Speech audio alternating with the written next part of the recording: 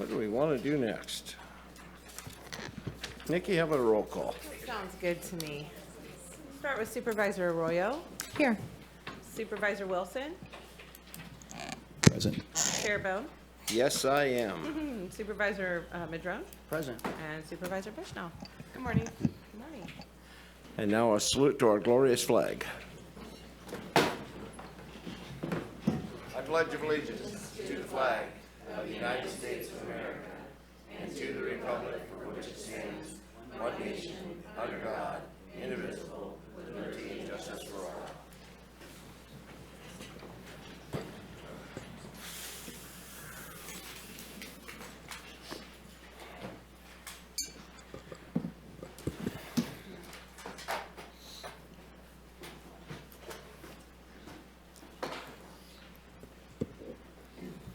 Jump right into Measure J. GJ, Yes. H. Thank you, Chair Bohn.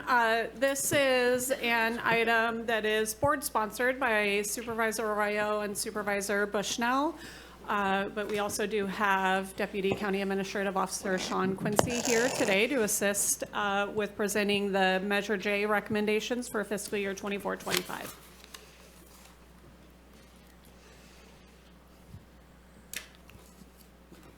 You got the mic. It's not your first time.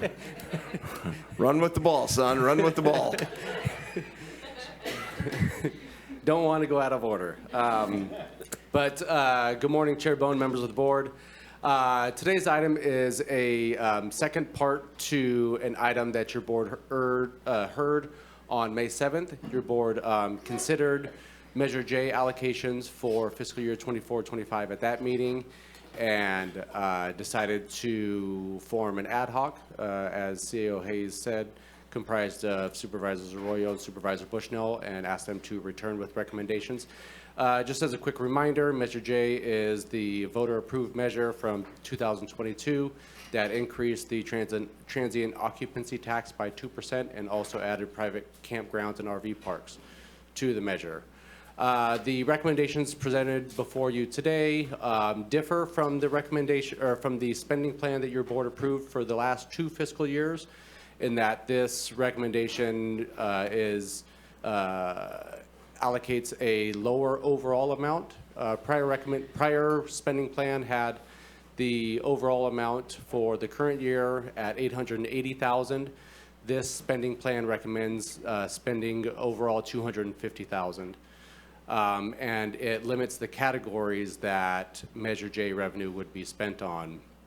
The prior spending plan had allocations for housing, theater and arts, public safety, and the Film Commission. And this spending plan recommends providing funding to arts in the amount of $150,000, to the Aviation Department in the amount of $45,000, $30,000 to the Film Commission, and $25,000 to the Economic Development Division in order to monitor those contracts and the performance of those contracts.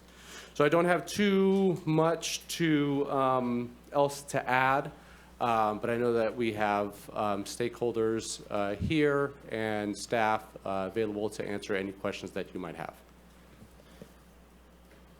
Bring it back to the board. Ms. Royal? Sure, thank you. And I think you were waiting to see if we wanted to make any comments before you begin your presentation. Thank you, Sean. So I just want to put a little bit of a little more detail into the explanation of this recommendation, and also note that because of the timing of this and how recently our ad hoc was able to meet, we gave very little time to the people in particular to put together a proposal, and I'm grateful that there is a proposal here, and I know there might be some alternatives that we can discuss as far as the dedication of funding within that kind of overall umbrella of $150,000.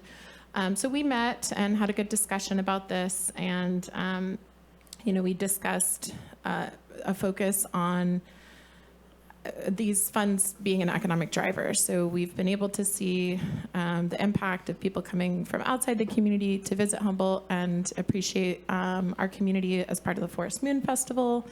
And there's that match funding associated with that from other entities, which is great to see that we would be leveraging funds that are coming from our other government partners and the Humboldt Del Norte Film Commission. And then, the aviation department, that was something I'll let Michelle speak to more, because I know this is something she's really passionate about. But, that's destination marketing related. But I want to talk about the Ink People component. Of course, we have, a great economic development department that has limited funding, and we have, set forth a goal to have any additional projects include a funding source. So to be able to administer this, I think our team do a great job, but we really need to hold the line in making sure that they have somewhere to build their time as well. But the arts component, I really appreciate that there's been so much receptiveness to this idea of identifying projects that do have an economic driver. We know that the arts are already an economic driver within our community and make our community a more desirable place to locate for people who we need to attract from the outside. I specifically think about, medical professionals, because I'm having a series of interviews with people in that community about recruitment and retention, and what makes this place, really desirable to live in. And the arts are a big part of that. Clearly, we know that the arts do a lot for our mental health, our social well-being, our sense of joy. But at this time when we have, have to kind of keep a tighter control on our purse strings, we need to see that return on investment as part of it. And so I appreciate that there's a willingness to partner to make that happen and to identify projects and programs and marketing opportunities that help to really draw attention to what we do have to offer and market that to a slightly broader audience. So that was the goal here. I think it's pretty clear in the proposal. But I'm happy to talk more about some different permutations of that. Thank you. So I concur with Supervisor Arroyo's thoughts. And as far as the aviation department, they lack any funding for marketing the airport. And of course, we all know that people, when they travel in tourism, really depends on a robust airport. And so I think it's appropriate with the travel and tourism campaigns and trying to get people here that we find some funding for them to market that airport. And I look forward to, and I think staff probably also will make some public comment and around these dedications. I also want to recognize that part of what we had coming at us is our budget crisis. And so if you read the staff report, you'll notice that we'll be holding $750,000 back and putting that back into our general fund and see how it works out in the next couple years. But with our budget crisis that we're having now, it just is not smart to spend every dollar that we have.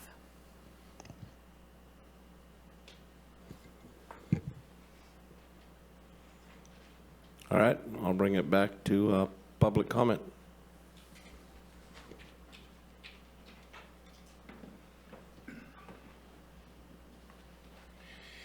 Ken Swatsky, in our economic times, we have to kind of go with what we need rather than what we want.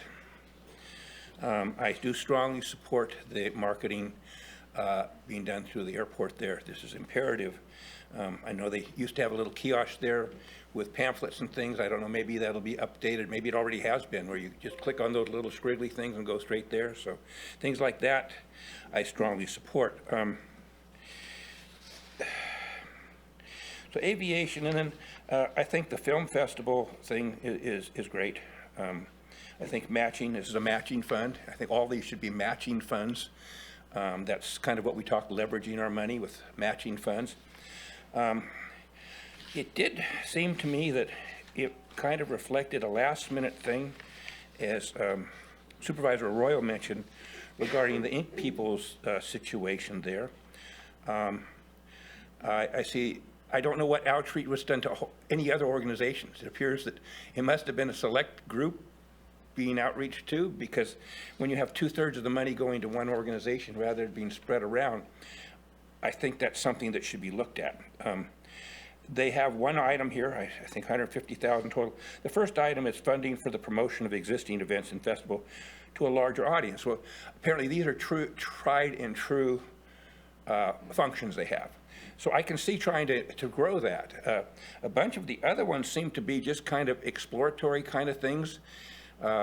Trying this, trying that, which you do during times when you have excess money. That's when you do these kind of things. Now, people say, we have to do it now for our, to get things going.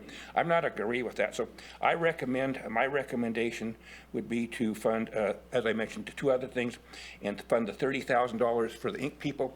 The rest of the money I would recommend be put back into your fund with your $750.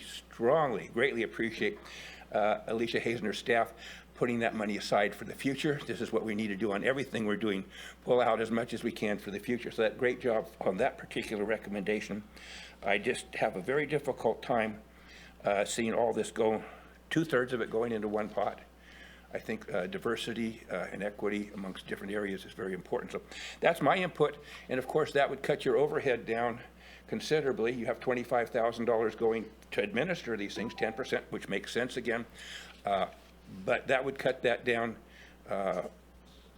probably to $10,000 or $11,000 instead of $25,000, which I think, again, that would be money that we would be saving for future needs, which I think we all agree is going to have to happen. We're going to need that money sometime. So thank you for my opportunity to have some input today. Appreciate it.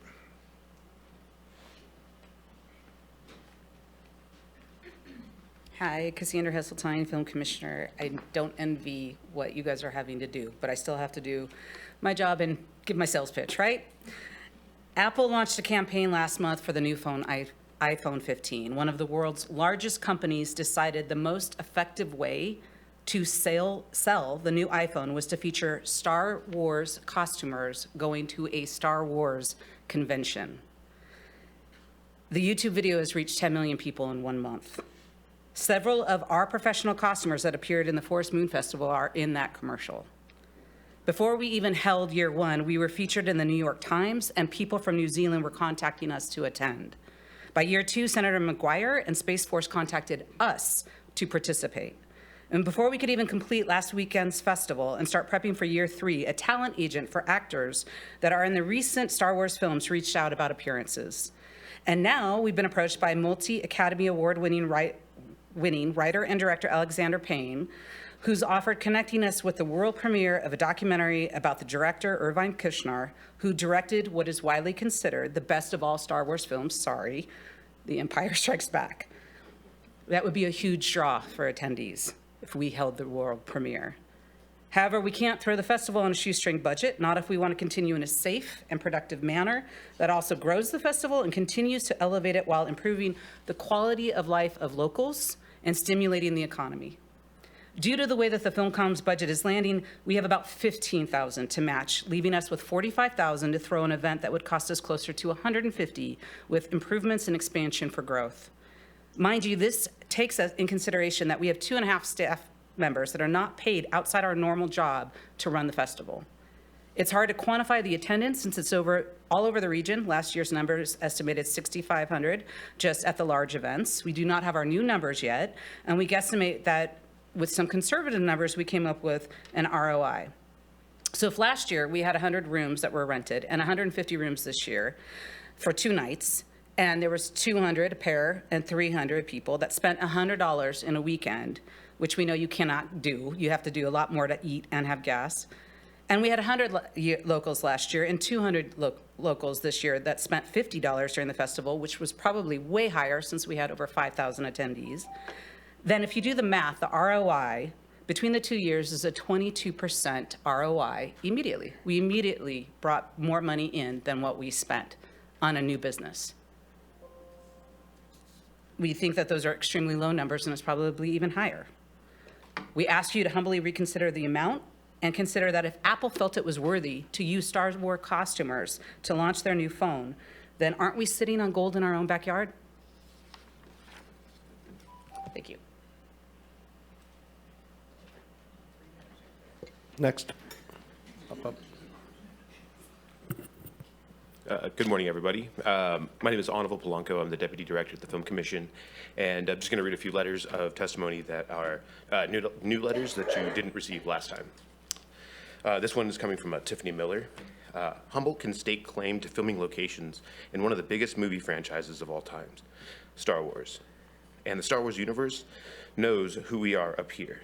We have a unique opportunity to celebrate our region in a very positive way. I didn't expect the profound emotional impact this franchise has on people. We've had so many attendees share with us that their passion for Star Wars comes from this role it's had in their lives, helping them cope with loss, issues of self-worth, and finding a community. Another one from a local who's since moved out of the area, Chris Mazzoli. I was born and raised in Eureka and now live in Sacramento. I'm a lifelong Star Wars fan and have been actively involved in attending festivals and conventions for the past 12 years as both an attendee and an exhibitor with my custom-built R2-D2. During that time, I have seen people travel from all over the world in thousands to attend Star Wars celebrations. After attending both years it has been held, I believe that the Forest Moon Festival has the potential to grow into something special and become a destination for Star Wars fans, creating an economic boost for the region. Another letter from Chris Mott, a documentarian. From the suburbs of Chicago, I'm a filmmaker and a fanatical Star Wars fan who has been to countless Star Wars conventions around the world. I'm also a world traveler and former event coordinator. I've been to your beautiful region in Northern California 3 times now, all because of its connection to Star Wars. The Forest Moon Festival is a wonderful chance to connect the community up there, and it is so clear to me all the good festival is doing for the community and the economy. I know the festival is an investment, but it's still relatively new and your area is a little remote, so I implore you to continue to invest, give it more time to establish itself. It is so important to give the festival a chance to grow because I know Star Wars fans travel in big numbers. The Star Wars Celebration, the official Star Wars convention, is in a different location each time, traveling around the world, and fans follow it wherever it goes. It's been going on for 25 years now, and in that time, it's grown around 20,000 attendees to an average of 68,000. As your festival grows, it will be able to bring in bigger names and attractions from the Star Wars universe, which will massively increase the draw for attendees. Make it all more special because it takes place in an actual filming location. And instead of being cooped up in some convention center, it's in the Redwoods and all around your beautiful community. And one last one here.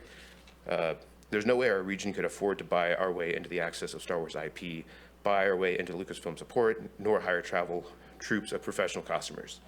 Thank you for your time. Thank you.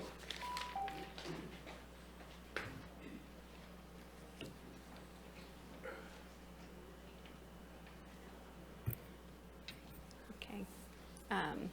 Good morning, everyone. I'm here to talk about the proposal that I sent y'all late last week. I also have a revised edition that I'll speak to as well. And that's Proposal B in the document before you. As you know, the Ink People has worked in concert with the Humboldt Creative Alliance on funding prior designated for arts and culture. That Creative Alliance and comrades include Centro del Pueblo, Playhouse Arts, and North Coast Repertory Theater. With the funding we received in the past, we funded over 80 different arts and culture endeavors in the community, really prioritizing unincorporated areas. And y'all have already received reports about that, so I won't belabor you with more information regarding that, but happy to come back up with questions.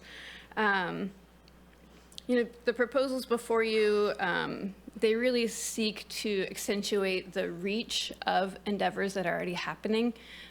As you are probably aware, but according to Eddie Alexander's market analysis of what are the most likely feeder communities to this area, it's really the Bay Area and Redding, and those areas, so option 1 in both proposals, would help promote existing events to those feeder markets, trying to really bring in and boost the tourism economy here, with people who are already likely to make a trip to this region.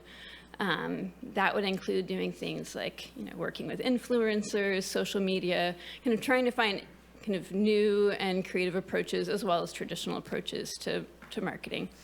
The option 2 is designated to increase the scale and scope of already existing events. So this is $60,000 that would be, again, re-granted not to the Ink people, but to other people doing events such as the Forest Moon Festival to really expand those events. And so rather than start an event from scratch, see what can we nourish in an existing event to, again, bring more people here in concert with that funding that we're asking for to help market those events. Option 3, and this is where you'll see a difference between A and B, is the first one really seeks to, okay, like what can we do in that shoulder season to think about some new events.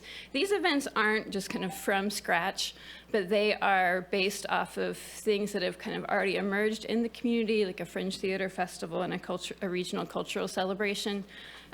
Those would also have economic development impact as well, just in and of themselves.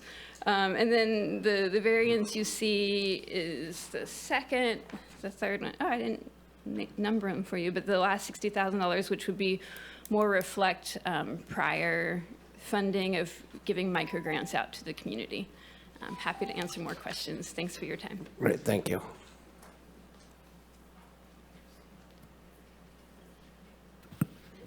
How's it going? I'm Gordon Clatworthy. I'm a local filmmaker. I got to take my kid to the Forest Moon Festival this last weekend.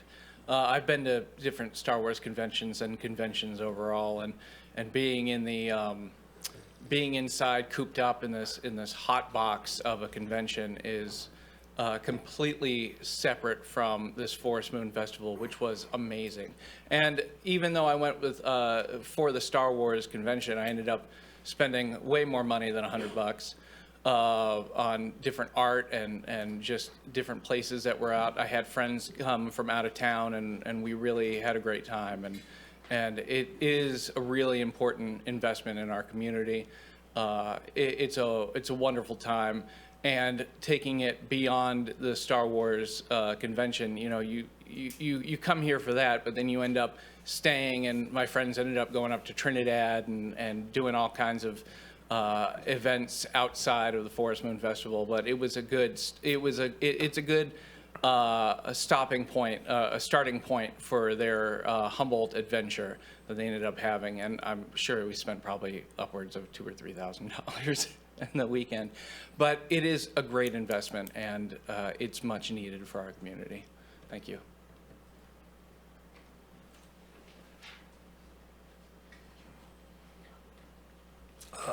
I'm Mark Rowley from Willow Creek. I look at all this and I just kind of go, your staff report seems to have the telescope turned around the wrong direction. In difficult times, you would increase marketing, not decrease marketing. I'm troubled by the document that it seems to completely eliminate the private sector. I don't underestimate the talent of your staff and an ad hoc committee to figure it out, but to lay aside the acumen and the experiences and just the time that private sector's been there, you must remember they also too have trade associations and they study it, and we're not unique to the world with our conditions. But I don't see anywhere in this study that you're going to include private sector in it, and that's a troubling failing to not put that in. We know from countless studies that when regions essentially eliminate their marketing budget, particularly in tourism, that the results are instantaneous. It doesn't take a decade to wind down, it happens the next year. And if we don't market our region, this will soon happen upon us. I understand we don't have much funding, but this would be a good year to kind of chronicle all this, because we're predicting in the United States that this could be the all-time greatest tourism year that we've ever seen, particularly in premium and super premium market. So this is not a time for us to shy away from what is a great need. This is a time for us to dedicate ourselves as a region to market. My final comment is let's not forget, this is not a huge amount of funding, and it's primarily coming from the fringes of Humboldt County, the peripheral players. Let's do what the best we can. I understand funding a variety of events, but we also need to just roll up our sleeves and do good old-fashioned marketing if we're going to be a player. Visit some of our other nearby counties, you'll see what happens when you essentially pull TOT and use it for other things in the county. I understand what you're up against. Believe me, I understand these are dire times. But if we pull funding, if you think that you have this little goose that lays golden eggs in marketing from tourism, it's going to go down. It's not going to stabilize or go up with just a few events. It's got to be more broader spectrum. Thank you.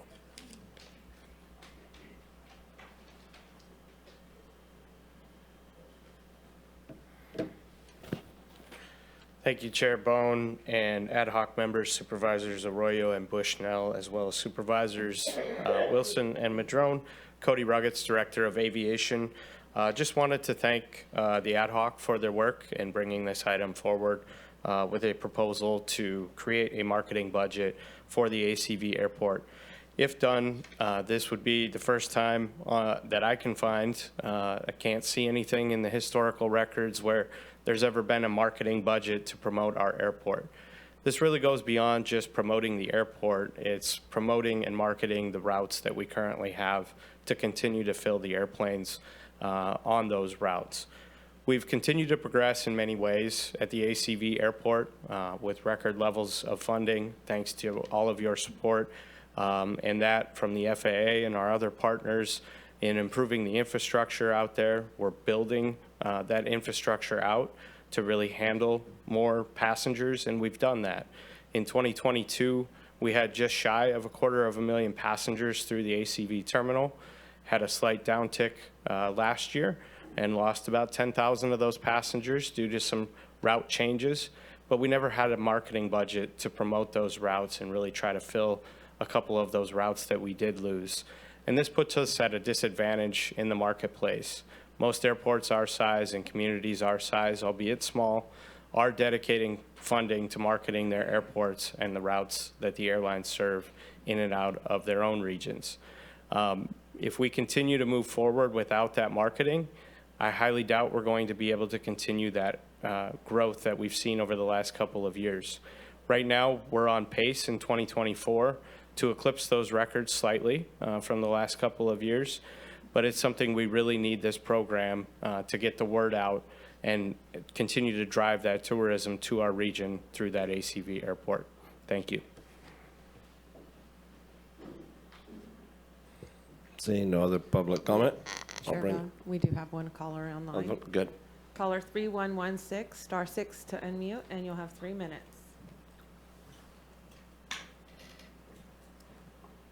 Hi there, can you hear me? We can, thank you. Great, my name is Shannon Hughes. I am a Willow Creek resident. I'm also a campground owner and operator. I'm a community volunteer, and I'm also the board president for the Willow Creek Chamber of Commerce. I just want to urge everybody today to make sure that the gateways are, being considered. It looks like that is the case. I just want to put in a word for Willow Creek. Janet, are you talking for the Shannon? Are you talking for the chamber? Yes. Next item. Next item. Thank you. Thank you. All right. Supervisor Bushnell. Thank you. Thank you for the public comment. I really appreciate it. I know this board very much values it. I think when we're talking about Measure J specifically, what the monies were allocated for previously were housing, arts, safety, film, and 0 to tourism. And so we've made adjustments to that, the ad hoc with this recommendation to include more robust advertisement for the airport and to keep the arts, which would, hopefully dedicate funding to events. And so while I understand what Mark was saying, this specific pot of money wasn't utilized, I don't think, the way that you had kind of said. So it was housing 30%, arts 30%, safety 30%, film 10%, tourism 0%. And so that's what we're discussing today, is this specific pot of money. And maybe Supervisor Arroyo could add some more if she would like. Supervisor Rowe. Thank you. Yeah, I was going to say something similar. So I think there might have been some confusion about this item and the next item, perhaps. I'm not sure if that's what the commenter was speaking to earlier. But we did aim to keep those percentages, although with some adjustments. So really focusing on just a few core areas. And I, again, appreciate the willingness of the Humboldt Creative Alliance to come up with some recommendations, and we can fine-tune these as we proceed through.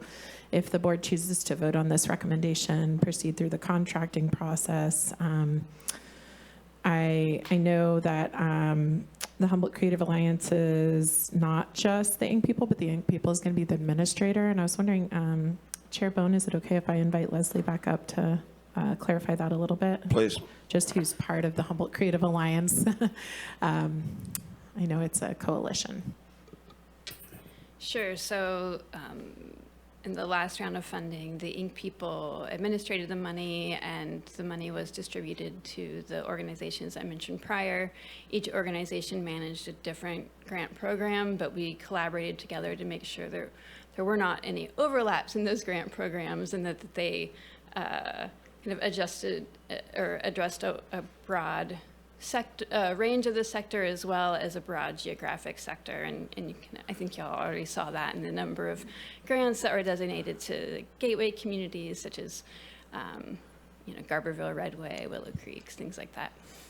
So again, we would be maintaining a similar process this time, probably a similar kind of degree of designation, but also continuing to work together as a collaborative to ensure that those funds really did meet a broad range of needs in the sector according to the guidelines that were presented. And of course, we'll work with you to develop as needed. And I was wondering, and are you talking about what a difference a year makes? The $650,000 from last year, did the Creative Alliance, were they in charge of distributing that? Yeah, so again, that's the Creative Alliance is a collaboration between. But we don't have that breakdown. We just. I gave you, at the last meeting, I did give you a report on how those funds were spent. I didn't bring it back today, but I can definitely send it to you. Okay. Thanks. Supervisor Bushnell. Along with what Supervisor Arroyo from the ad hoc said, I just want to really express that our direction in that conversation was really around getting people to Humboldt County, keeping festivals going, the tourism aspect of it, which would be what we considered the allocations for with Ink People, Aviation, the Film Commission, and then the $25,000 to administer for ECDEV. And so the thoughts, what we cut was the things that didn't circulate around tourism and bringing people into Humboldt County. And so we had a lot of discussion around that we need to have a more robust tourism in Humboldt County, and how can we dedicate funds to that while still minding our budget and our budget deficit, and knowing that if we bring people here, that it will increase our sales tax and our TOT, and that hopefully 2 years from now we can get out of this and dedicate more funding to the areas that really need it. And so there was not, this isn't taken lightly. It was very difficult. Natalie and I went round and round about where we thought the funding should go to really, if you want to say, get your best bang for that buck and to get people here to Humboldt County. And so I just really can't express enough that this wasn't taken lightly, and that we really worked hard and with staff to really come up with something that we thought this funding could really increase tourism and tourism dollars in Humboldt County. Supervisor Wilson. Thank you, and thanks for the work of the committee. I'll take a little bit of a different tact. I think, I don't remember the specific direction to only focus on tourism-related spending in relation to the TOT, in relation to this Measure J. Sort of nationwide, there's a trend around TOT and how it gets spent, and it's trending more to less about reinvestment into marketing and sales around tourism, but really looking at also mitigation issues around the tourism sector. And what I mean by that is, while we're grateful for the dollars that are spent here and the tax revenue that it generates, we also have issues around public safety and housing and other things that are part of that. And in many places now, new TOT dollars goes directly to housing. They go directly to other things other than marketing more of what is actually still causing some of these direct impacts to the community. When we did our surveys of the community, the number one issue that people had was housing, housing costs, and there was a lot of discussion around that when we were getting into issues around short-term rentals and the impacts that short-term rentals had on housing in our community. So from my perspective, I'm pretty disappointed that there's the removal of the housing trust fund portion of this allocation. It's not that much money relative to the benefits, and it's our only sort of ongoing allocated funding stream for the housing trust fund in Humboldt County. And housing is a driver for economics, and we're talking about people visiting, and we're talking about housing as it relates to our healthcare issues around trying to get people to work here, housing around the people who service our tourism industry, housing just for all kinds of issues. I mean, we allocated $4 million to deal with, and I think it was a good decision, to deal with childcare issues in Humboldt County, right? We're not even close to that around housing, which is also a huge stressor for families in our community. And so for me, that's a number one issue, and this industry certainly has impacts in terms of that, but also this is a very small amount of money to allocate. So I'm just going to really go back to that. And the other thing about the Housing Trust Fund is that we're not spending the money unless there is something very specific. And one of the ways that you get money, grant money, external monies, is to show that you're committed, when we're talking about affordable housing, to show that you're committed to affordable housing. And the number one way that an external funding agency sees that you're committed to that is your ongoing funding for your housing trust fund. And so what we're going to do right now in the way it's allocated right now, is to remove our only annual allocation to our housing trust fund. I am not okay with that. I really think that it's a decision that's not. I think that it'll have a long-term impact. I would ask that we minimally set aside $100,000. I think that's like minimal. Again, it's not spending the money, it's just putting it into a fund so that if there is a project that's allocated that we have access to, that we can show that we have some amount of skin in the game. And this was the way we were going to do it. We talked about it. And so for me,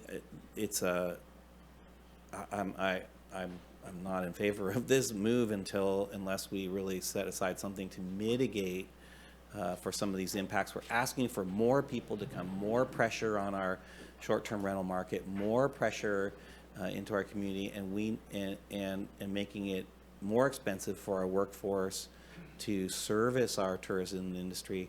And I think that this is one small thing that we can do to help with that. So that was my 2 cents on that. Everything else I'm more or less okay with. I do really, it's interesting that we're talking about festivals and those sorts of events.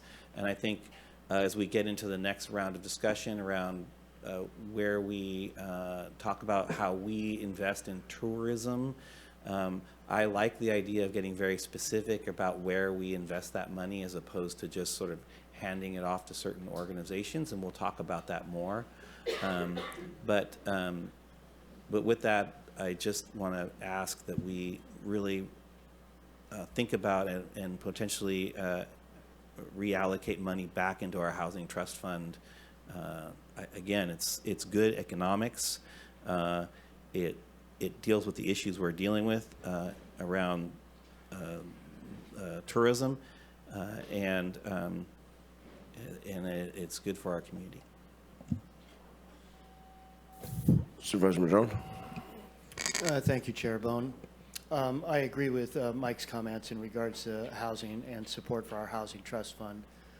There's a lot of linkages there. You know, I want to step back for a second. I mean, we've got 2 agenda items this morning. This is the first one, and it's really focused on this portion of the Measure J or TOT funds. And then the next one is more about travel, tourism, and gateway communities and other things. So I think that's why the previous speaker was, you know, wanting to weigh in on the gateway stuff from Willow Creek. And we certainly will have time for that coming up right after this agenda item. And they tie together in many ways. You know, I think what we're seeing right now is this interest in wanting to collaborate countywide. You know, the cities, the counties, all working together on an overall travel and tourism marketing campaign. Of course, cities are always going to have, and chambers of commerce are always going to have their own interests, and that's not bad or wrong, but when the cities pulled out their TOT from the overall county program, it really changed things very dramatically. And it left limited funding for these things. I would frankly love to see the TOT budgets for the cities. You know, I'd love to see, so where are they spending their TOT funding? Because a lot of times I feel like some of these requests that are coming to us are primarily benefiting certain cities. Yes, there might be ancillary benefits to some of the other communities, but they primarily benefit the cities, and yet the cities aren't putting any direct money into these requests that we get for things that are happening in various cities and stuff. So that's concerning to me, because if we truly are going to collaborate countywide, then I would love to see the cities join back in that, and all of us putting our funds together in a comprehensive effort. There will always be specific efforts within these communities, and I understand that, but I think looking at how the TOT funding works would be, you know, within the cities would be an interesting exercise in education and understanding where the different commitments are being made. Sometimes I think some of these requests are better made to the cities from some of their TOT budgets, and I frankly have no knowledge or information about how that works or where that money's going. So that's one of the things. Again, I really think we do need to all cooperate at some level or another. And I also agree with what Mark said. You know, you've got to spend money to make money. And it is, I absolutely believe in the tenet that when things are really tough, that's not when you pull back on the things that when you spend money, you can quadruple or 10 times bring in more money through sales tax and TOT by marketing yourself effectively. I actually think Humboldt markets itself pretty darn good, frankly speaking, on many levels. So I'm not sure that there would suddenly be a big crash if we weren't marketing. I'm not sure how I feel about that, but I'm not nearly as educated as many of you out there in the audience about all of those elements. But I do think it's important to look at who's paying for what. And, you know, we get the requests here at the county, and we try our best to figure out how to move forward, but as you all recognize, we're in a very tight budget situation. On this next item, we'll be talking more about who best to lead a marketing effort, and how do we do that? Is it unified or is it diversified? Is there a committee structure? Will we be bringing in private sector? From what I understand, yes, we will. But we'll talk about that more on the next agenda item. I think Scott, Director Adair, can speak to what the proposals are in terms of how we might move forward with doing that. So those are my thoughts at this point, and looking forward to hearing more from the board. Supervisor Bushnell.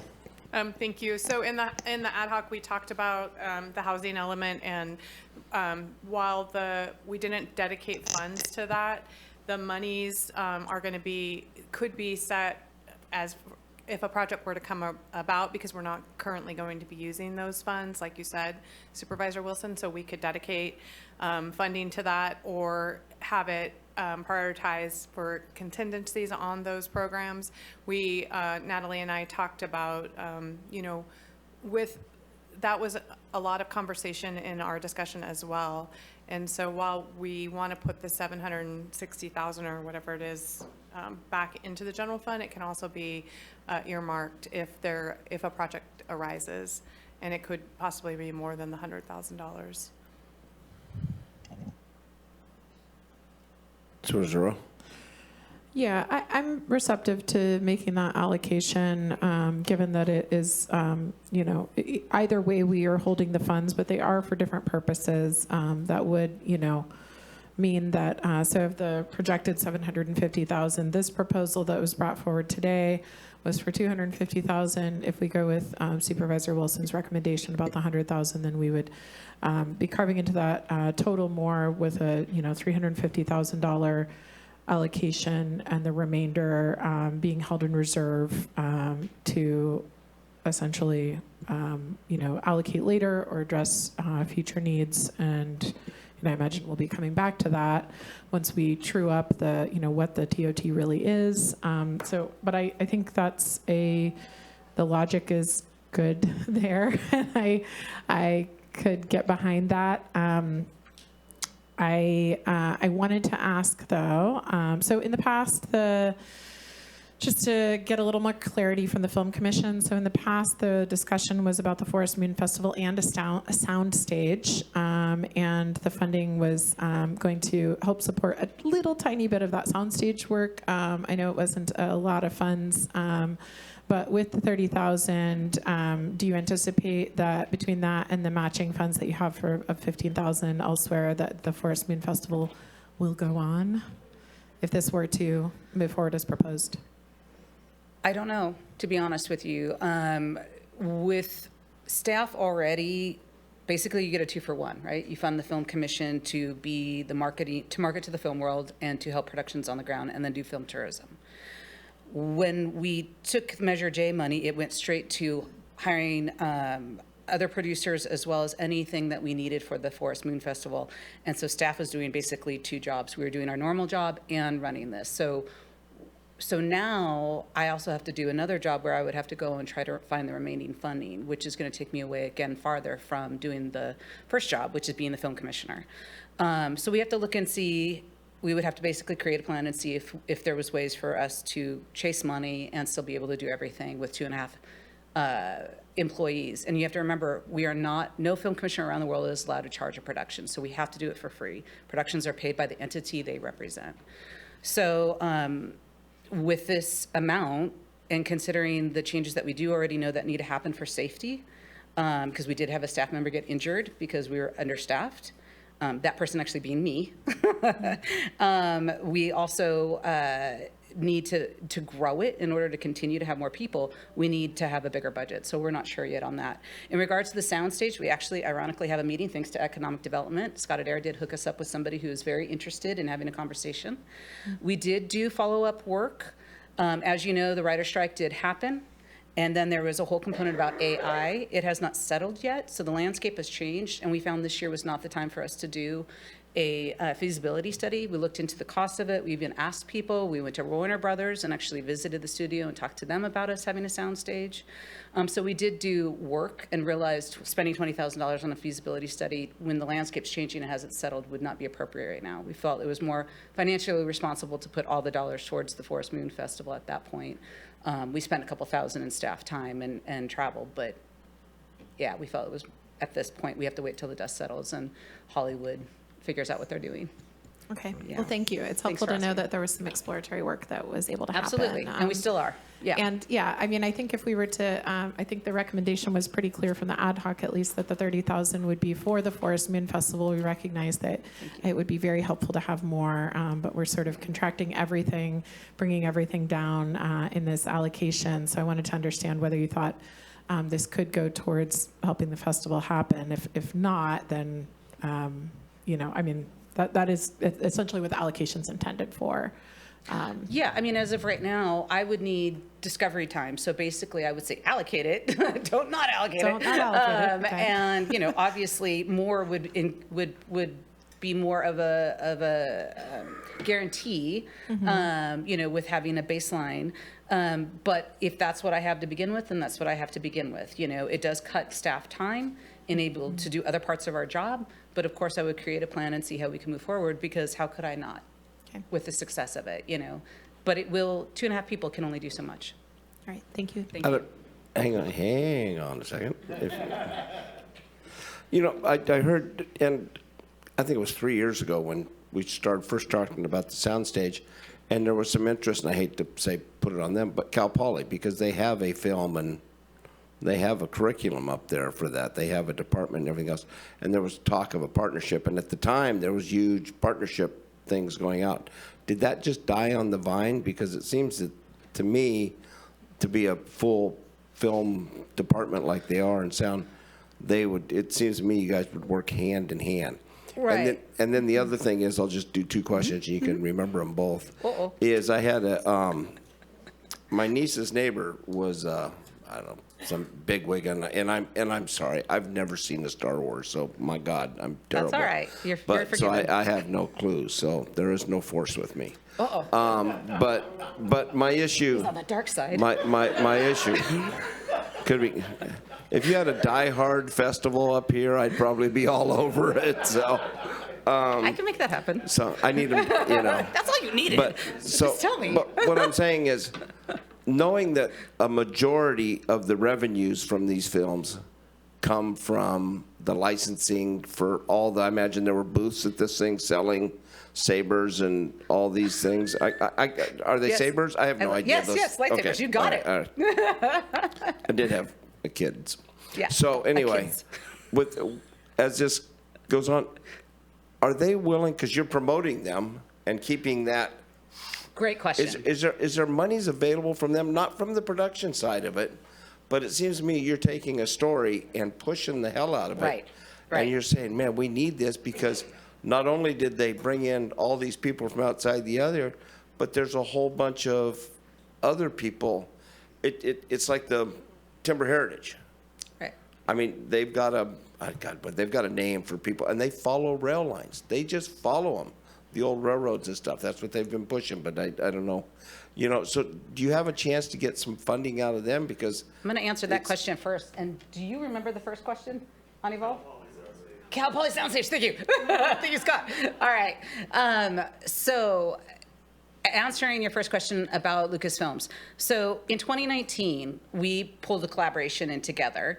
City of Eureka, Humboldt made, a few other people, and we came together and we talked about how can we throw this festival with $0 and 0 time and staff. And we came up with 3 tiers, and we proposed it to Lucasfilm and Disney and said the first tier was, you throw it.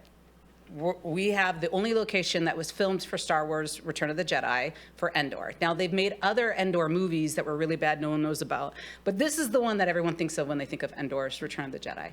So the first tier was all the things that they could do that they could throw here. The second tier was we did it together, and the third tier was we throw it by ourselves. There was 2 reasons to do that. One is, you know, maybe they would take us up on they throw it or co-do it with us. If they didn't, then at least they would, we knew at very worst they'd go, oh, we don't want to do either of those 2 things. We'll pick the third option and let them throw it. And that's how we got permission to even be able to do this.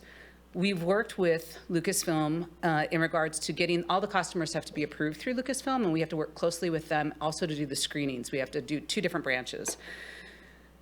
The Lucasfilm customers absolutely loves us, and he actually, the representative from Lucasfilm, he almost came, but he got too busy with work that he wasn't able to attend, but he almost came this year because he's heard only good things. And that is the goal, is to get them to come here, and that for us to be a sanctioned event. So there's a difference is we're approved. We're not a sanctioned Lucasfilm event, which means that there is an investment, they are part of that. Once that happens, then yes, we could get more funding. They would bring in costumers. They would pay for actors to come in. They would be involved in it. They would also be involved in it. So it works both ways, right? But we're not there yet. We're still working our reputation up with them to get them to want to be part of this. And as it grows, we expect that they would want to. So do we get anybody from Lucas Ranch or any, don't they still do a lot of it there out of, They do have the ranch. and don't they still have a lot of their R&D there? Their research and development for, what's the next, yes. I don't know what they are, but the next robot. They're also doing it with Disney now. Disney actually does all the future ones. And then they have another group that I'm blanking out on, Industry Light and whatever, Magic, those 3 words. And they also do a lot of it as well. So there's a couple different groups that are continuing to make the Star Wars franchise. Okay. Yeah, and the first question, Cal Poly, look, I did remember. We are working, we've still been in talks with Cal Poly, we've still been in talks with CR. We have even talked to the fairgrounds, we still look at locations. We now are looking at a place possibly in Fortuna.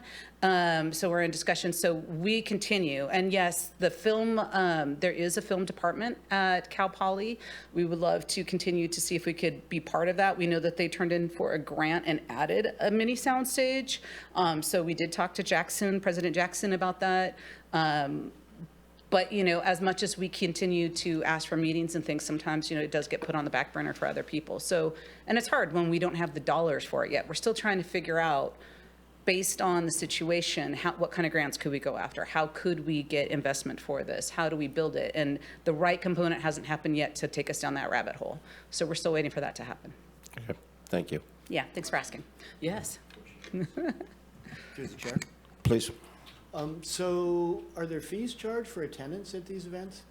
So it's really important in order for us to have Lucasfilm costumers. At the part that they appear at, you cannot have a entrance fee. It has to be open to the public. You can charge for all other things. You can have foods, you can have booths, you can have things that they could purchase. We can have a different part of it that is accessed by people with tickets, but then our costumers can't go there. Our customers only also can appear for a nonprofit. So luckily, we're a nonprofit. If we were a government agency, they couldn't appear for us. So there's very, very strict rules on how we are able to handle that. We have, again, when you're building something, the first year we gave away a whole bunch of our T-shirts and our merchandise. This year we sold $4,000 in merchandise. So we are working our way into how do we have ticketed portions. How do we maybe charge for booths at part of ours? This year, Friday Night Market, thank you, Nick, moved it a month early just so that it would open with us having in front of the museum, having that. And we were able to have booths for 2 blocks in front of us, which included Space Force and a whole bunch of other entities. And so this year we didn't charge anybody because this is the first year that we're doing it and we're trying to create friendways with them to be part of it. As we would continue to grow, we would charge for those booths. So we're not saying forever we wouldn't be able to eventually have enough sponsors and enough other ways that we could afford to throw this festival. But we've had a year and a half of funding, and in the 2 years that we've used that money, we feel that we still need to have a little bit more, even though we've brought in an ROI, our costs are going to go up and we need a little bit more still help of getting it off the ground, like most businesses, 3 to 5 years. Well, great. Not saying we need 5 years, but I appreciate that detail. One of the things I love about Humboldt is you can actually go to many of our beaches and parks and things for free.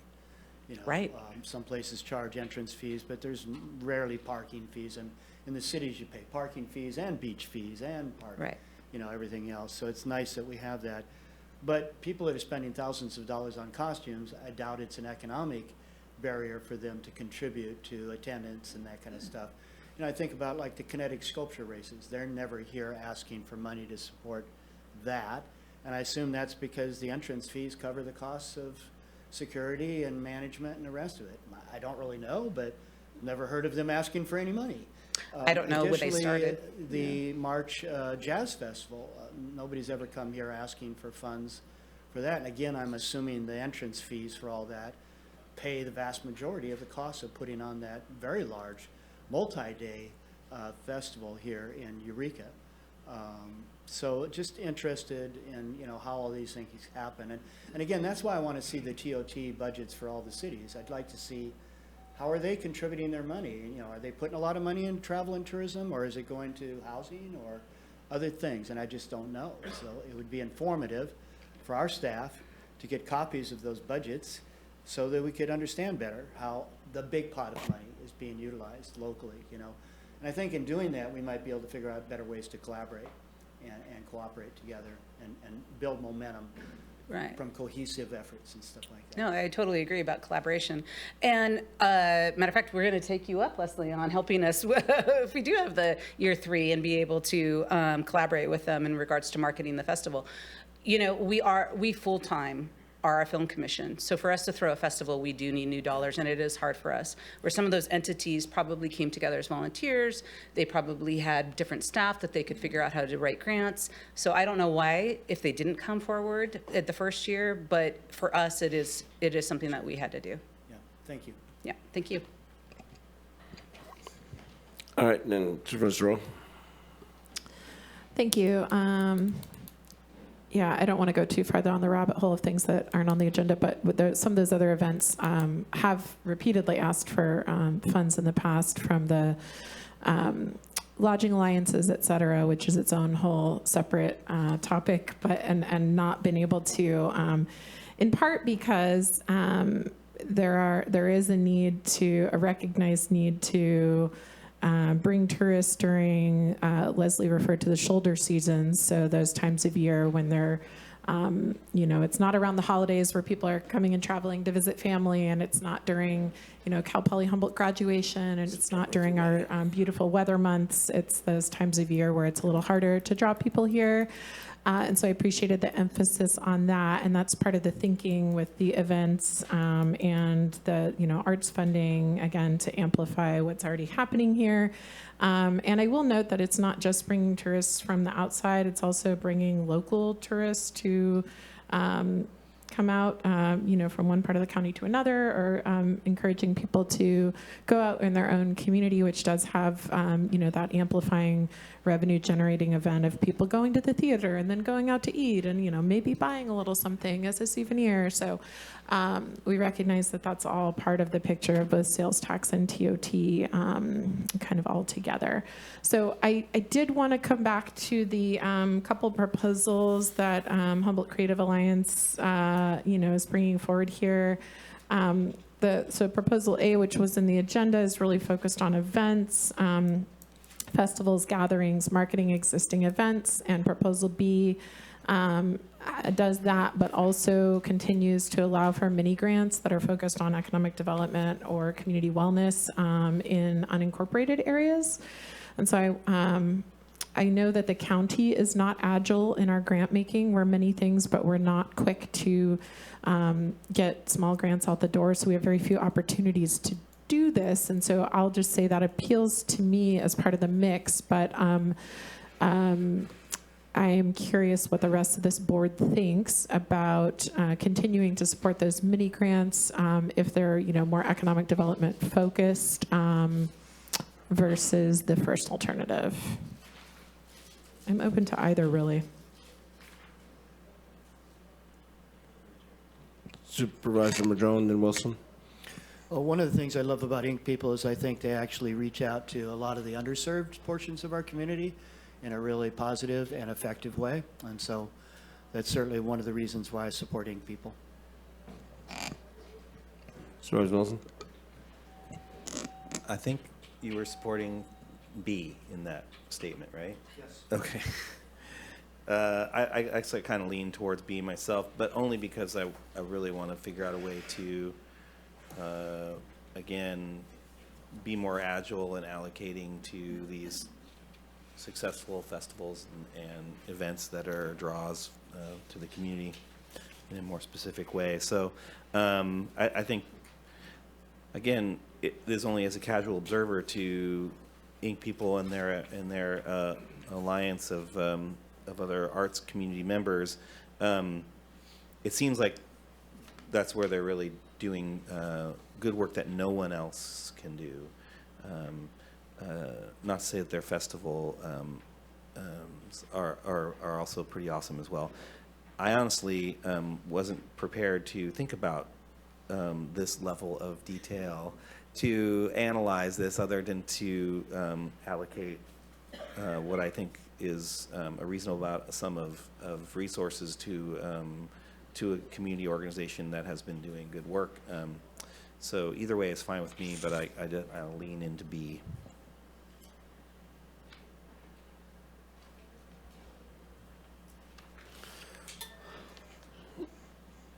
Supervisor Rowe, did you have something else? I wasn't sure if Supervisor Bushnell had thoughts.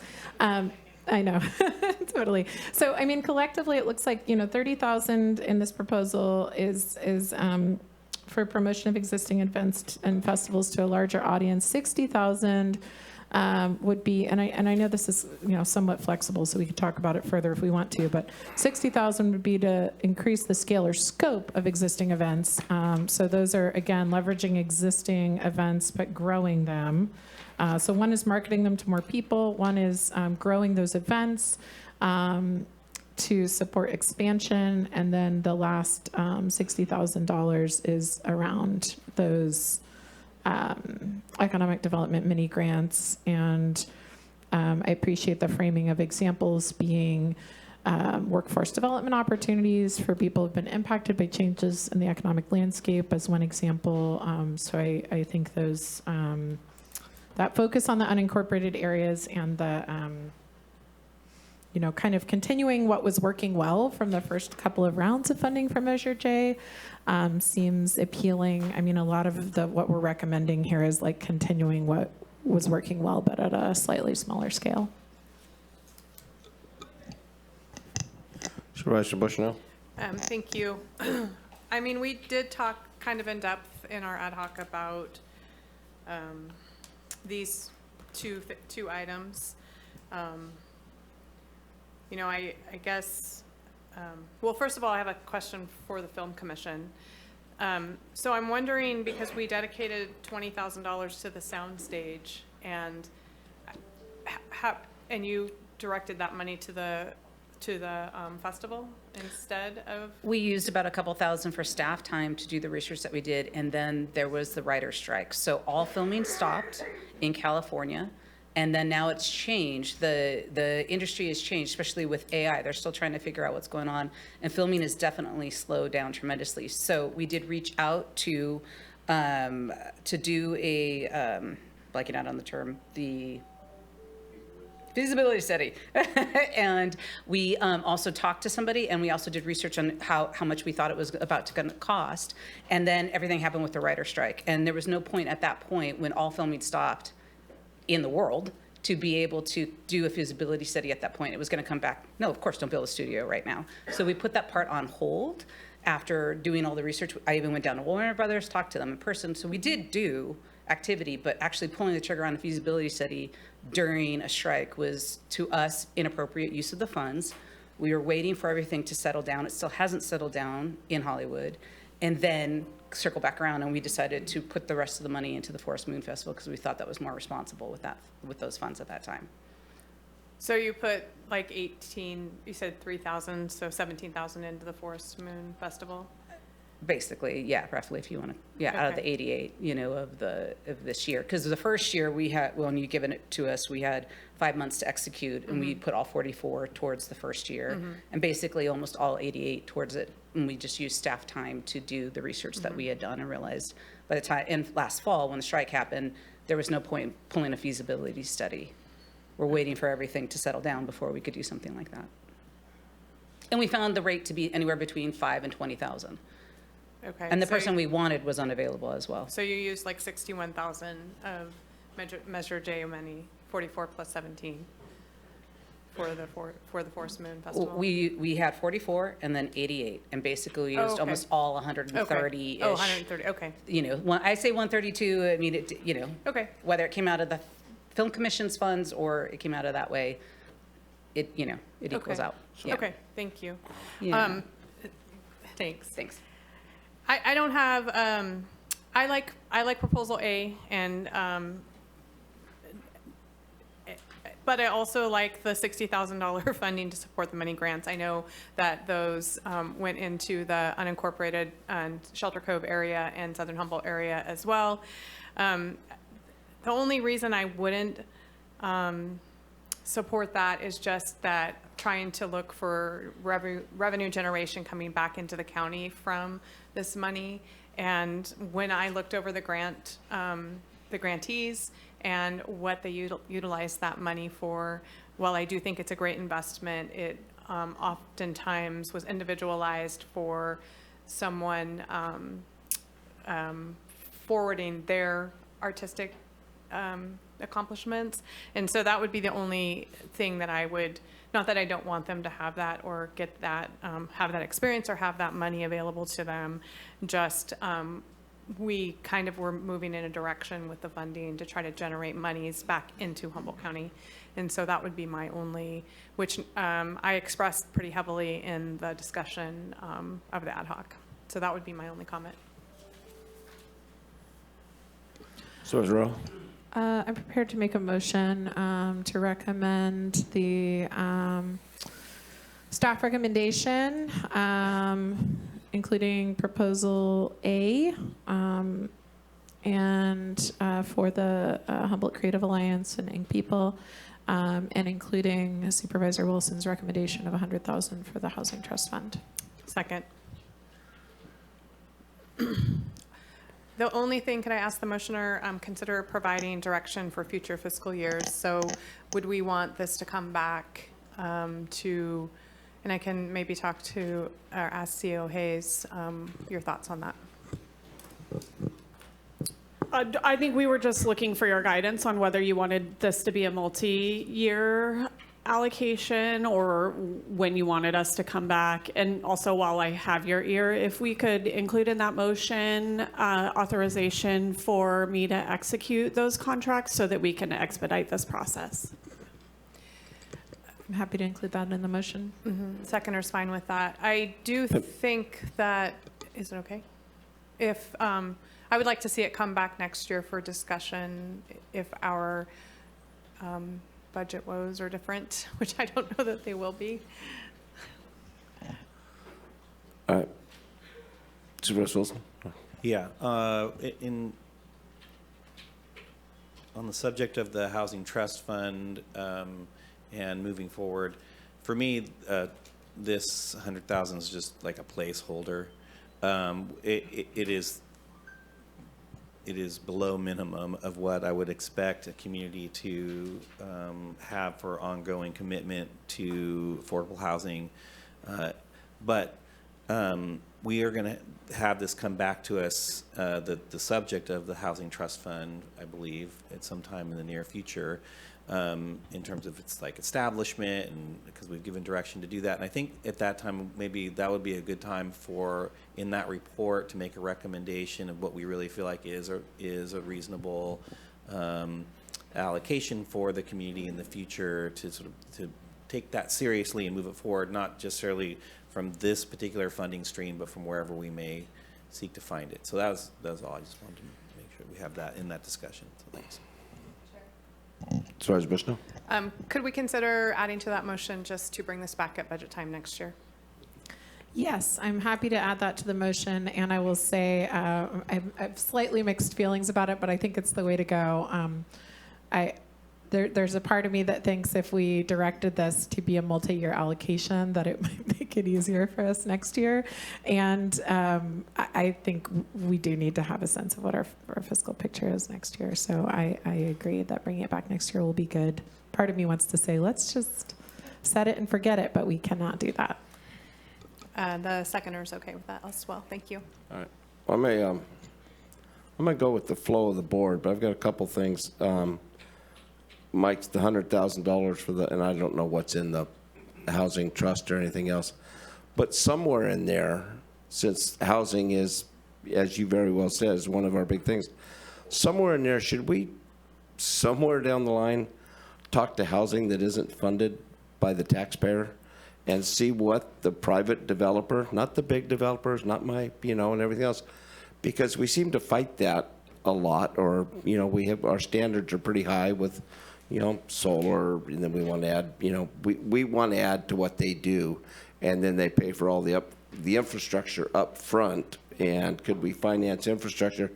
Because as you talk about medical personnel, a lot of the medical personnel that we talk about needing to get here are not looking for subsidized or low-income housing. They're looking for houses, and that's one of the biggest drawbacks, is a larger house.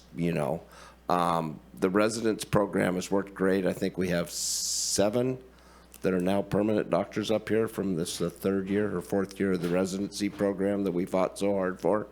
So somewhere down the line, as we study all these things on housing, is there any way we can help the private home builder to help what he's doing? I did and I sit here and I go, and Steve's exactly right about all these things that bring money into. I had a breakdown 12 years ago, 13 years ago, on what a Little League tournament brings in.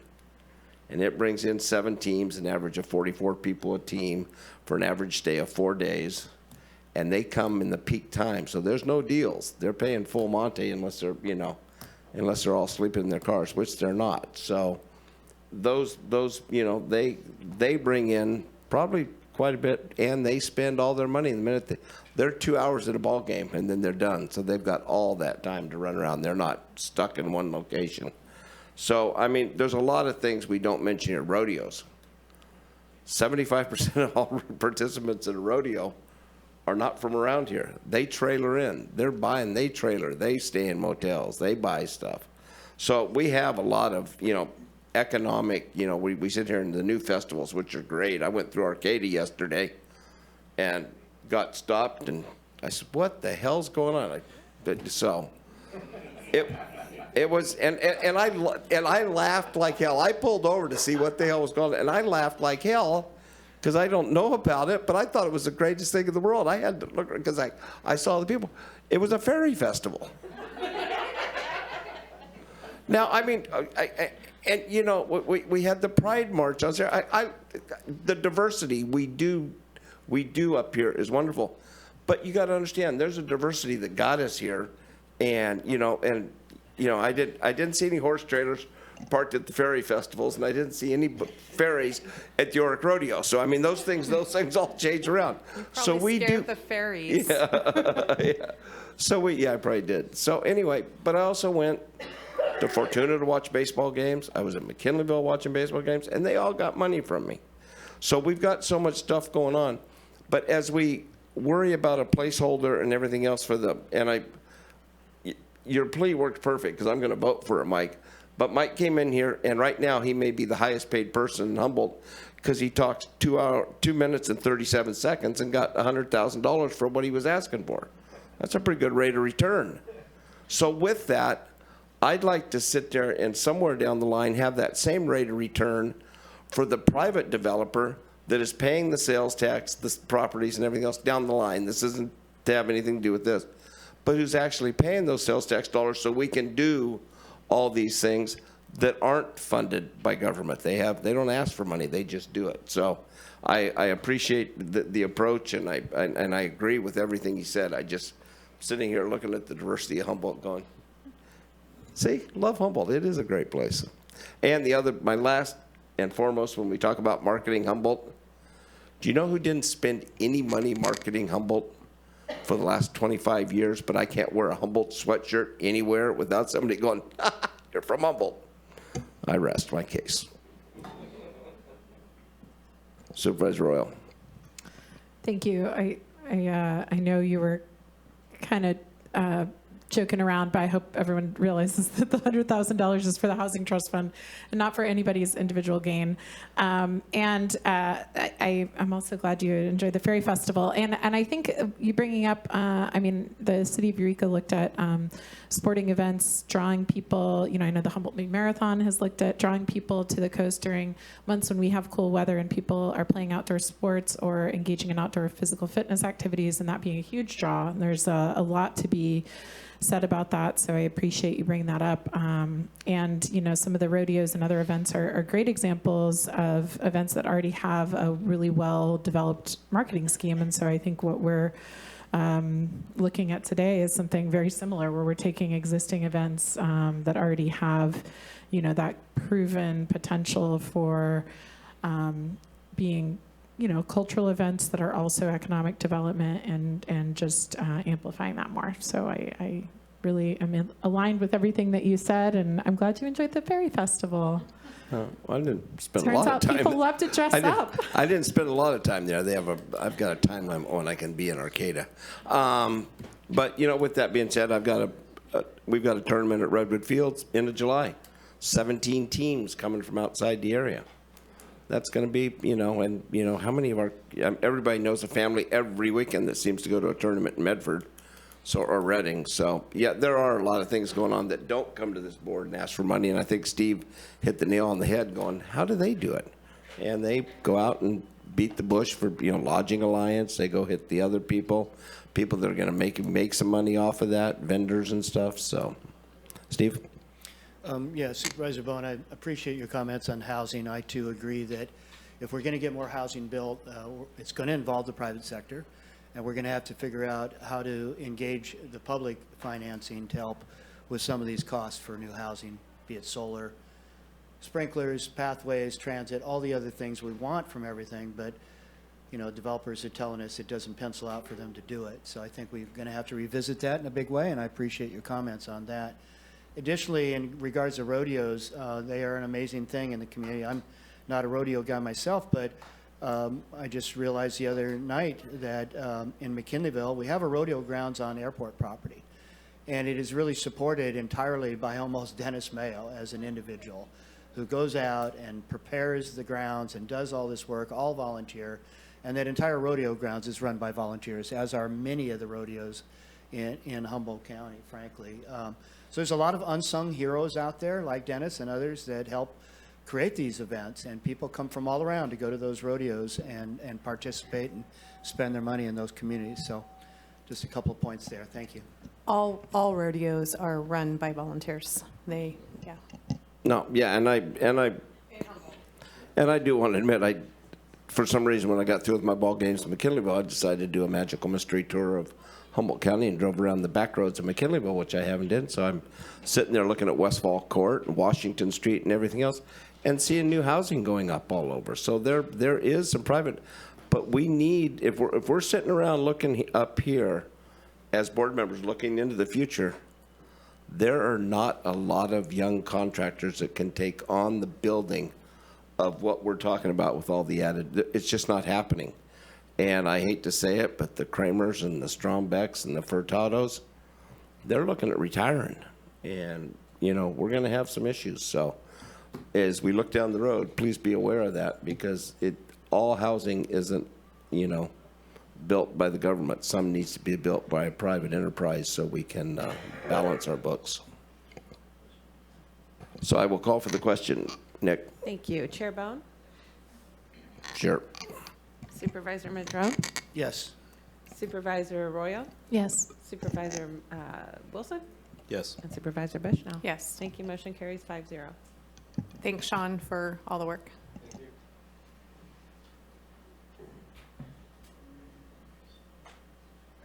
We'll take a 5-minute break. You did very good.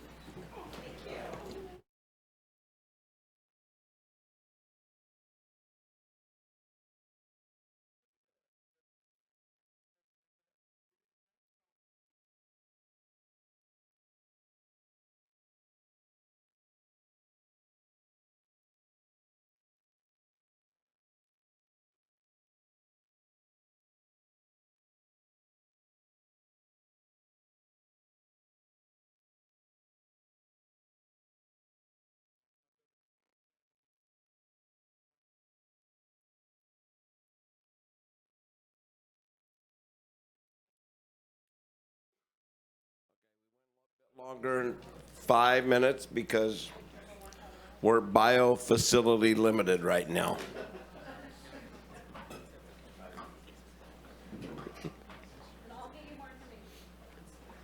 Well, let's move on accordingly. All right, Chair Bohn. Next up before your board is the report from the Tourism and Travel and Tourism Ad Hoc. This was attended by Supervisors Arroyo and Supervisor Madrone and Supervisor Bushnell. And before you today, we have Economic Development Director Scott Adair, Aviation Director Cody Rogatz, and Diana Rios to support you in the presentation of the staff report. Good morning, Board. Good morning, Chair. Scott Adair, Director of Economic Development for the County of Humboldt, here to present on this item. This item is a board-sponsored item, and it comes to you from the Travel and Tourism Ad Hoc Committee. That Ad Hoc Committee is filled by our Supervisor Steve Madrone out of the 5th District and Supervisor Bushnell from District 2. Over the last year, the Travel and Tourism Ad Hoc Committee, supported by staff, myself, and also CAO, County Administrative Officer Hayes, and Director Rogatz, have met on a number of occasions to review and discuss matters related to travel and tourism. As your board knows, we have discussed this ad nauseum. And it is a difficult discussion to have today, considering the county's present budget situation. In the past, staff brought an item to your board for consideration to increase funding to HCVB. That actually followed another item where an HCVB made a direct request for an increase in funding to support their efforts. Neither of those requests were approved. Instead, staff was asked to do more stakeholder engagement. Staff brought another item to your board to discuss potentially termination of HCVB's contract if HCVB was not given additional funding. That was not approved either, and the Travel and Tourism Ad Hoc Committee was asked to do additional research. The Travel and Tourism Ad Hoc Committee, through its research, through surveys, discussions with city managers and other leaders, with county department heads, people in the street, neighbors, friends, other agencies, learned that the number one comment and most recurring request from the community was that any of the county's efforts, one, be rooted in a strategic or in strategy, in some sort of a strategic analysis, and that analysis include a current contemporary inventory of county assets, county resources, county stakeholders, but that it also be done in collaboration with other jurisdictions who are spending money on travel and tourism so that the county was not bearing the full burden of marketing the region. The staff, through working with the committee, reviewed a number of options. Today, we're asking your board to receive a report from the Travel and Tourism Ad Hoc Committee, and when I'm done presenting the recommendations, Supervisors Bushnell and Madrone may have some additional insights that they would like to share. The additional recommendations, also as follows, came out of conversations with the ad hoc committee. The direction, or staff is recommending that through the recommendations received from the ad hoc, that the county administrative officer not renew the current agreement with the Humboldt County Visitors Bureau. The recommendations from the ad hoc committee, however, was to reinvest and redirect how those funds are spent on travel and tourism activities, not to not spend those funds on travel and tourism activities. And in order to fill the needs of the community, based on all of the commentary and feedback received, that the savings be used to perform an in-depth marketing asset and inventory analysis, and to develop a marketing strategic framework, but that this be done directly in collaboration and stakeholder input and involvement from the gateway agencies, tourism districts, tourism partners, which includes the private industry. I'll just add in the private industry would be including tourism district or tourism partners, and the cities. This is intended to be a comprehensive strategic analysis of not just our assets and our inventory, but also a stakeholder analysis. It's not widely known or understood who's doing what for travel and tourism in the community, who's spending what the efforts are being spent on or toward. There's a lot of overlap that needs to be understood in order for a strategic or for a strategy to be developed. And this strategy also includes, based on feedback from department heads, and this goes to something Supervisor Wilson said earlier, how we mitigate and address the impacts of tourism in our community, which is something we've not studied as part of tourism efforts in the past. The other recommendations are to direct the economic development staff to conduct an assessment of gateway communities. This recommendation comes largely in part because the way that the gateway communities are established as a receiving entity for TOT funds is somewhat antiquated. It's been some time since those numbers were looked at. Also to direct staff to continue to fund those gateway communities while the ongoing work of developing a new asset and inventory analysis and also a stakeholder analysis and marketing strategic framework is completed. The recommendation came to allocate some direct funding to the McKinleyville Chamber. They're the only chamber of commerce that sits in a gateway, which is not receiving gateway funding and does not have a municipal jurisdiction or a city that can give them additional support funding, and to set aside $25,000 for other immediate marketing needs. When we conversed with the travel and tourism and ad hoc committee as to who would do this work, we were told you will, economic development. We're happy to do this work, but historically we've been pretty bad at saying yes to everything and not asking for funding to do it, which has caused a budget deficit. So we explained to the travel tourism ad hoc that we would need some level of staff funding if we were to support these initiatives and if we were to administer items 2, 3, 4, 5, 6, and to manage over those items. As presently, our division receives 0 funding for travel and tourism efforts. Our division's about 95% grant funded, and the general fund dollars that we do receive is very prescribed, and it's not for tourism related activities. So with that, what I would like to do at this point is turn it back over to your tourism ad hoc committee to talk a little bit about why they came to these conclusions. I know it's very difficult. I set out into the hall to these groups. If we had the funding, we'd give them 3 times the amount of money for travel and tourism, but it's difficult when we're in a budget deficit situation. So happy to answer any other questions that you may have, and also to receive and incorporate any of your guidance with regards to these recommendations. Director Rogutz, do you have anything else to add to that? Nope, not at this time. Okay, then we'll turn it over to our ad hoc committee. Thank you so much. All right. Supervisor Madrone or Bushnell, or both of you at the same time? Thank you. So I would just like to add that I know there's a lot of anxiety around this discussion, nor was this easy for this ad hoc to come to a conclusion that the money that is currently allocated is not really sufficient to do a lot with. And this board directed someone over a year ago to do the marketing tourism assets and didn't dedicate funding for it. And so it seemed like a plausible place to put that money right now so that we could start around how we're going to in the future market the county and what we have to market.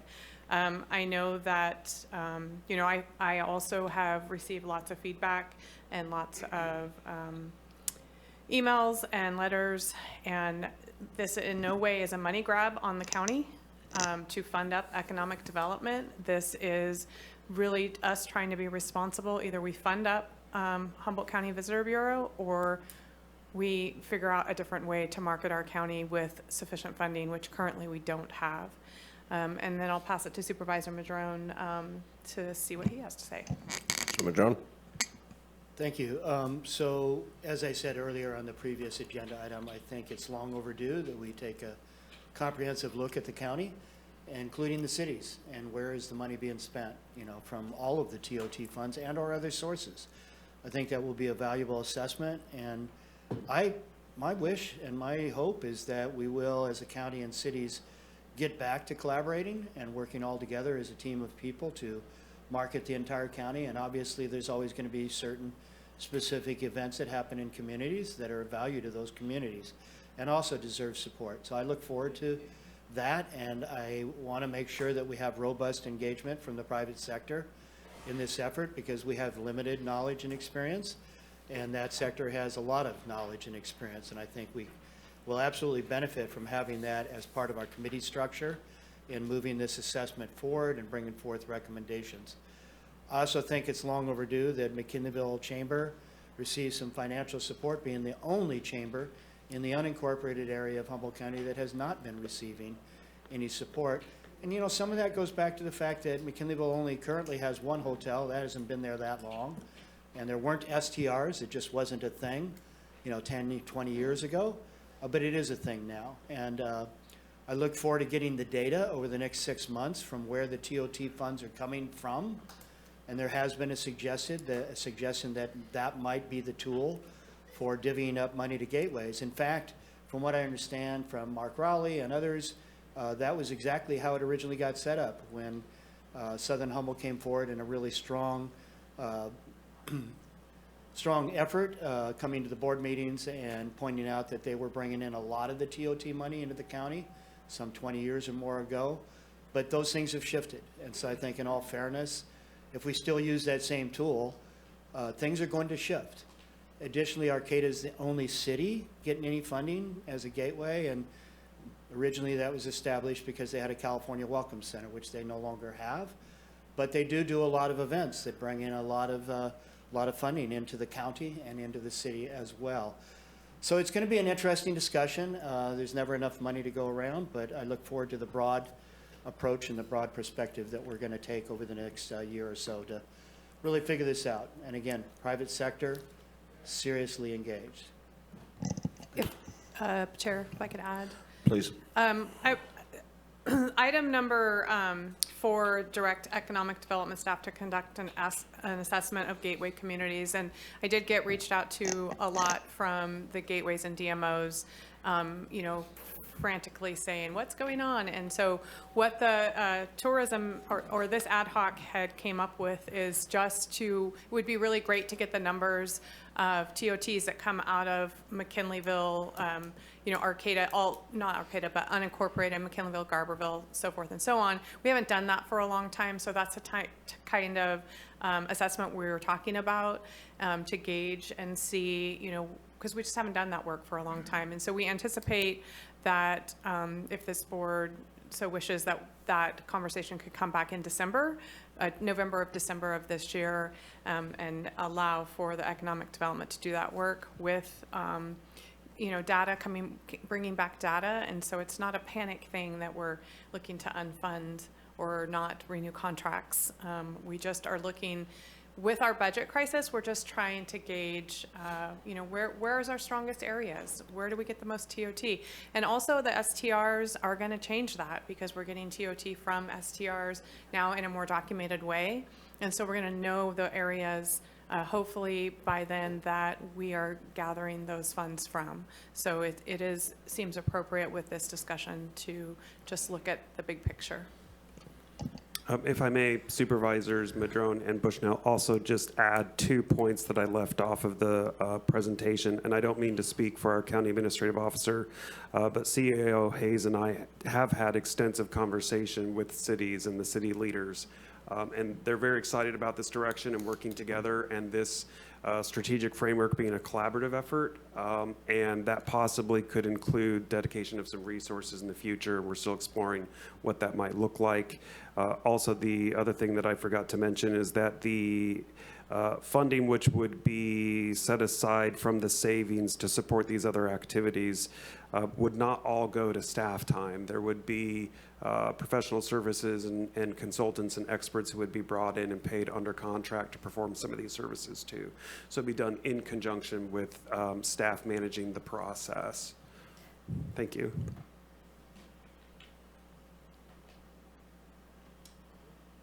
Yeah, I'm just looking. Supervisor Wilson? Clarifying question on, in terms of the total budget that we're talking about, the agreement with HCVB it's a total payable sum of not, in the current not to exceed 18% of the total TOT. Beyond that 18%, where are we allocating resources to this sector within the TOT? So in addition to the 18%, a number of grants have been given to other agencies like Ink People. Funding has been given to agencies like the Film Commission, for example. And funding has also been given through Headwaters to support other activities, community activities. HLA is also, the Humboldt Lodging Alliance is also an organization which is under contract with the county to manage the management district plan for the T-bid. And they also perform a number of tourism-related activities and give grants for tourism, travel and tourism-related activities. Just to clarify, but the HLA gets their money separately. Right. Okay, so I'm asked. So what I'm saying is like general fund money spent beyond the 18%. Yeah, beyond the 18%. Like, what do we? Do we have an estimate of like, are we spending 20, 50, 75% of that TOT in this sector, either in advancement of that, or in reinvestment in that, or in mitigation for? I'm just kind of wondering. Beyond the 18%. I don't have the full breakdown of the remaining TOT dollars and how that's spent. Okay. Certainly some of it is spent on other tourism-related activity, but I don't have those actual numbers. Right. I don't know if our CAO has anything to add with regards to the rest of the TOT.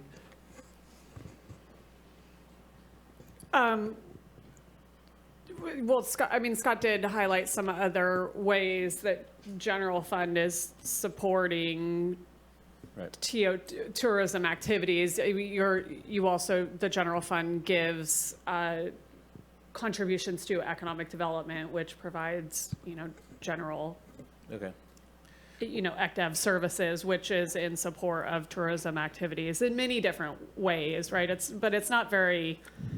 It sounds like you're looking for something very explicitly. Well, I mean, tourism. We had some discussion here a little bit earlier about wanting to know how other entities spend their TOT money, and so it's like we're gonna have to. I mean, we're gonna have to calibrate, I suppose, and talk apples to apples in this, if that's how we're gonna. Do that kind of analysis. I see what you're saying. So 2% of the TOT is paid to the Southern Humboldt Business and Visitors Bureau, and we're not talking about that funding today. That would continue to be paid out to SHBVB, just as the gateway communities would continue to be paid their portion. So there's the 18% to HCVB, 2% to SHBVB, and then 5% plus a flat allocation of $20,000 goes to the Film Commission. So if you look at contractually, we're doing the 18, the 2, and the 5 to those three entities. I could add some clarification. During our ad hoc discussions, we talked about, and Supervisor Madrone as well, really drilling down on where those, for instance, Mendocino gives their TOT to their firefighters or their volunteer fire departments that they've dedicated that. And so really drilling down to what we get in TOT and where it's going, and that we anticipated that discussion would come back in the December or November, December discussion when we're talking about TOT dedications.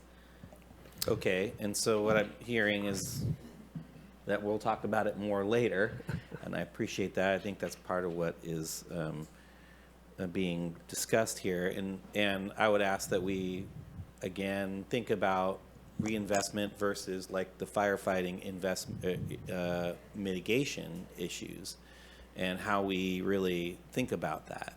And so I just want to, in that discussion, when I guess it comes back in 6 months, I don't know what's going to happen today, but I want to make sure that as we come back, I think that's important. So thanks for that. I just wanted to grab a hold of what we were really talking about today, and its proportional representation of the TOT in its total. So. And important to note too that the 18% that's paid to HCVB they pass through approximately 40% of all of the funding that they receive to the gateway communities. And the recommendation of the ad hoc is to continue to pay the gateway communities and continue to pay SHBVB.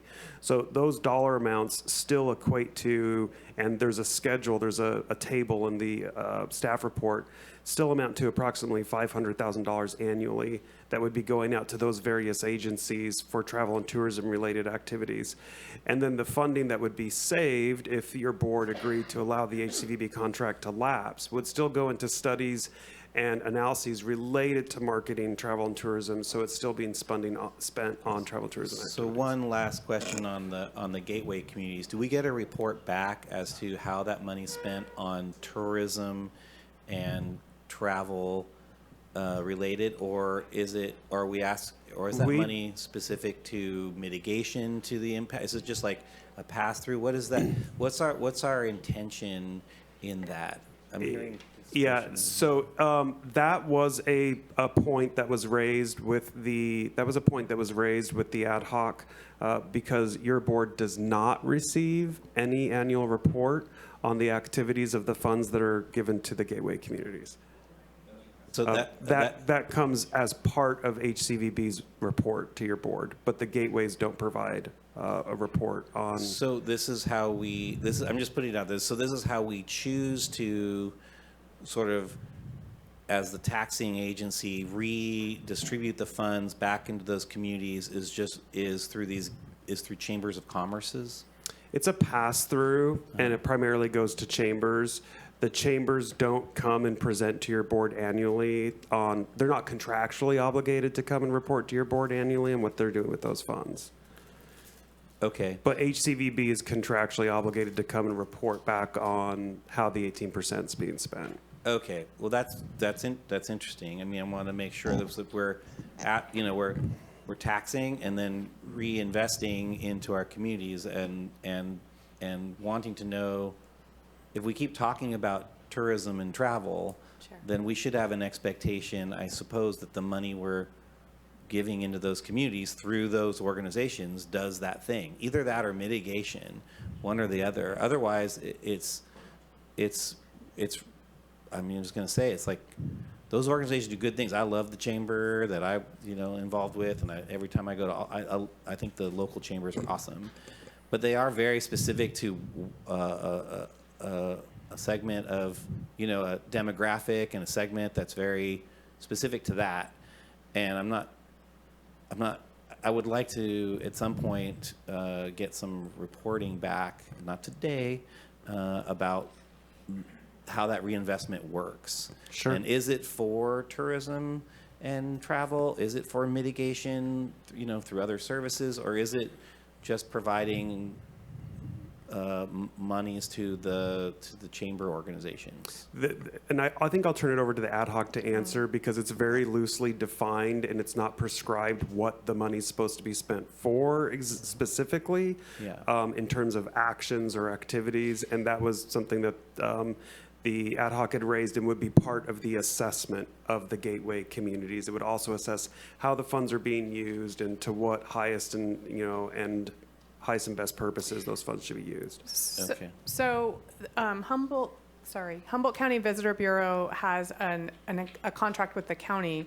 The chambers and gateways have MOUs with that organization, and they report. When I was chamber president in Garberville, we gave a very detailed report to Humboldt County Visitor Bureau, and I'm aware that most of the chambers that receive TOTs do give, and it's in their MOU to. We've seen those MOU contracts to give those very detailed reports of where they're spending that money, including a budget detail that goes to the Humboldt County Visitor Bureau. When they come to report to our board, which is under their contract, they should be reporting to us what those chambers and DMOs are utilizing their money for, what they're doing for the community, how they're interacting with tourism and travel. And those reports have been going on for a long time. And they're very detailed reports. Right. Thank you for the clarification. It's not that they don't report. They're just not obligated to come report to this board. They report to HCVB. Okay, I appreciate that. And so are those reports then, they just haven't been necessarily aggregated and given to this board on an annual basis necessarily. It's just been through the administration of the Visitors Bureau. And they would make a determination as to whether or not, I guess they just haven't, maybe they have made some suggestions about how those might get spent or not, or just receive the report and say thank you very much. They're all here, so I think you'll hear a lot about Okay. that. I want to say, like, I don't really want to get too into the weeds today on this. Well, no, because these are questions that can be answered as we move forward in whichever, however the board decides to move forward. It's just that I'm just going to keep bringing back to, like, are the investments specific to these two kind of categories that we see typically people think about in terms of TOT, aside from the parts that just move into the general fund, which fund civil society in general, right? And it's just another way that we try and like hold it together.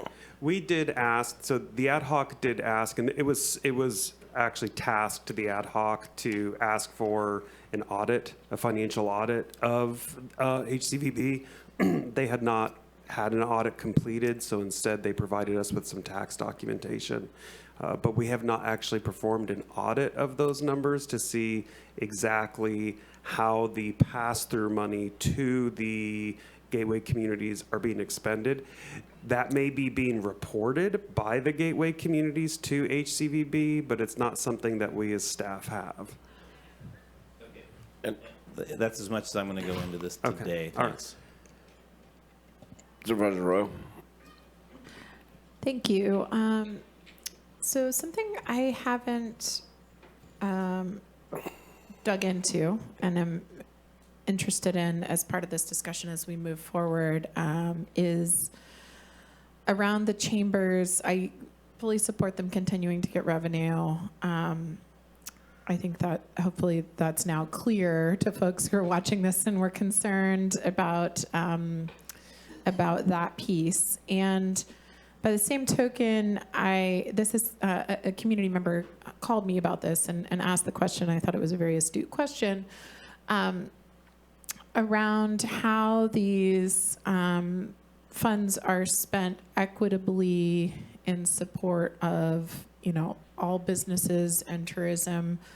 Obviously, most chambers are membership-based organizations, and while I am not in any way critiquing that, I just want to be sure that if we are administering public funds, that it's clear that those are equitably dispersed to help support all businesses and not primarily or solely ones that are members of the chamber. So I'm curious how that's been discussed and negotiated in the past, and maybe folks in the audience who are familiar with this can help me understand better how that, I want to ensure moving forward that there's not a distinction at any time between members and non-members in these communities if it's county funds that are helping to support that. So our agency in the county has had very little oversight in that regard. The only contractual relationship we have is between the county and the Humboldt County Visitors Bureau. And the Humboldt County Visitors Bureau, in our third amendment to their contract, we developed a very specific scope of work and scope of services. So that the way that the funds were expended were very explicit. The gateways are simply receiving pass-through money from the county through HCVB, and we do not have an explicit prescribed scope of services with any of those entities for how the funds will be spent, who will be included in the spending, who will be participatory to how that spending is conducted and what the decisions are made toward. That would all be part of the assessment that would be conducted, as well as a better understanding of which gateway communities are paying in to the overall TOT pool of funds. Thank you. That's helpful. So we don't really know. Or they'll have to tell, folks here will have to tell us. Is what I got from that. That's right. Okay.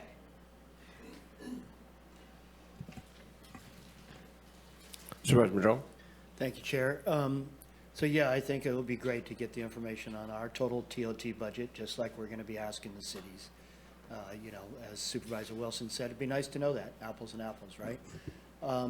And you answered some of that, but we don't have the entire picture in front of us in writing. So it'd be great to have that. Additionally, having the details from the chambers, and as Supervisor Bushnell said, the chambers provide this detail already to HCVB. I can tell you in very short form that Willow Creek's, you know, uses a lot of its funds to put on its Bigfoot Days, which does draw in a lot of tourists.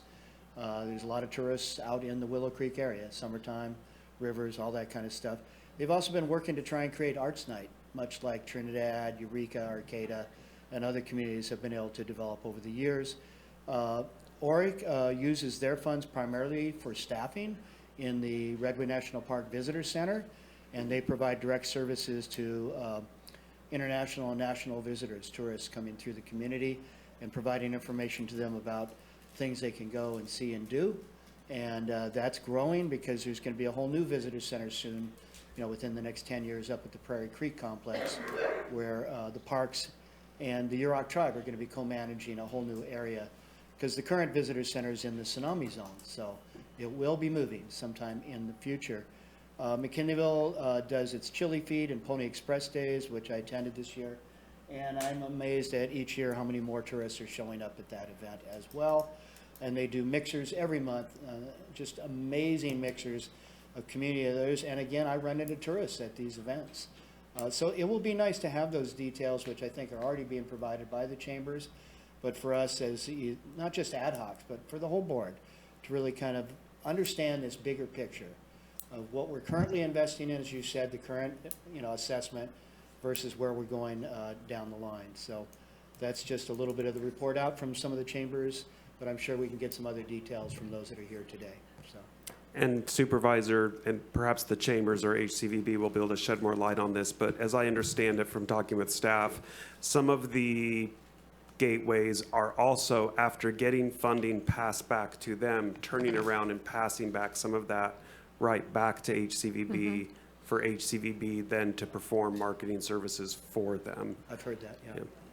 So they might be able to give more insight there. CAO Hayes? Thank you. I just wanted to provide a little bit of clarification around the TOT dollars, because there's two pots of money here that we're sort of talking about. There's our original TOT, which we have historically received. That's a general fund pot of revenue that's at your board's discretion, and we have not historically tracked those dollars separate from all of the other general fund dollars that your board allocates annually. However, we do allocate a portion of those funds to these contracts that we're speaking to today, and also to the Film Commission. And next year, that allocation is $837,410. So we know that that amount of the TOT money is going for that purpose. Prior to this conversation, we talked about Measure J. Those dollars are more explicitly being tracked and held separately from the prior TOT dollars. And so we know, very well, and we just had that conversation of where those dollars are going to the Film Commission, to the ink people, to housing, and now we're holding $650,000 in reserves for some future purpose. So just to provide some clarity around where those TOT dollars are going. And then again, there are general fund allocations going to economic development, which I would argue is also for these same purposes. Outside of that, it's for general county government services. So we wouldn't be able to say that this is exactly where it's going to sheriffs and jails and DAs and public defenders and all of those services that we have to provide to our communities to keep them safe so that tourists want to come here and visit us. So I just wanted to provide some clarity around that. Whoops. Thank you. I just want to just comment a little bit on what Supervisor Arroyo had said about membership driven.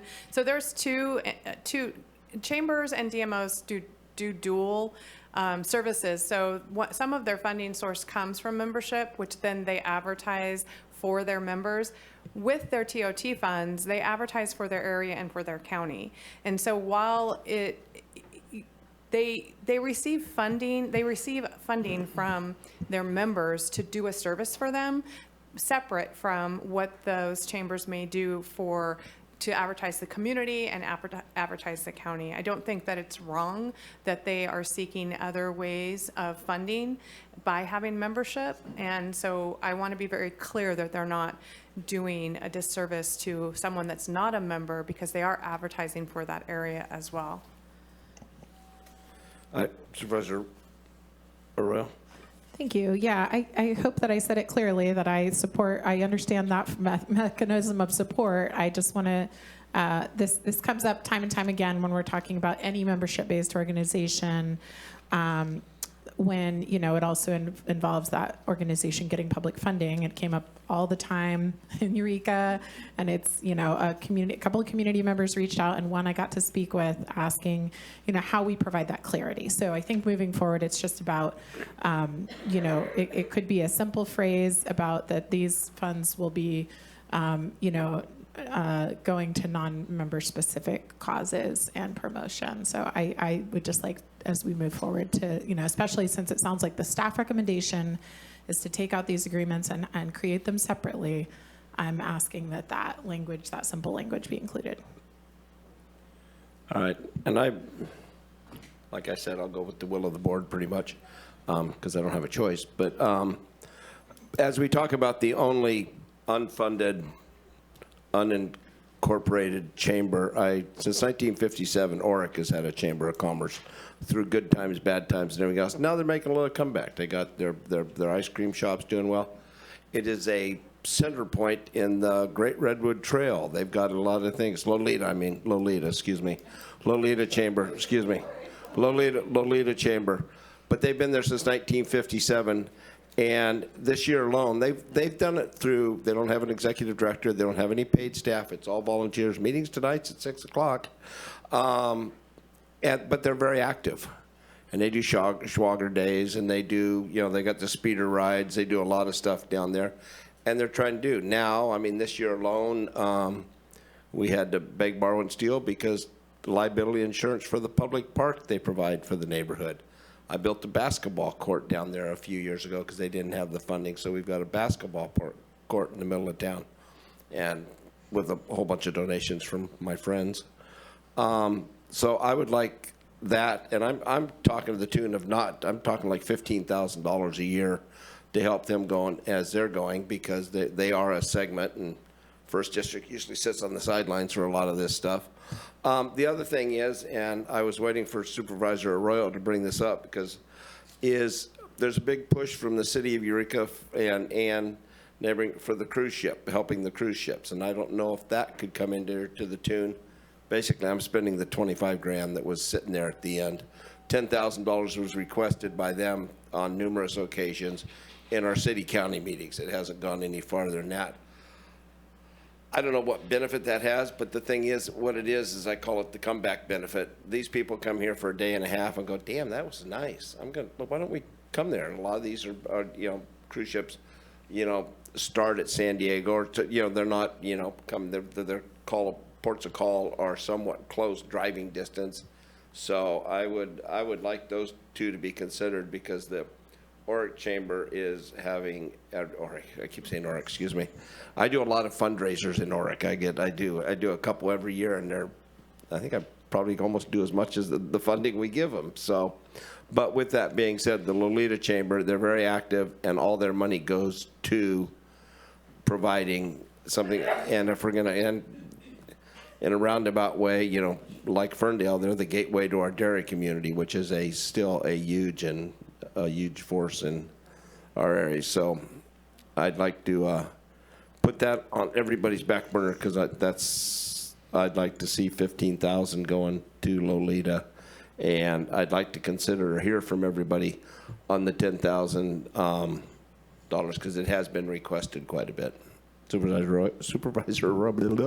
Thank you. I appreciate you bringing that up. I was remiss to not do it. So yes, in our city-county 2x2 meetings, we meet regularly with the city of Eureka, so the city of Eureka and the Harbor District are putting in similar funding to help to support some marketing to the cruise ships and cruise companies, and to do the reception for the vessels when they come into port. And I think for a really small community, we've been told we do a really nice job of welcoming them and showcasing the best of what our community has to offer, and helping coordinate for them to do shore excursions, which do ultimately, some go into the unincorporated parts of the county, do ultimately have some economic potential or generation, but they also, as Supervisor Bohn said, result in folks returning. And so that's something we could look to get more data around if we choose to make that kind of allocation, along with everything else that we're going to look to get data on. All right, I'll open this up to public comment.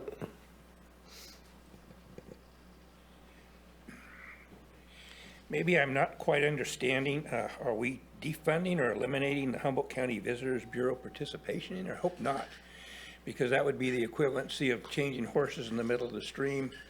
Another saying is that would be the same as the scorpion stinging the frog halfway across the river. They do a wonderful job. They need to be supported fully. I do have some comments on how you're dispersing your money. Now, the 23% to Garberville Chamber of Commerce is a lot of money. I mean, it's a very good share, and I can understand that. Unfortunately, as we've seen down there in Garberville, it's not thriving. We also see in other areas such as Willow Creek, which gets 6% of it. I think they do a wonderful job with their money, and I think that's becoming more of a gateway than other areas. It's changing a little bit. The main reason is because that's the main roadway into Humboldt County now. That's the one where the large trucks come and everything else. So it might be time to consider a little balancing there. The main balancing I would suggest would be to take the 5% to Arcata Chamber of Commerce, since they no longer have their facility there, and put that into the McKinleyville Chamber of Commerce. I think that would be appropriate time to make that move and switch that around. The rest of it, it's hard to say. The balancing part is 6, 6, and 5. Anyway, that's my thought on the thing. It's just maybe it's time to go with the changes a little bit more, and strongly support not taking anything away from Humboldt County Visitors Bureau. They've been a success story for a long time, and I think maybe they'll tell you exactly what we lose if they did lose any of their funding and ability to help administer. The other question I always have is, appeared last topic, that you guys may be spending 25% of your money on administration, 10% with the county, possibly 15% with the other group. So the question you want to ask here is, how much money do we spend to administer this, and how much do we get for that? That's a really important one on finances. Thank you for the opportunity to speak. Oh, the reason I mentioned that was my understanding was the people do charge 15% to administer those funds. Could be corrected if wrong. Look forward to getting the report from Rex there that's coming forward. Then we'll all know exactly whether we're spending 25% or not. Thank you for the opportunity to speak. Welcome.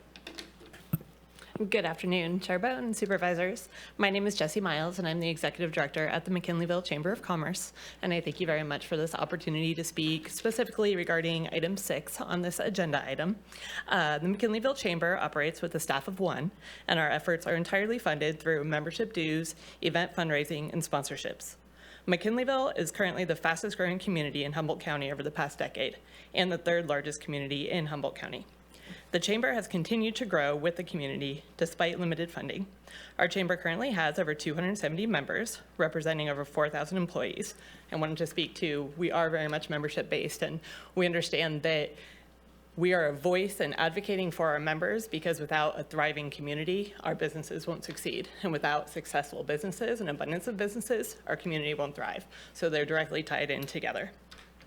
The McKinleyville Chamber is dedicated and works continually to foster a robust local economy and a thriving community. This funding will significantly enhance our ability to market McKinleyville as a prime destination within Humboldt County. pardon me, leveraging our unique assets and community-driven initiatives. We regularly have visitors and calls to our office asking for recommendations on what to do while in McKinleyville or traveling through.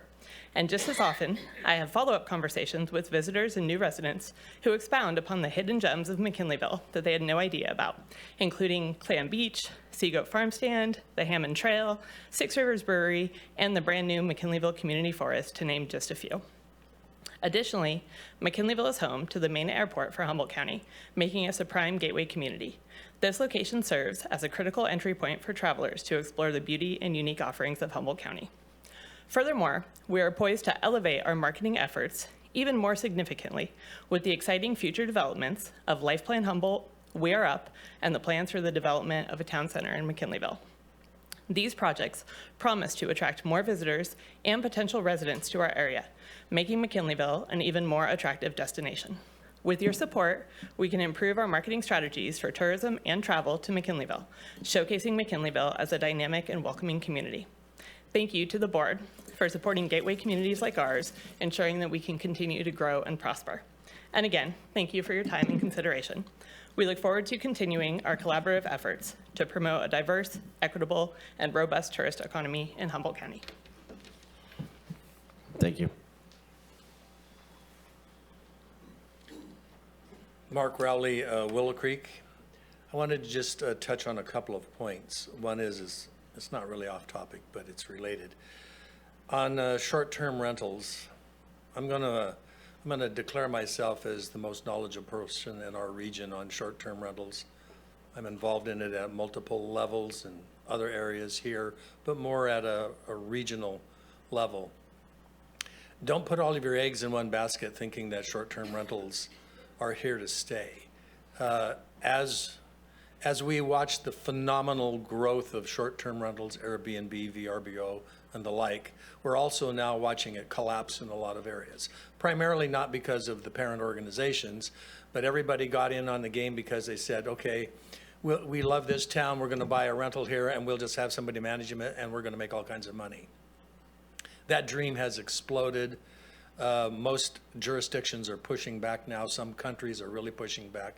So we're going to see the dramatic contraction of short-term rentals over the next decade, and then it'll seek a balance, and it'll certainly be a part, if not a significant part, of travel and tourism, but not with the phenomenal growth that we've seen lately. It has taken over a decade for governments to catch up to the fast-moving disruptor of the whole Airbnb concept. So just use that as a temper of how you proceed on that.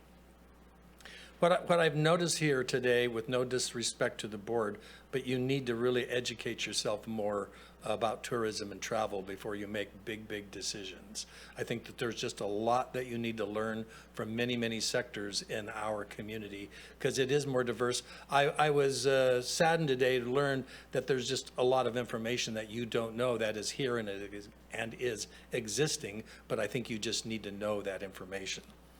And finally, this is a little ironic, but I have a wonderful idea. How about the county have extensive meetings with the 7 cities, other federal agencies, particularly Forest Service, Park Service, BLM a little bit, and our local tribes, and let's see if we can't cooperate together, not only in planning, but also in funding for tourism. Oh, that's what we already have been attempting to do until we had some of the cities decide that they wanted to go it alone. So I would say let's go back to our original roots and sit down and figure out how we can all work together and take on this dynamic category of travel and tourism and, you know, make it more appropriate and sustainable for our area. Thanks. Thank you. Hi. I'm Yvonne Hendricks, and I'm the Executive Director for the Southern Humboldt Chamber of Commerce and Visitors Center. So I want to address your question about why does the Southern Humboldt Chamber of Commerce get 23%, and are we just a Chamber of Commerce? We are actually a visitor center, and in addition to being a Chamber of Commerce, we are a designated visitor center for Humboldt County. We are the first visitor center travelers encounter when entering Humboldt County from the south. We field hundreds of phone calls and emails monthly about things to do in our area. In addition, we speak with thousands of visitors yearly who stop into our visitor center. These direct interactions with tourists and with community members have helped us compile and identify what our unique tourist assets are for our area. Through our targeted marketing efforts based on data we collect through direct interaction with tourists, our marketing reaches approximately 3.5 million, calling attention to the unique tourist assets we have in our area and our surrounding communities. We also this year have put together, based on the data that we collected, a half-fold, tri-fold brochure which calls to attention what the unique offerings we have. We distribute that through certified folder display throughout California in the welcome centers and in various hotels, KOAs, in order to attract people to our area. Through the data that we collected, we do a targeted marketing campaign for Southern Humboldt. What we also reach across Southern Humboldt and direct tourists to things to do throughout Humboldt County. So as I'm talking to people who come into our visitor center yearly, I'm directing them to unique activities throughout Humboldt County, not just in Southern Humboldt, but we do craft the experience throughout Humboldt County.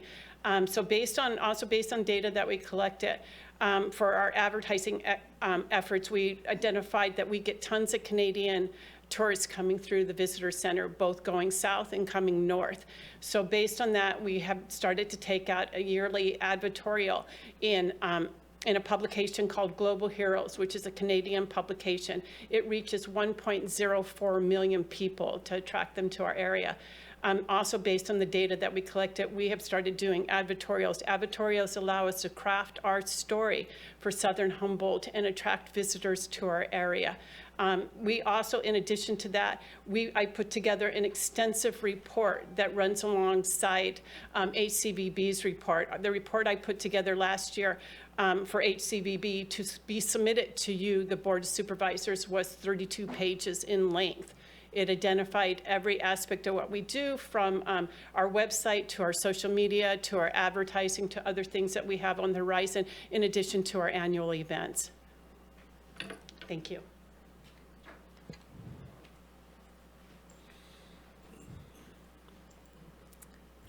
Hello, thank you for your time today. My name is Laura Lassiter, and I'm with the Southern Humboldt Business and Visitor Bureau. We are a destination marketing organization inclusive of the cannabis industry. I also serve on the board of directors for the California Travel Association, as well as an ambassador, official ambassador for the California Travel Association. Just having got back a couple weeks ago for Tourism Advocacy Day in Sacramento, meeting with our legislators regarding tourism. I'd like to share some major takeaways with you. In 2023, travel spending grew to $150.4 billion, a 5.6 increase from the prior year. Since the peak of 2019, travel spending has grown by 3.8%.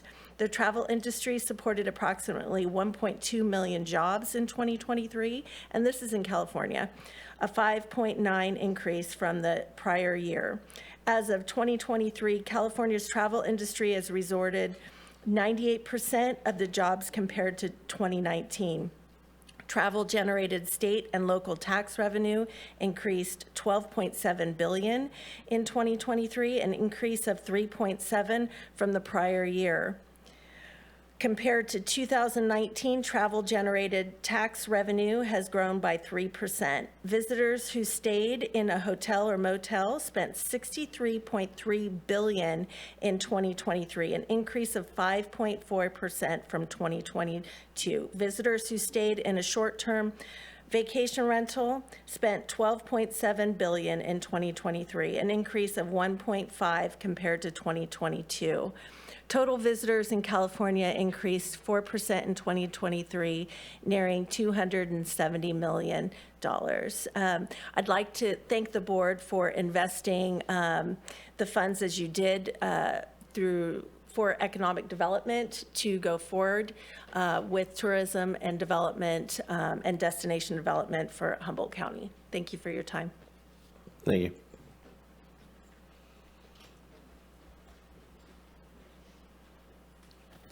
Good afternoon, Supervisors. Natalie Delap, Eureka City resident. I am speaking just as an individual who's been watching this process for the last many years. I can say that Humboldt County is an amazing place. I absolutely love where we all live and call home. And I think that Humboldt County has been missing the mark in its tourism, advertising, and marketing for a very long time. I really appreciate some of the comments that I heard from Supervisor Madrone about bringing together our unified regions. Again, the comments from Mark Rowley about bringing our tribes, our cities. I mean, Humboldt County should be probably spending about $5 million a year on marketing. I did back the math, napkin math. I think in theory, Humboldt is bringing in a gross TOT of maybe 4.4 million if 837,000 is 18%. But our cities are not contributing. But so, you know, to Supervisor Madrone, you show me mine, I'll show you yours, you know, that kind of a thing. If we're gonna go to Eureka, Arcata, Fortuna, Ferndale, Lolita, you know, around and around, we need to be talking the same numbers. And we need strong leadership. And I really hope that our county can provide that strong leadership. I really hope that we can do an effective marketing assessment, that we can look at all of the things that really make Humboldt awesome. Our marathons, the Jazz Festival, Oyster Festival, racing, agritourism, which cannabis is included, the festivals, the Forest Moon, our arts, our outdoor culture, Crabs baseball, mountain biking, all of these things are what really, and our bay. Well, that's what makes us different than Mendocino. We've got this amazing bay. We also have Cal Poly Humboldt and our tribal relations. So how do we bring this together? And we need a strong leader figure. And I hope that our county can pull this together, get the buy-in again from all of these jurisdictions so that, and I will say, from a foundation standpoint, I do still think that there needs to be a nonprofit sector, because the cities aren't going to want to give the county money into a general fund to spend. That's just not going to work. So you're going to need some entity with good, transparent accountability, representative systems to house that funding, and then provides out to the resources to all of the partner organizations. Because frankly, even $100,000 to any of these gateway communities, you can't buy a lot of advertising for that. I know what it costs to advertise. We're not even spending adequately to effectively advertise. And so unless we're pulling and aggregating our resources and we have cooperation, it's just going out. So I thank you very much for your time. I know today is a hard consideration, and I really want to say thank you to Julie and Ken Hammock for all of the leadership that they brought. And this is no way an assault on HCVB. Thank you.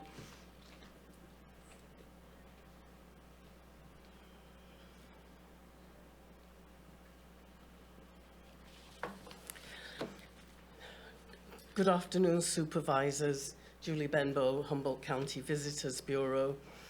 Before I make my statements, I just have a couple of clarifying comments. We do receive, as Yvonne said, annual reports from the gateways that we put the money through on your behalf. These reports are included in an appendix in the annual report that we submit. And we keep in close contact with the gateways, Oric, Willow Creek, Garberville, and Arcata all run visitors centers. And that is a great deal of work. I also have the accurate numbers for the TOT disbursements for this next year, if you're interested later. So, I'm here to talk about the contract with the county.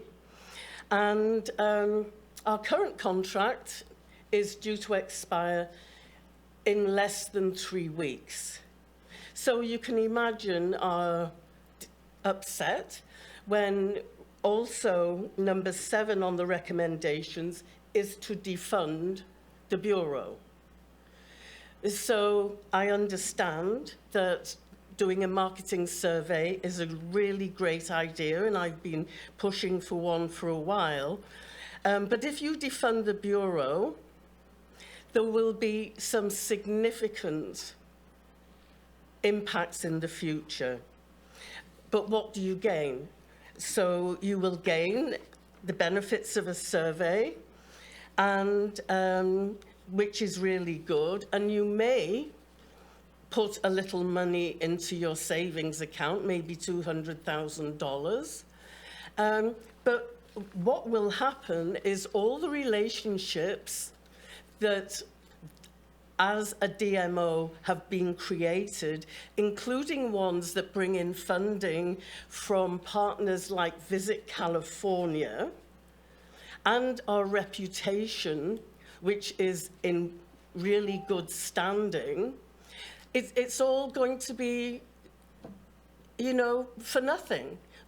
Who's going to take over?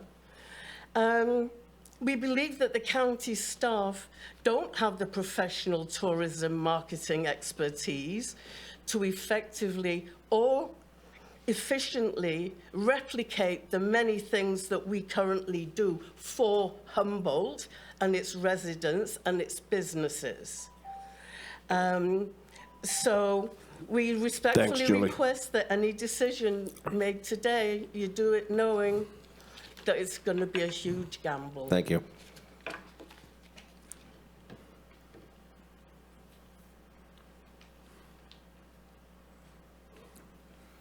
Good morning, supervisors.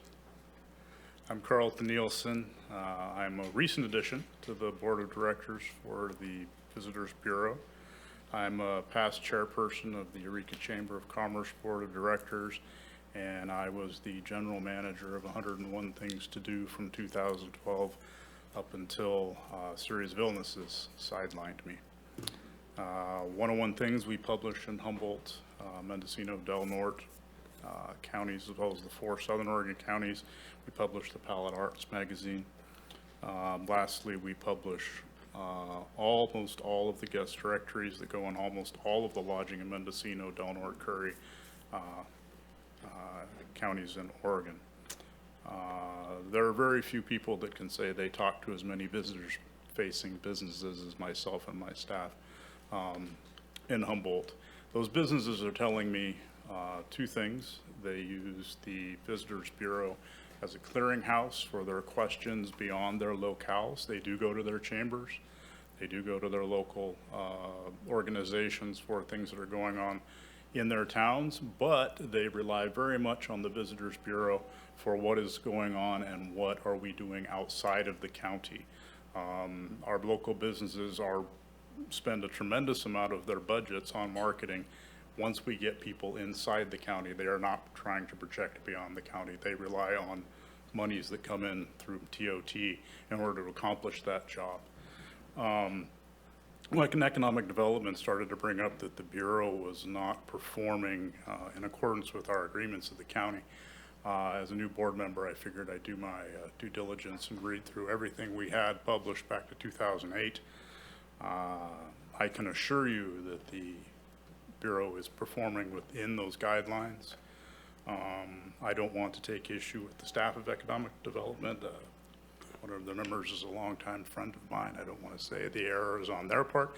I would like to say it is in the error in their messaging. As an example, there is nowhere in any of our agreements that say that we have to have an accountant certified audit involved. Audit does not appear once in any of our documentation and agreements with the county. There is an opportunity cost to defunding the Bureau. Our prototypical visitor is a 42-year-old married mother of 2.3 kids. She's from Sacramento or LA, and she works in insurance or medicine. We, as the Bureau, are comprised of some of the most plugged-in folks in the tourist industry in the county, and if the Economic Development Department moves beyond us, they would have to recreate us in order to be as successful as we are. Thank you. Carlton, it's good seeing you up and around. I know you went through a battle, so it's great seeing you up and around quite a bit for me. Ken?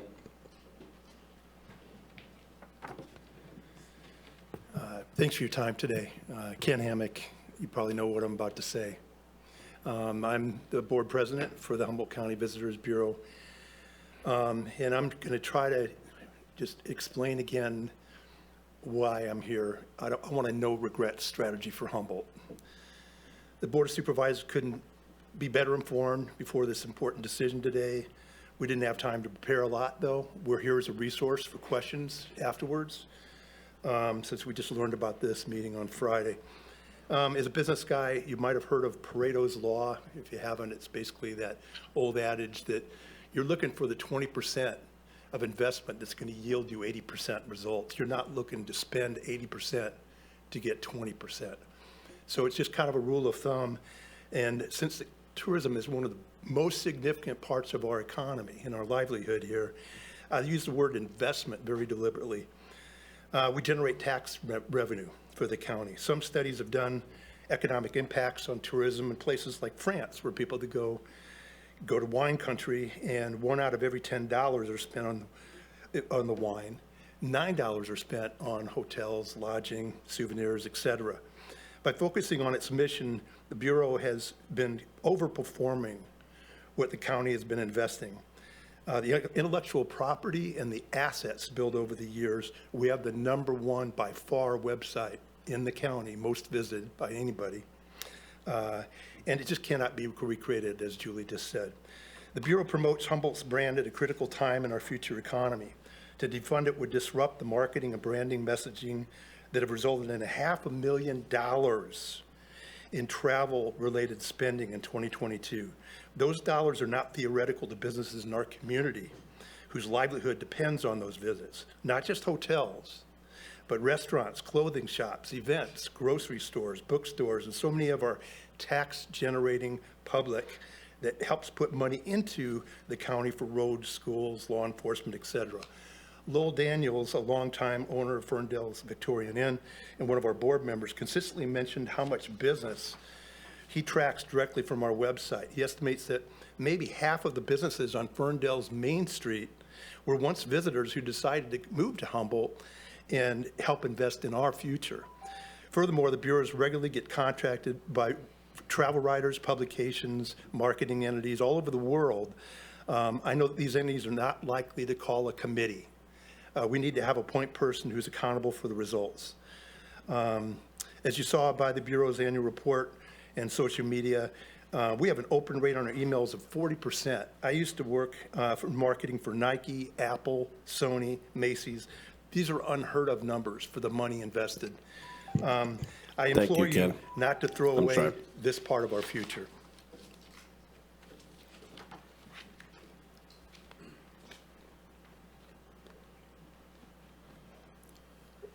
I'm Charlie Caldwell with McKinleyville Chamber, and I just want to thank you for throwing us out there as part of the gated communities and supporting what we're doing in McKinleyville. The McKinleyville Chamber is run by Jesse with a whole bunch of wonderful volunteers behind them, not only the board members, but also our ambassadors. So there's quite a few of us that are doing things on a regular basis, weekly basis, all kinds of things there in McKinleyville to support our community.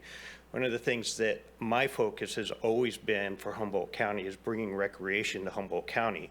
And it's one of the things that, like Rex was, Supervisor Bohn was talking about with the baseball, he knows what those numbers are.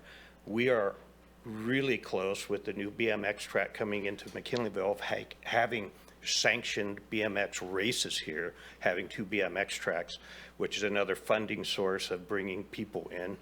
The McKinleyville Community Forest that we're working in right now with our mountain biking group, we're talking about mountain bike races, sanctioned mountain bike races that are already happening in Blue Lake with the group there. And on top of that, we have a huge community of disc golfers with Par Infinity, and we're talking about sanctioned disc golf. Disc golf is a huge market that's in the world right now. It's going on all over the place. And to actually have sanctioned tournaments here is a direction that all of these nonprofit volunteer groups are trying to bring to Humboldt County right now. So I just wanted to share the potential that is out there in the recreation area, which doesn't get talked about a whole lot because we're looking at all these other things. And it goes along with the beauty And the other piece that Supervisor Madrone was talking about is we're working right now with all the different communities. I'm all the way over to Weaverville, down to Laytonville, up to Crescent City with our recreation groups. And we're also working with tribal entities. So I think bringing all of our groups together, like the cities, the tribes, and all of our communities into this, supporting our marketing that we're talking about here for tourism, is what's going to open the door up for our airport to all of a sudden become what it's supposed to be. Thank you. Thank you. And I think we have, Yes, Chair Bohn, we have 2 callers in the queue. please. 9334, *6 to unmute. You'll have 3 minutes.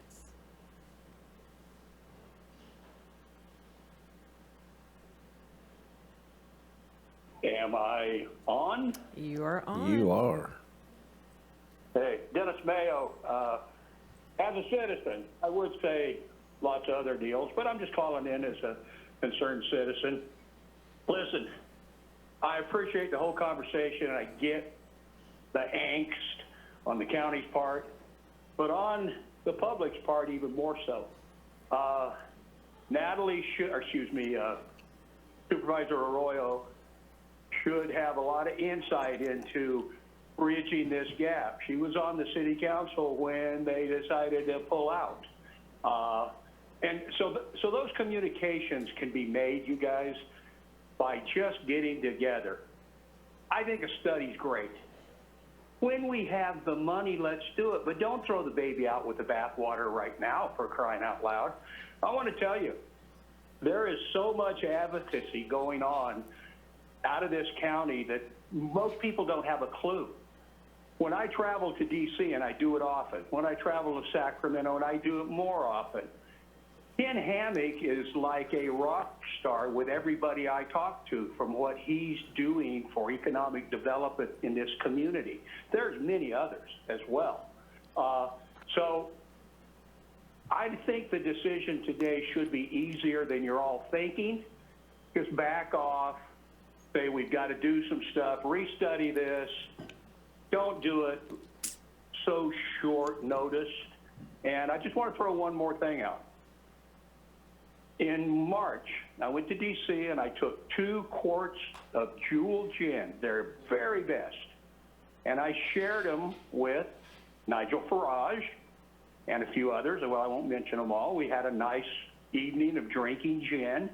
And on social media, when I asked Nigel to comment on Humboldt County's Jewel gin, he said, and I quote, "delightful." So we're getting the message out. Lots of people are getting the message out that you're not paying for. We're doing it. Rex does it all over the place, and many of the rest of you. I'm not trying to throw any stones at anybody. I'm saying let's not be so fixed on, oh my God, we got to do something, and let's don't kill the golden goose. The money will drift back in by little, and we should be able to do these studies kind of between us. Anyway, thank you for your time and the discussion, and I want to thank Jesse at McKinleyville Chamber of Commerce, and yeah, love Humboldt. Thank you. Next caller, 3116, *6 to unmute, and you'll have 3 minutes.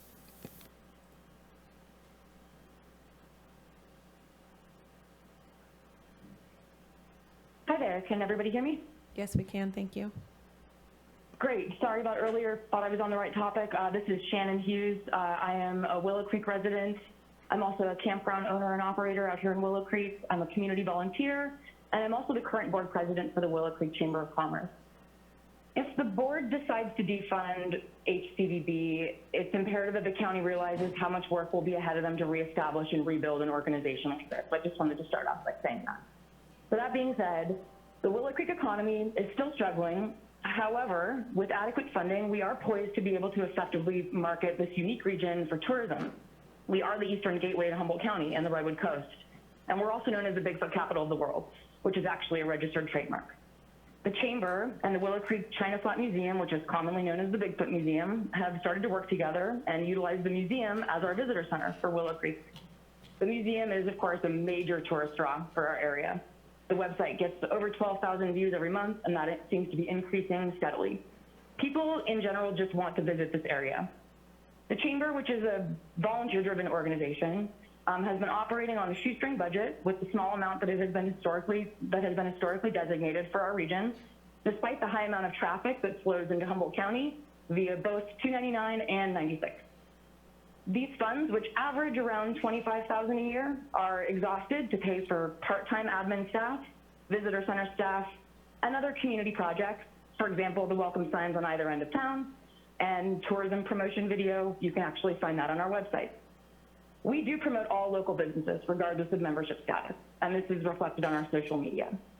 We were lucky enough that a generous community member loaned us funds to be able to purchase our first order of Bigfoot Capital merch, and we have since been able to keep that venture going to supplement our income. The Chamber has also fortunately been able to keep up our annual festival, Bigfoot Days, without utilizing the Gateway funding. But there's no extra revenue generated from this event, as it is a free event, and the only income is from our vendor booth fees, beer and merch sales, and our generous sponsors. The Chamber is more than happy to share our financials so the board can see how our funding is being spent to promote tourism and support our local businesses. Our ability to bring people from out of the area to visit the Bigfoot capital of the world will inevitably draw more visitors to the entirety of Humboldt County. Willow Creek is a team player. This is not just about Willow Creek. It's about highlighting all of the unique regions throughout the county and provide a more robust visitor experience. I urge you today to take a logical approach to the Gateway funding and increase the amount of funds that go to Gateway communities like Willow Creek so we can effectively market this area to benefit the county as a whole. Thank you so much.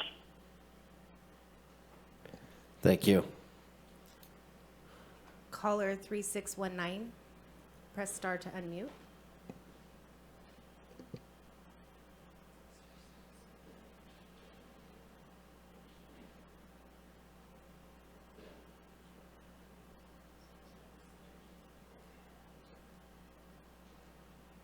Hi, this is Meredith Matthews. I am the Executive Director of the Arcata Chamber of Commerce. Thanks so much for letting me call in.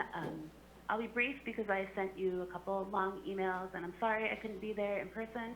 We are the week out of Oyster Fest, which is an event that will bring about 15,000 people to the plaza, many of them from out of county.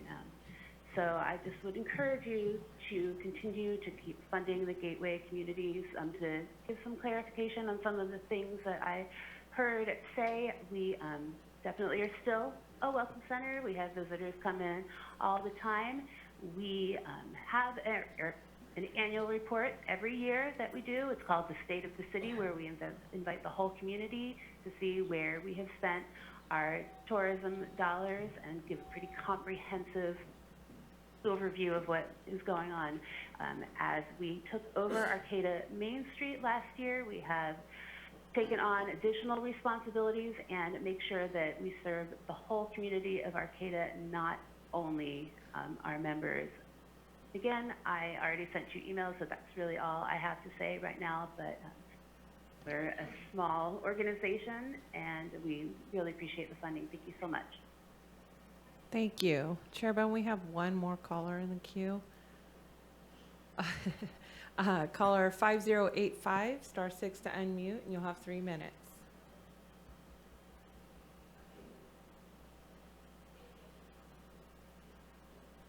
Oops.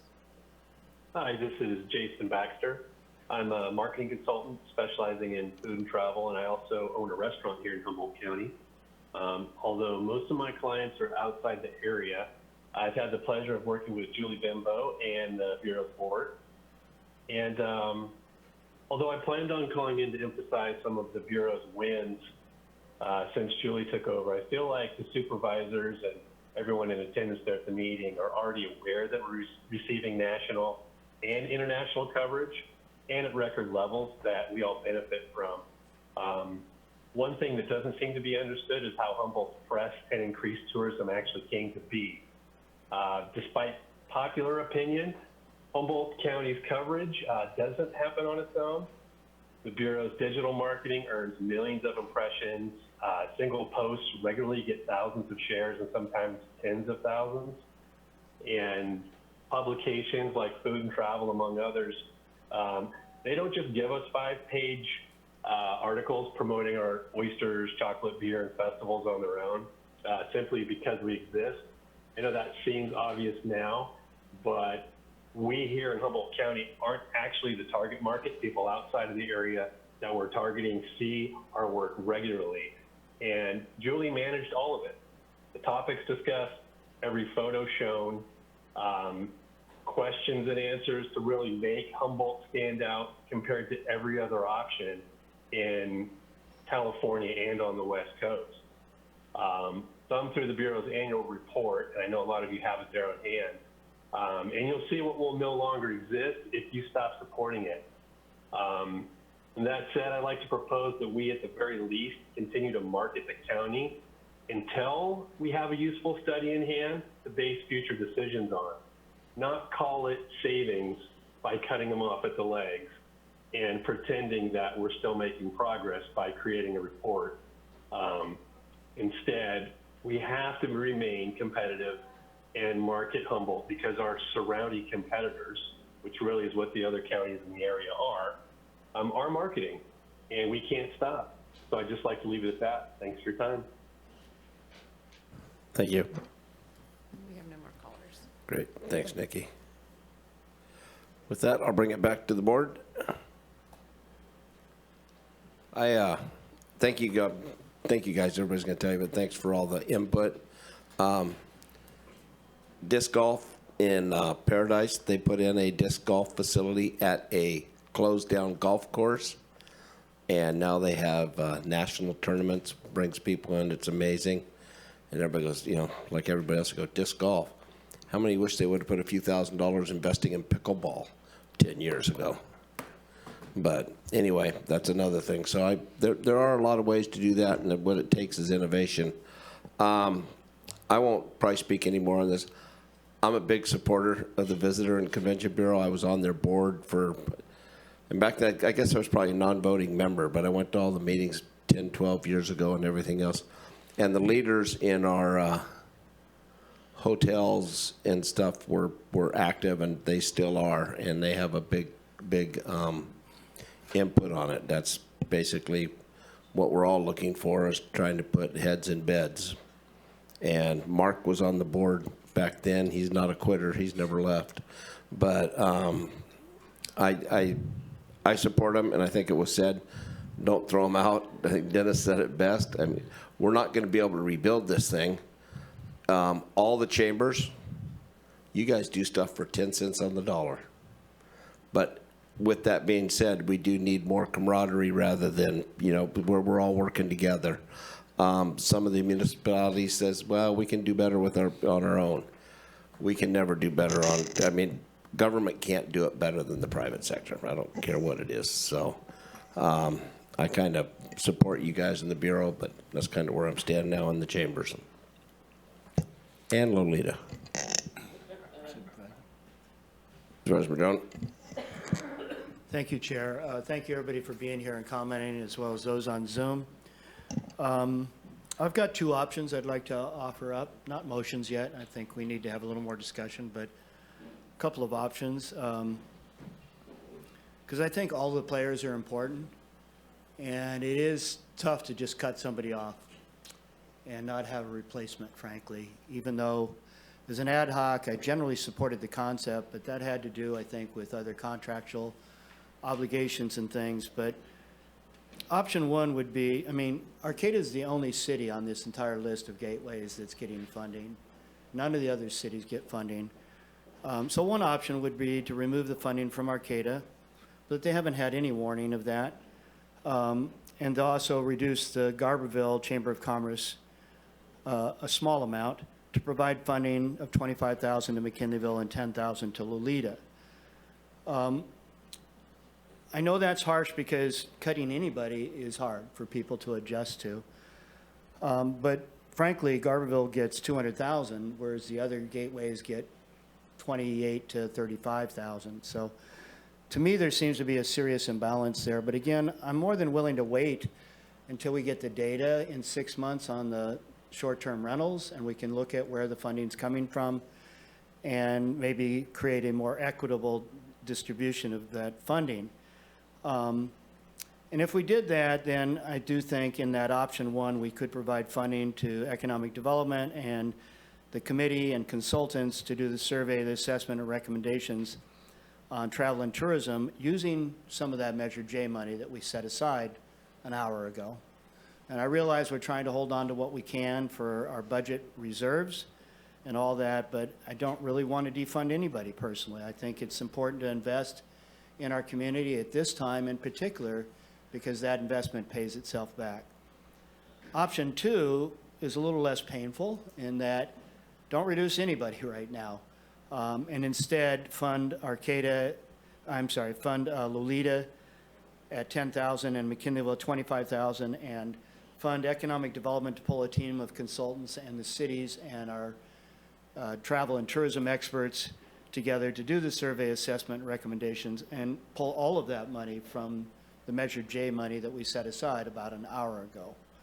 So those are two possible options, along with the option that's in the staff report, which basically cuts Humboldt Visitors Bureau completely and doesn't really change any of the others. So I'm just offering those up for discussion as possible places that we could go to. Thank you. Supervisor Bushnell. Thank you. I wanted to ask staff if they had any additional comments.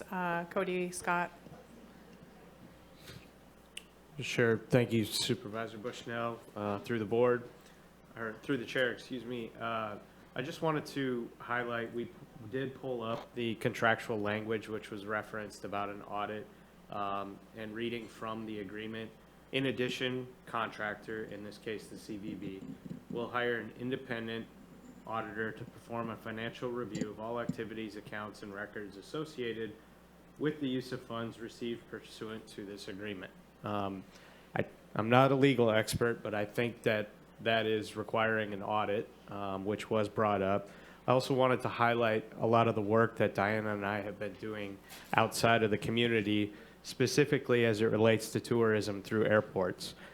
We were recently at meetings on the East Coast with over 200 other airports, some much larger than us, some much smaller, some similar in size.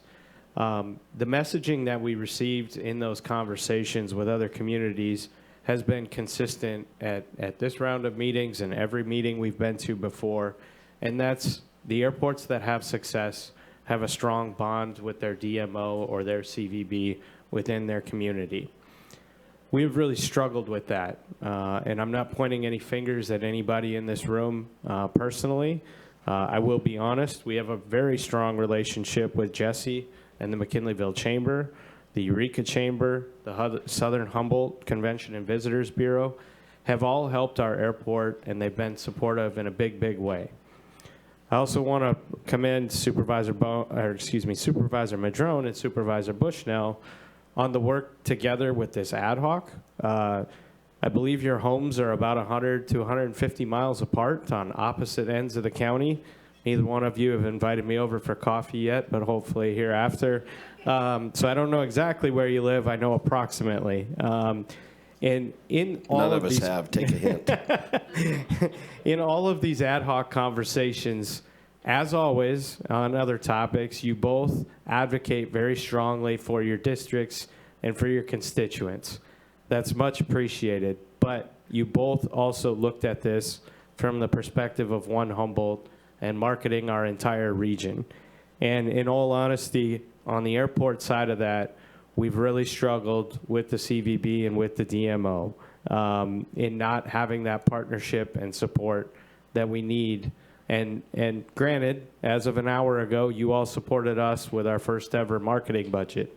Thank you very much. We don't have all the money spent yet in an hour, but get back to me by the end of the day. We'll be putting that to work. And really what we're going to be doing with that funding is a data-driven 21st century approach and coming back to all of you and explaining what we invested in and what the results were. It's not going to be hoping for the best earned media or news articles or what have you. It's going to be a very targeted approach in trying to drive tourism through that airport and into this community. All right. Supervisor Bushnell. Thank you, Cody. I know this is not comfortable, and it's not a comfortable conversation by any means. I think Humboldt County Visitor Bureau and Julie have done a good job, but frankly, there's just not enough funding to market the county the way it needs to be. And our choices, when we talked about this in March, which I know that you guys maybe only got notified Friday of today's meeting, but you knew it was coming tomorrow. That was the original date it was supposed to come. So I apologize that it got moved up a little bit. And it's not a reflection on anybody's job. It's a reflection on the county that we don't have enough money right now to fund up to market appropriately. I'm going to say no, I don't want to take money from Southern Humboldt. I don't want to take money from anybody, but especially, in our budget crisis that we're having, we're trying to look for ways to really be more efficient and to do a better job. And this discussion has been happening for a year, and we've been kicking the can down the road for a year. We did it in March as well. We had a lot of comment in the March meeting.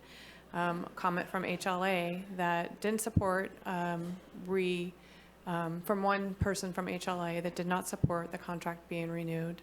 And it's not because they don't do that they're a bad entity. It's nothing to do with that. It's that the money's not there to have a robust campaign for Humboldt County. And I don't know what this board's going to do, and I am supportive of supporting my board, and so I'm interested in having more discussion. It gets difficult on the dais when it gets political, and you have to sit here and look at people and say, we're not going to, renew your contract, and that's difficult. I would like to ask Ken something as the board president, if he could come up.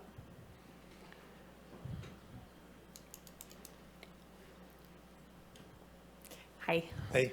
So, nobody has yet that I know of asked your guys' plans if you get, if we don't renew the contract, if we're not able to renew the contract. And I've heard things in the, community and have heard comments that you guys are going to continue forward. I know that you have some savings right now. Can you, because I know you guys have been thinking about this per the March discussion, and further, it's been on, discussion for a year. Do you know what your plans would be? Well, so first of all, I'll say our future was uncertain. So we were waiting to see how the pool game was going to get played. So as these balls are now more apparent than they were even a week ago, we have a board of directors. I'm just the president. So we have to consult with our board of directors who have incredible tourism and marketing expertise. I think you, for example, got an email, everyone, from Dr. Era Patchmeyer from Cal Poly Humboldt with some considerable comments in there about the damage that would be done if this is defunded. So we'll have to take a lot of things into account. All I know is that Julie's been focused on the mission of serving the county, as Jason reflected. We've been doing that. We're overperforming with the actual funds that we've previously received. I believe that we were even promised monies through 2025. Sounds like that's off the table as well. So I can't really answer. I'm sorry, Supervisor Bushnell. I can't really answer without the board's full consideration and opinion on this. I'm surprised your board hasn't been discussing what would be the future if you were defunded. When this happened with Eureka, I know that you guys, and I don't know if you were on the board then, I can't remember, but I know the discussion was happening. And so, this isn't a discussion of today. This has been going on for over a year.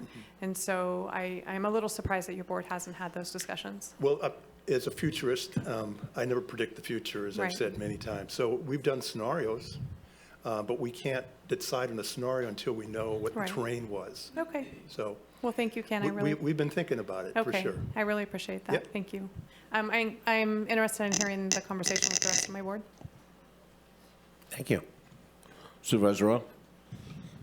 Well, I appreciate Dennis Mayo bringing up that this is not my first rodeo around this topic, and it was awkward and challenging before, and I think I will say I don't speak, of course, for the city of Eureka, but you know, I appreciate that they've expressed receptivity to work collaboratively with us. I think, you know, that was a different time and a different set of conditions and reasons, and so, you know, I think seizing the opportunity to work collectively together on something is good, but by the same token, I mean, there's just not enough in this pot to be effective right now, and it's being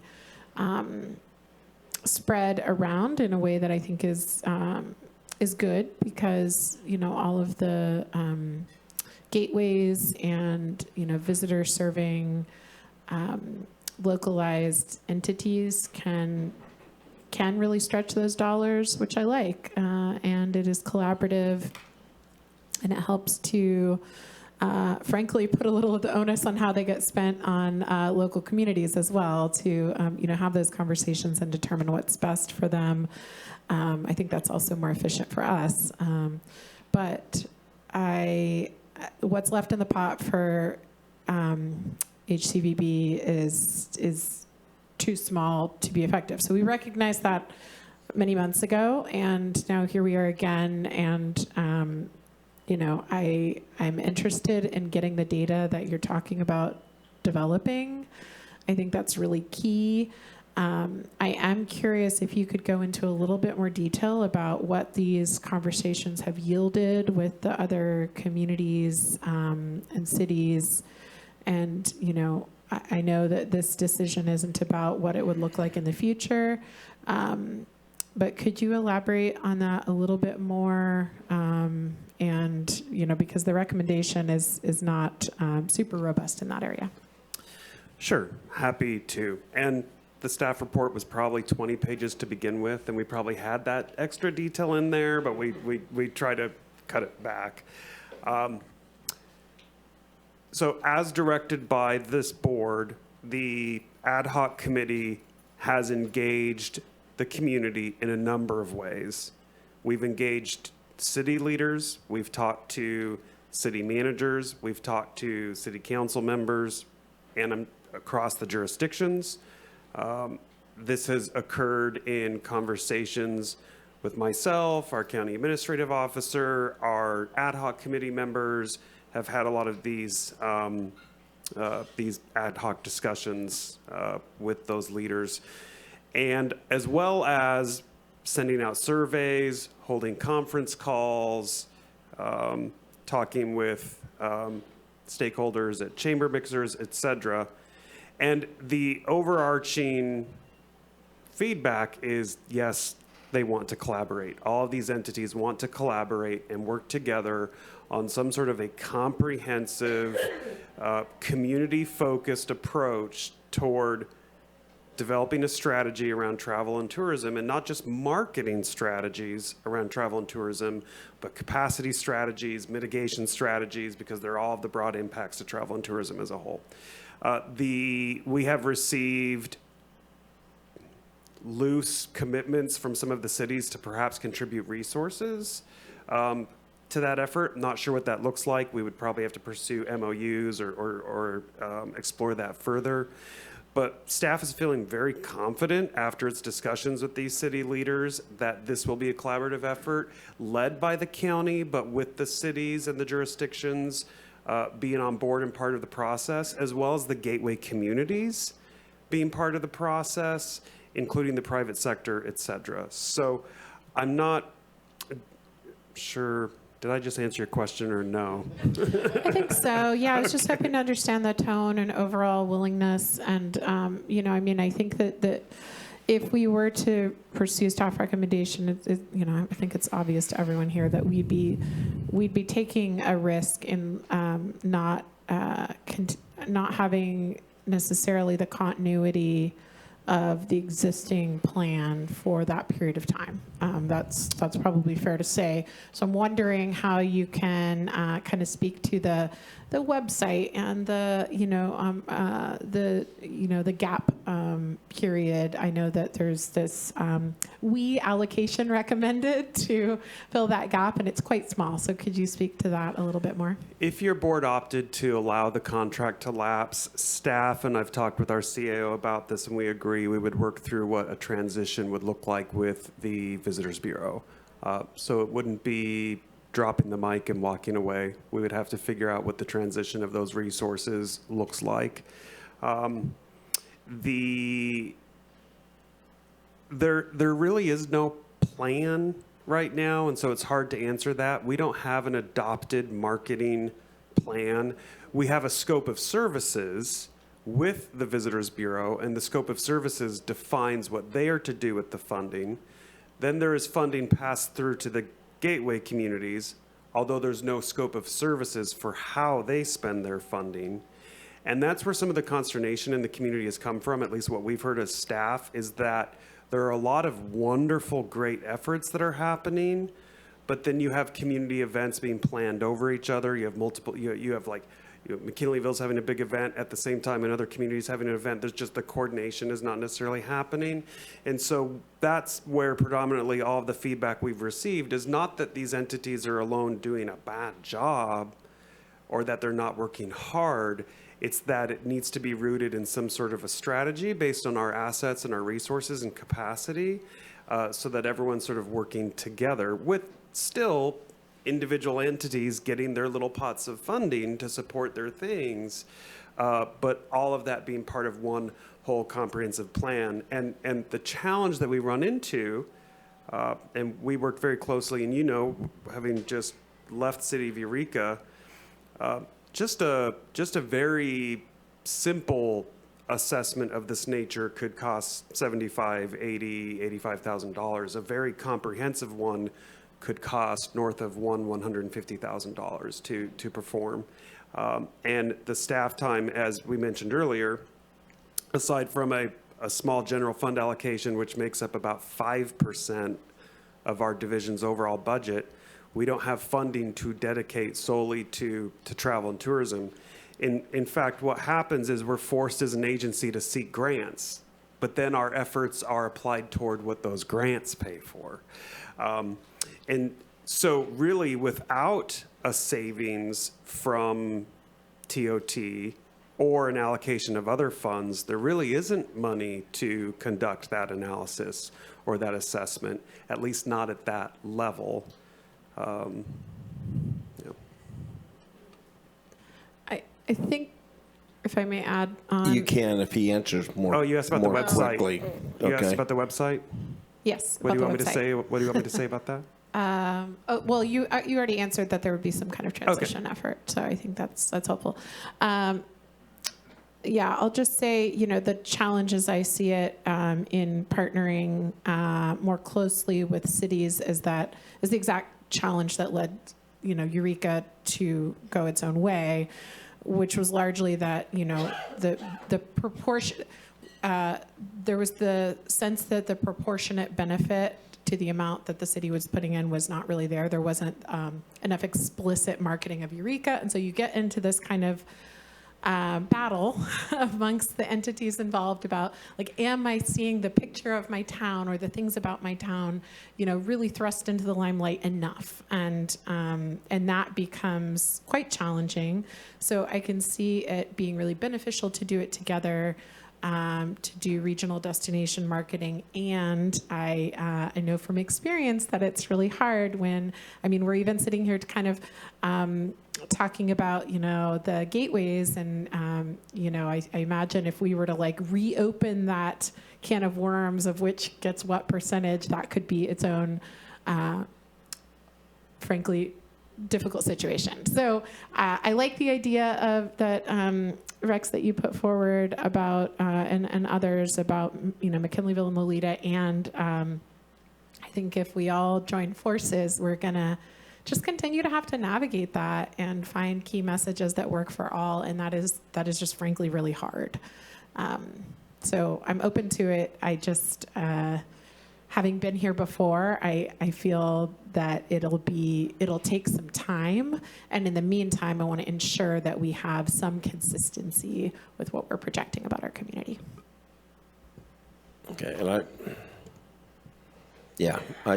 I think the whole idea, we do that. I want my town, my whatever. And it's kind of like, I've always thought about this for business development. Let's get them to hell to Humboldt and then see where they land, because we're all going to benefit. And we've had a big problem. I want it here, I want it here, I want it here. Let's just get them here, and we're all going to benefit from it. And I think we're talking about a collaboration of getting a collaboration of everything together, and then market. What was the word? Market our area. Well, that's what the Visitors and Convention Bureau has done for, I don't know how many years. And I was on the Chamber of Commerce Eureka for 2 terms 30 some odd years ago, so I know a little bit how they run. So I think they've done a good job. I think what happens is it doesn't happen right in front of us, because they're not marketing Humboldt to us. It's outside the area. And so we don't see it, so we don't think it's benefiting. But we just heard Lowell Daniels from Ferndale. And Ferndale, a lot of people come to Ferndale. Prettiest painted city in America and everything else. He says that he gets half his business. That may be a stretch, but I know he wouldn't say he doesn't get any. And he has probably 55 rooms down there in Ferndale. So I look at that, and you got to applaud the city. The other thing that's brought people from outside the area, the Skywalk. Nobody's mentioned the Skywalk, so we got to throw the Skywalk in there. So, Supervisor Wilson. Just wanted to, this is a clarifying question, and I want to thank everybody for the information and also the corrections of us in terms of what we know and what we don't know, and sort of the things that are filled out for us. As far as HCVB, was our budget allocation the sole income of that organization, or a majority of that income for that organization? I would defer perhaps to Ken or Julie to answer that. The only thing that staff is aware of is that they recently applied for and perhaps received some grant funding for another project. We haven't really been part of that project, but I think they're doing that as part of some of the deliverables under their scope of services under the contract. And then, as I mentioned earlier, I understand that some of the cities or gateways may be giving them some funding for ad buys and for some other activities, but not sure how much or what that activity looks like. So I just was looking at their last meeting minutes, and it had their financials on it, and it looks like in the bank there's several $100,000, and I'm kind of wondering, is that derived from, where is that derived from? So without the audit, we don't know. Okay. Yeah, and so I also want to kind of correct the record a little bit. It's only the city of Eureka that backed out. The city of Arcata has been working with this and has been part of that alliance. So I want to be clear about that, and has been partners. So this isn't just like, it's not all cities dropped out. It's one city did that, and that's fine. I'm not criticizing that decision by Eureka. I think it is what they did, but I didn't want to have to understand. It's like there seemed to be this idea that there wasn't participation, and then also kind of in there is this other organization we don't talk about, that with the HLA, or the Humboldt Lodging Alliance, which, some have told me has like $4 million in the bank. And so that's money that's been collected from travelers that is unexpended and hasn't been resourced or leveraged. And this is one of the the issues I have with that construct of because it makes it very difficult for us to increase TOT when there's already sort of like this idea of a sort of a diversion of funds that from our lodging sector that then goes into this Yeah, I know it is, but it goes into basically a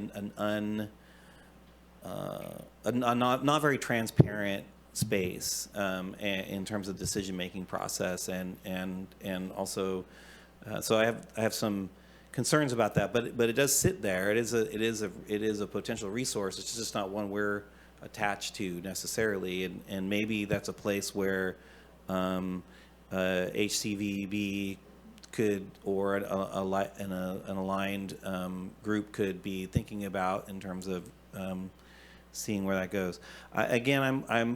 The current construct that we have, I appreciate that the gateway communities provide these direct services in terms of a physical space where people can come and ask questions and those sorts of things and derive that. I think that's great. I do think it's a little strange in this moment where we've been talking about holding money and or cutting money, that we're also now talking about adding new entitlements to communities or organizations, only because we're doing that prior to saying we're going to do a big analysis. And then if that analysis changes everything, we've now basically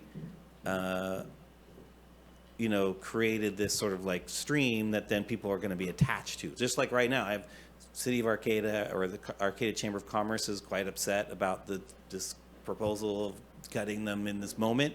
I can imagine, because they're using that money for a certain specific item that they're doing, and that's been very successful, that brings in many thousands of people a year. And so I find that, and what I don't want to have happen is that we expand upon that, and then when we start talking about cuts some more, then all of a sudden we're like, oh hey, sorry about that, we're gonna pull you back, and now you're dependent upon that. I want to be careful and cautious of that.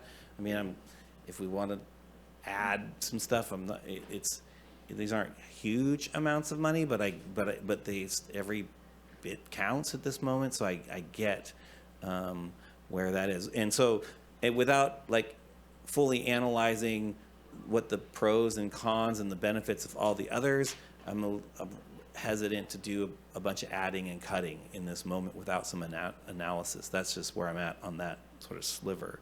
Those are my thoughts in this moment. So I don't see any particular changes to the recommendation from staff that I see is of value to talk about, other than we do see this increase in allocation, which I'm a little bit concerned about. But again, it's like then all of a sudden what that spurred was more allocation, and there were more requests that came from that in this moment when we're trying to like either hold or move back. So I just want to be cognizant of that, because at least this one had since Friday to grok. Like the other allocations that were talked about today, not so much. So there you go. Supervisor Bushnell. Thank you. So I'm not seeing a lot of support for the staff's recommendation, and we've been at this a long time. And so I want to ask a question of CAO Hayes. What, if we renew the contract today, is that for 6 months? Is it for 1 year? What's that look like? That's 100% at your board's discretion. Okay, so I am going to make a motion then to receive and file the report and to extend the contract for 6 months to Humboldt County Visitor Bureau. And I don't know, the McKinleyville and Lolita chambers, I agree they should get some money. I am not going to take from other chambers or DMOs that are already working within that budget, but I don't know if there's money. I guess we could take, what if we did, how about to that motion, I'll add, we take $15,000 or $30,000 from Measure J that we just set aside, the $15,000 to Lolita and $15,000 to McKinleyville.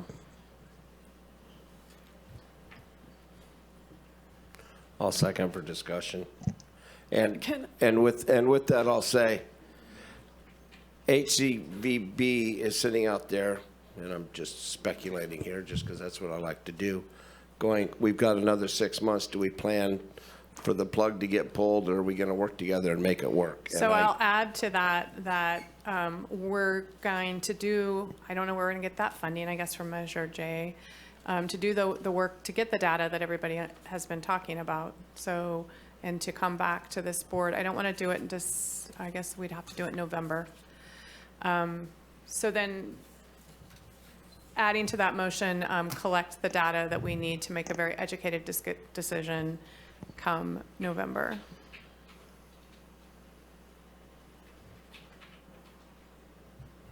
Supervisor Rowe? I don't think that there was necessarily tepid support about staff recommendation as much as, maybe tepid is the right word, but a mix of concerns and questions to be answered here. And so the staff recommendation included a construct whereby those additional gateways could be funded, but as is, I don't know that I feel comfortable dipping into the Measure J funds further unless it's pretty minimal. I was just wanting to have a clear understanding of the, online marketing. I'm seeing the access and hosting fees and the online marketing component being, in the realm of $40,000. That doesn't include staff time to administer those, but the sort of existing framework for advertising, promotion, and the website. And so, again, that's probably a very low estimate because there's the cost of people's time. But to be frank, I'm not opposed to staff recommendation if we find that kind of transition plan. And it sounded like you all were going to make that plan, but it wasn't clear to me what that time frame looked like. And so I think, 6 months is one thing, and then I don't know what the alternative transition would look like. I want to work with the right information here. Through the chair. Is that okay? Yeah, and I see Cody wants to talk, but there were a lot of questions that we couldn't answer, that couldn't be answered, and given that unless the staff can answer them right now, because I think there's a lot of unknowns, and I think that there will be a downtime, as you said, until we can figure things out. Whether we redo this contract for now with the message that we're not going to redo the contract come January so that we can figure that path out and have that transition seem a little more seamless than what's happening right now. I just I'm not feeling that from my board right now. Can I ask a question about that, Chair? Please. It's probably to staff, but so if we were to go through with this plan of 6 months as a period of analysis and transition and all of that, it sounded like you just said the intent was to potentially go in a different direction after that. What would how does that work with our existing contractual language? Because I see two alternatives. One is we provide notice that we're in a different financial position, and that would have had to happen March 1st and yada yada. That's kind of off the table. Then we have this other clause. So can you help me understand that? I see 3 staff ready to jump in. I was just reviewing the financial documentation that Scott alluded to earlier that was provided to us as we requested an audit per the contract. It appears by that financial documentation that there was, over a 9-month period, approximately $20,000 invested in marketing through different means. So I don't know that a transition of 6 months or whatever your board decides, that there's going to be a huge fall off of a cliff of a monstrosity of a marketing program when there's $20,000 spent in a 9-month window. That would equate to about $25,000 annually actually being put towards marketing buys, is what I was understanding from that. But contractually, Scott, I don't know if you have anything to add to that. Contractually, if we were to terminate the agreement, then there is a notification period in which we're obligated to file the notification period. Given the budget situation, that's why the recommendation was just to allow the agreement to lapse. If your board wants to renew the agreement for a transitionary period, it's certainly your board's discretion. 6 months in government is about equal to 3 days. I don't know if 6 months, frankly, would be enough for a transition period. I think it'd be very difficult to try to complete. Well, I guess it depends. What are you transitioning to? I guess it depends on what it is your board is. Are you indicating that you want to transition toward a termination of services, or just a 6-month transition while the analysis work is done on the strategic framework? Is that? I'm gonna be real blunt to the point. Are you having an adversarial role with HCVB, or do you guys have a let's work together and make things work for Humboldt? Because that's what I want to hear. Because I worry about the gap when they go away. I worry about they've been the source of years and years of what they're doing.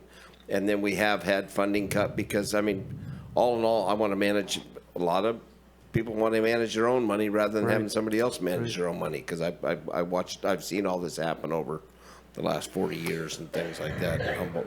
So as I go, you guys, you haven't seen what they've done in the past. We don't know what they're going to do in the future. I talk to a lot of tourists. I get out and walk about, and I see a lot of people. And you know why they come here? Because it's 107 at home. That's what a lot of them, they could give a damn about the trees are added bonus. But it's 107 at home. They're tired of sitting in front of an air conditioner and sweating. So as we move forward, and that's a marketing tool, I'm going to tell you. You can smell your mothballs. You know, I mean, you can put your jackets back on. But what I'm saying is if we can work in tandem and come up with this data, we're talking about getting data, and that's another book like this that's going to sit on a shelf to see where we're at. Because I've got no idea, unless we're all going to market. You're talking about bringing everybody together, a lot of government together. And do you know how hard it is for us to have a 2x2 meeting? I mean, I think it took 17 emails the other day to have 2 of us and 2 city councilmen get together. So, I mean, good luck. I'd like to jump in on this one because I don't want staff to be put in the place of answering whether or not there's an adversarial relationship here or not, because there isn't. What staff is doing is trying to adhere to the direction that your board has placed before them. This is a conversation that's been taking place for many years, and that is what has brought us to this point. It's been a decision that your board has been kicking down the road of, do we continue working with HCVB or not? And that is at the direction of your board. So we're trying our best to bring you the information to make that decision. We do believe that the contractual obligations aren't being fully met in the letter of the contract. Yes. Could that be remedied? Yes. We just simply seek your board to give us direction to proceed or not to proceed. And with that, we will do whatever your board wishes. Supervisor Arroyo. I think there could be some benefit in having a request for proposals to see what services are available. I know I derived great benefit from being able to see what was out there. I certainly don't want to throw out the local expertise that we have in the process or establish any kind of adversarial relationship. I think we do need to have an opportunity to work together closely, whether or not there's a transition.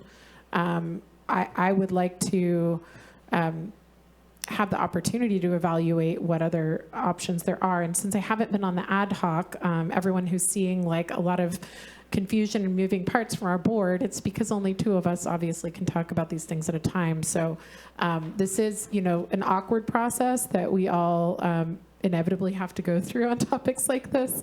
But Generally speaking, I support the recommendation, but I would like to have a little bit more clarity about what that means. Is it 6 months to go to a request for proposal process? And how would we fund the component of the study that is the kind of underpinning need in all of this? Chair. Okay. And I'm going to be fair, we got department heads and everybody else sitting there. As soon as this is over, we're going to have at least a 20-minute break to give everybody a chance to go hit the vending machine or something like that. So just so you guys know that at the culmination of this, so we are going to start late. I apologize. Supervisor Bushnell. Thank you.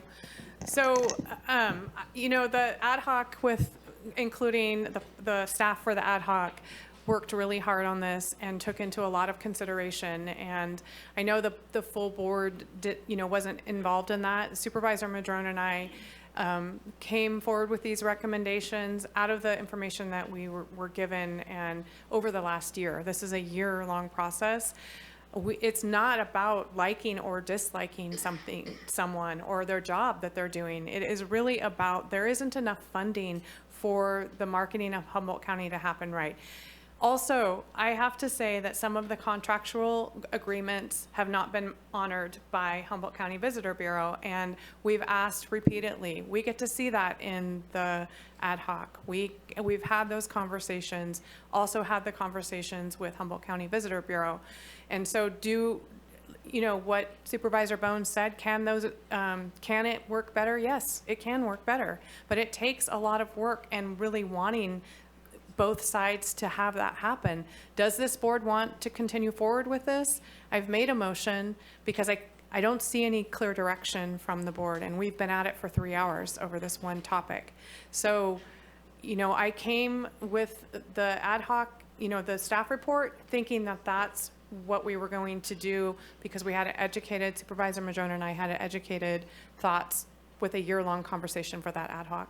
If this board chooses to do something different, I've made a motion. We can vote on it and then see if it passes or not and move forward. I don't know what it looks like in 6 months because I'm not willing to go back into an ad hoc and talk about the same thing.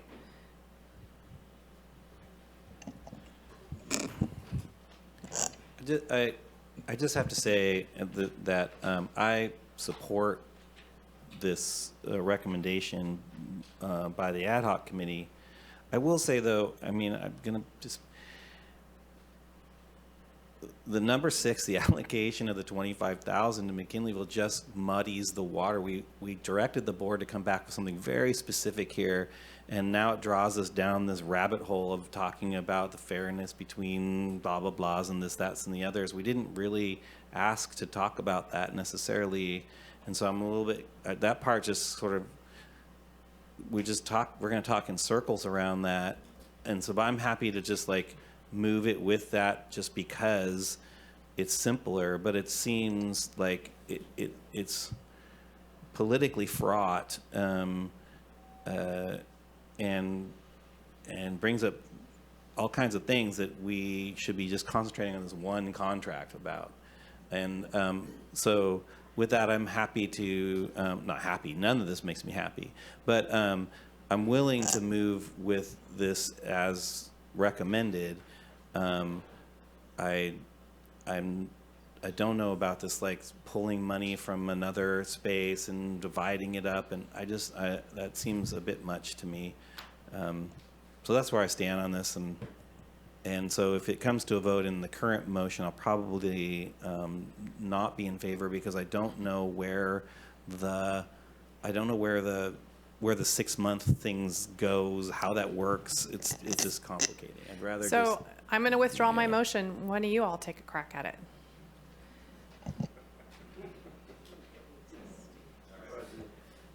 Supervisor Madrone? Yeah. So I've been bringing up this issue of McKinleyville not being included for about 2.5 years. Every time we've talked about the gateway communities, I've brought the issue up. Also, Supervisor Wilson, I've heard you often talk about how people feel that they have entitlements. And I'd say that's exactly what we're seeing here, is that suddenly, all of a sudden, these gateways have entitlements. The very last item we just talked about, there's the Film Commission. there's ink people, there's all these other things. They clearly didn't see it as entitlements, although maybe some of them thought they were as well. I think even one of them mentioned, we thought this was a 3-year commitment. So I just don't understand where we get to where suddenly all of a sudden this is all entitlements. It's not.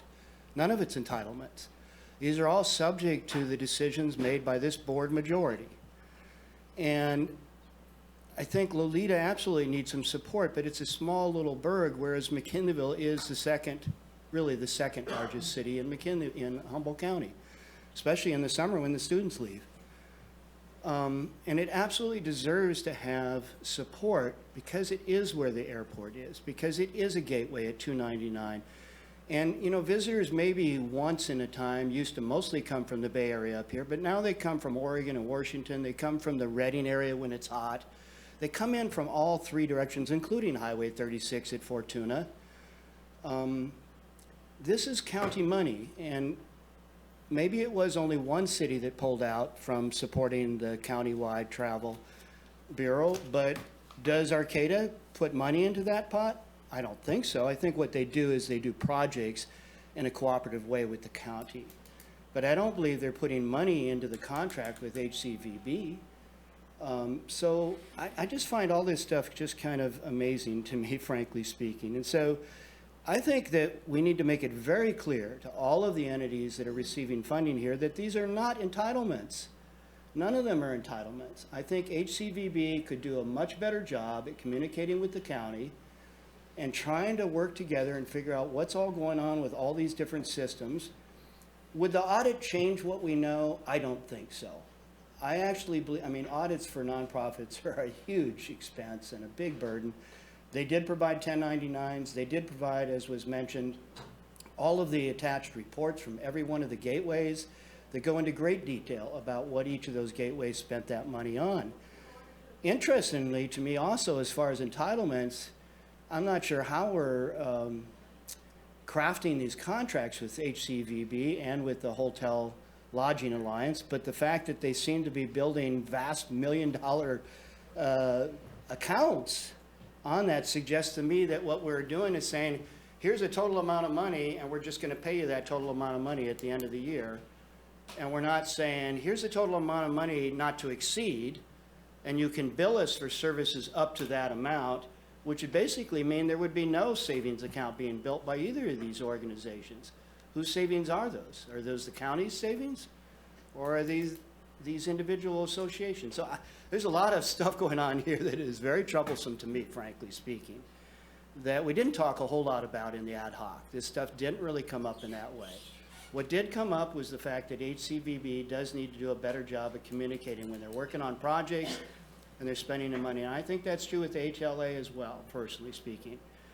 What also has come up is that people think they have these entitlements, and I just don't think that they do.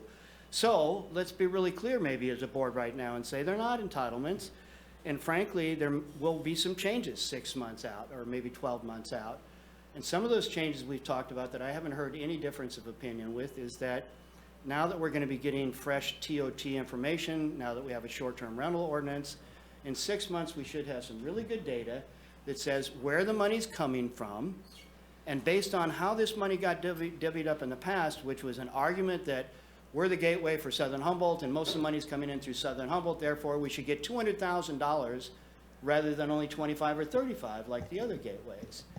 And I'm just simply saying, well, okay, that was an argument that held ground in that time, but if we revisit the TOT, it seems to me that the gateways should expect some changes in 6 months. You know, because the TOT has changed. And as Mark Rowley said, it's going to change again and again because it's still a new market that's currently evolving over time.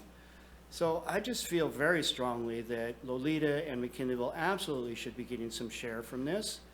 And I tried to come up with some options, prefer to make motions to take the pain away by simply letting everything sit as it is right now for all the gateways and for Humboldt County Visitors Bureau. And if we want to do an assessment and a survey and come up with recommendations working with all the cities and all the DMOs, you know, over the next 6 months, and we want to add our McKinleyville and Lolita to some support through all this, let's take that from the 650,000 that we just set aside in Measure J.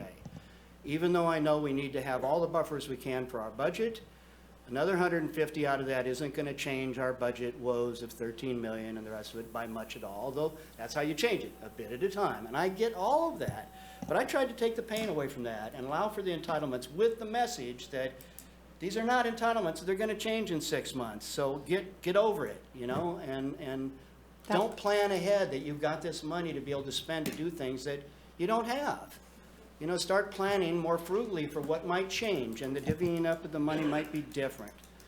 So, but neither of my ideas for options seemed to no, it was different. I was going to take the money from Measure J and keep, well, your motion changed it to 30,000 rather than 35,000, I guess is the only difference. But just to be clear, was your motion to continue the HCVB contract for 6 months with a review at that time, but I don't know that it actually said 6 months in the motion. It did. It did, okay. And that then also that there would be 30,000 taken out of the Measure J money. Yes. 15 to Lulita, 15 to McKinneyville, Yes. and I just don't see them equal in needs personally. I do appreciate both of them have those needs. And there was something else in your motion about, I forget the rest of the motion. It was long and got added to a couple of times. So, and I'm not just trying to fight for McKinneyville, because frankly, whatever we spend, 150,000, 200,000 that we might spend on a survey, outreach to the cities, other DMOs, the work we might do on assessing our current situation and coming up with a strategy for the future and recommendations, that's money that's going to benefit every city and every chamber and everybody all over Humboldt County. That is 5 district wide, you know, in terms of benefit. So, anyway. Just a point of clarification, hearing this 6-month extension and wanting to clarify if that's at 6 months, the contract will end. I pulled my motion off. Hearing it kind of showing back up in some regards.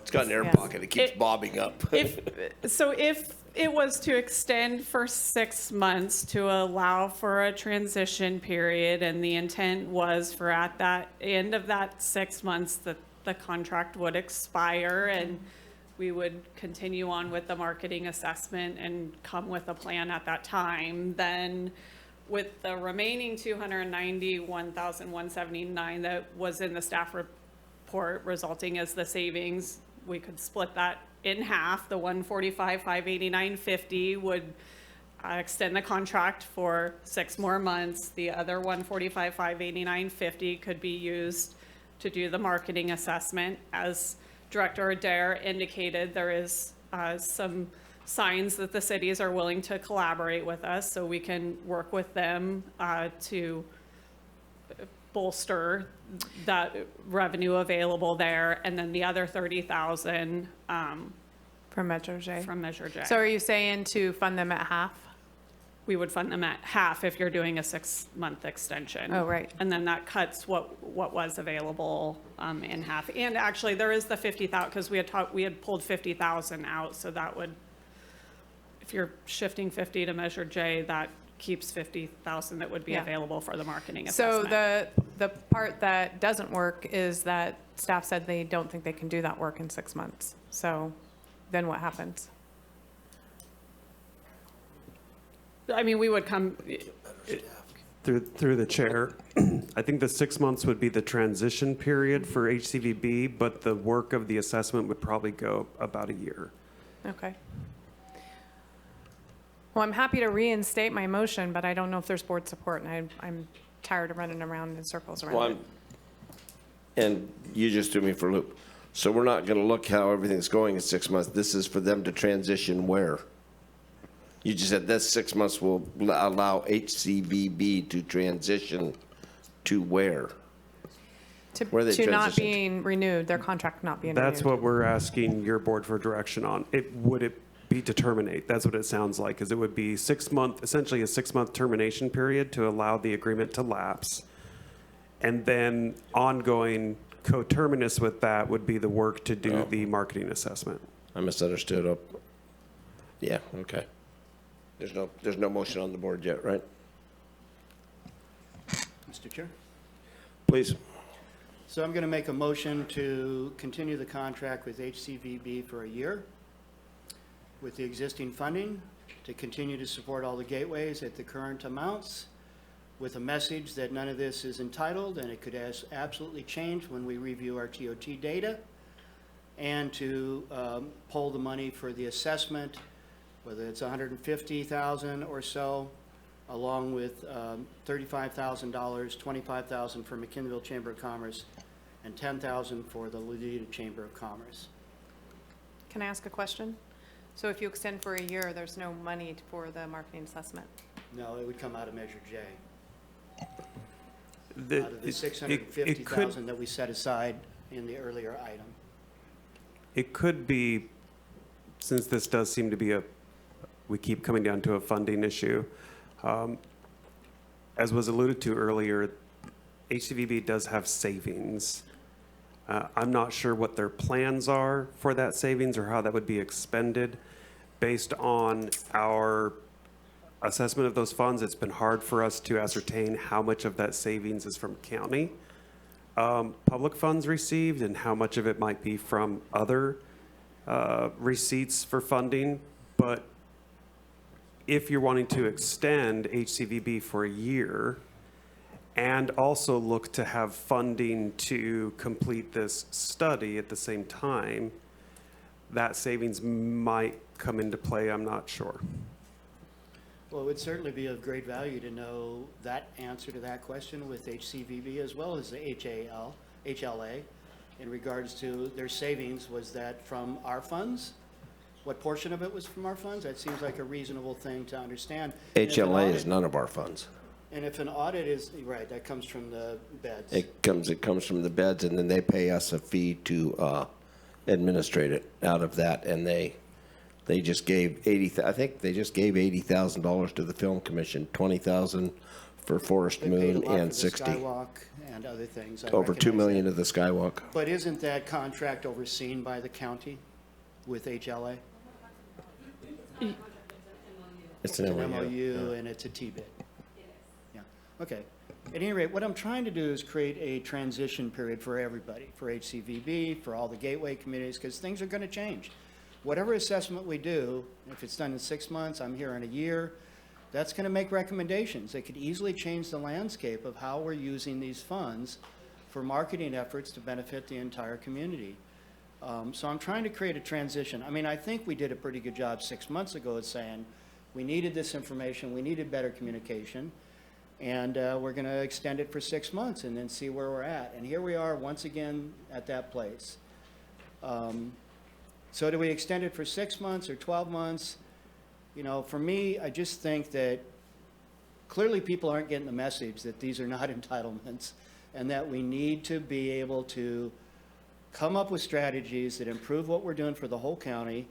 And we're going to be redivvying money up. From my perspective, I don't see how that's not the case. And so people should absolutely consider this to be in flux. But that message doesn't seem to have been given, because some board members are definitely fighting for holding on to that in a couple of different districts. So I don't know, you know, I mean, here we are, we've had, part of what's going on here is we've had a 10-minute break in the last 5 hours, you know, 5 hours, yeah, 10-minute break. So this is how we get. Point of order, No breaks. Yeah, can we confirm if we have a second on that motion? 5 hours since we started the meeting. Oh, you're right, thank you. I'll second it for conversation. May I'd like to return to the 6 months idea, and I'm wondering if we can, through conversation, get there together and consider amending it. I do hear that would leave, you know, potentially up to a 6-month gap in time as we're continuing to do this study. But I do think in these tough financial times that allows us to identify a revenue source for the analysis that we're talking about. don't mind the one-time idea of allocation of funds to the McKinleyville Chamber at $25,000 and Lolita at 10. As long as it's clear that all of those allocations are, to be analyzed as part of the study. But I would kind of return back to what I think was actually a very wise motion at the outset. We just had to talk our way through it. I think the 6 months plus, we can bridge that remaining 6 months or however long it takes to come up with a good and clear plan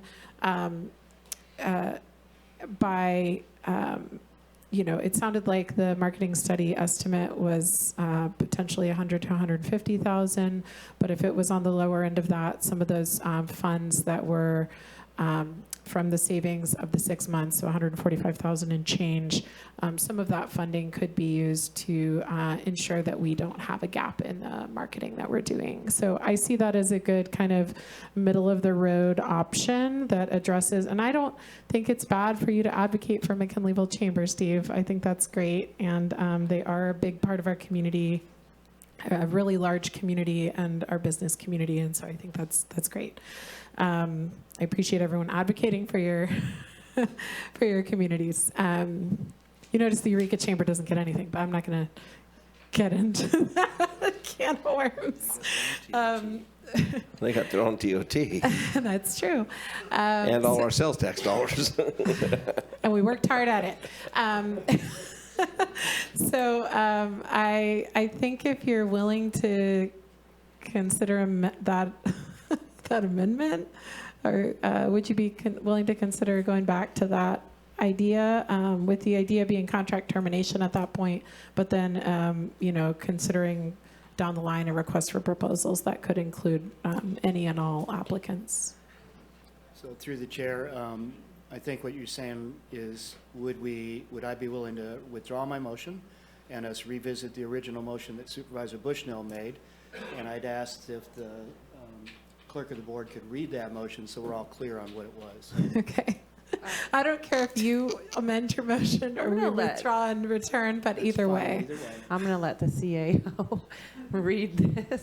Thank you. Thank you. I believe that motion was to extend the contract for 6 months with an allocation of $145,589.50 to HCVB, at which point in time the contract would terminate. Allocate $15,000 to Lolita Chamber of Commerce and $15,000 to McKinleyville Chamber of Commerce through the use of Measure J. I think it was 10,000 to Lolita. No, hers That was was 15 the and modified. 15. No, No, it was mine was 15 and 15, but if I would do 20 to McKinleyville and 10 to That's what I was Lolita, saying. recognizing that McKinleyville is a bigger, is that okay? Oh, Steve? and I'm fine, because originally it was 25 and 15, so we're coming down off of that. But I think as we talk, and we're talking about chambers and everything else, being fully aware of all of them, McKinleyville has the largest fundraiser and the biggest participation in their stuff, and so does their Rotary. So their community, Steve's always talking about being the second largest city. Well, it's not a city, but it is the second largest community. I fully understand, and they manage themselves pretty well. Like I said, they got more housing going on up there, but that's thanks to the county. But their fundraisers and stuff like that. So I would like to see them at their 25. And I'll cut back Lolita to 10, but I think they need their full value because they're doing a lot with what they don't have. I'll make that 25. 25 to McKinleyville and 10 to Lolita for a total of $35,000 using Measure J funds, with the remaining savings of $145,589.50 plus the $50,000 that was referenced in the staff report. So a total of $195,589.50 to be utilized for the marketing assessment. Yes, that's my motion. So I withdraw my motion. Can we get a second? I'll second. Okay. And just so you know, I won't be voting for it if it's termination. I'd love to review it 6 months, because it sounds like we all don't have a lot of information we need, but we're taking it for granted that staff has it all, and I don't know if staff has it all either. And to clarify that the marketing assessment includes the staff time that will go into managing all of that.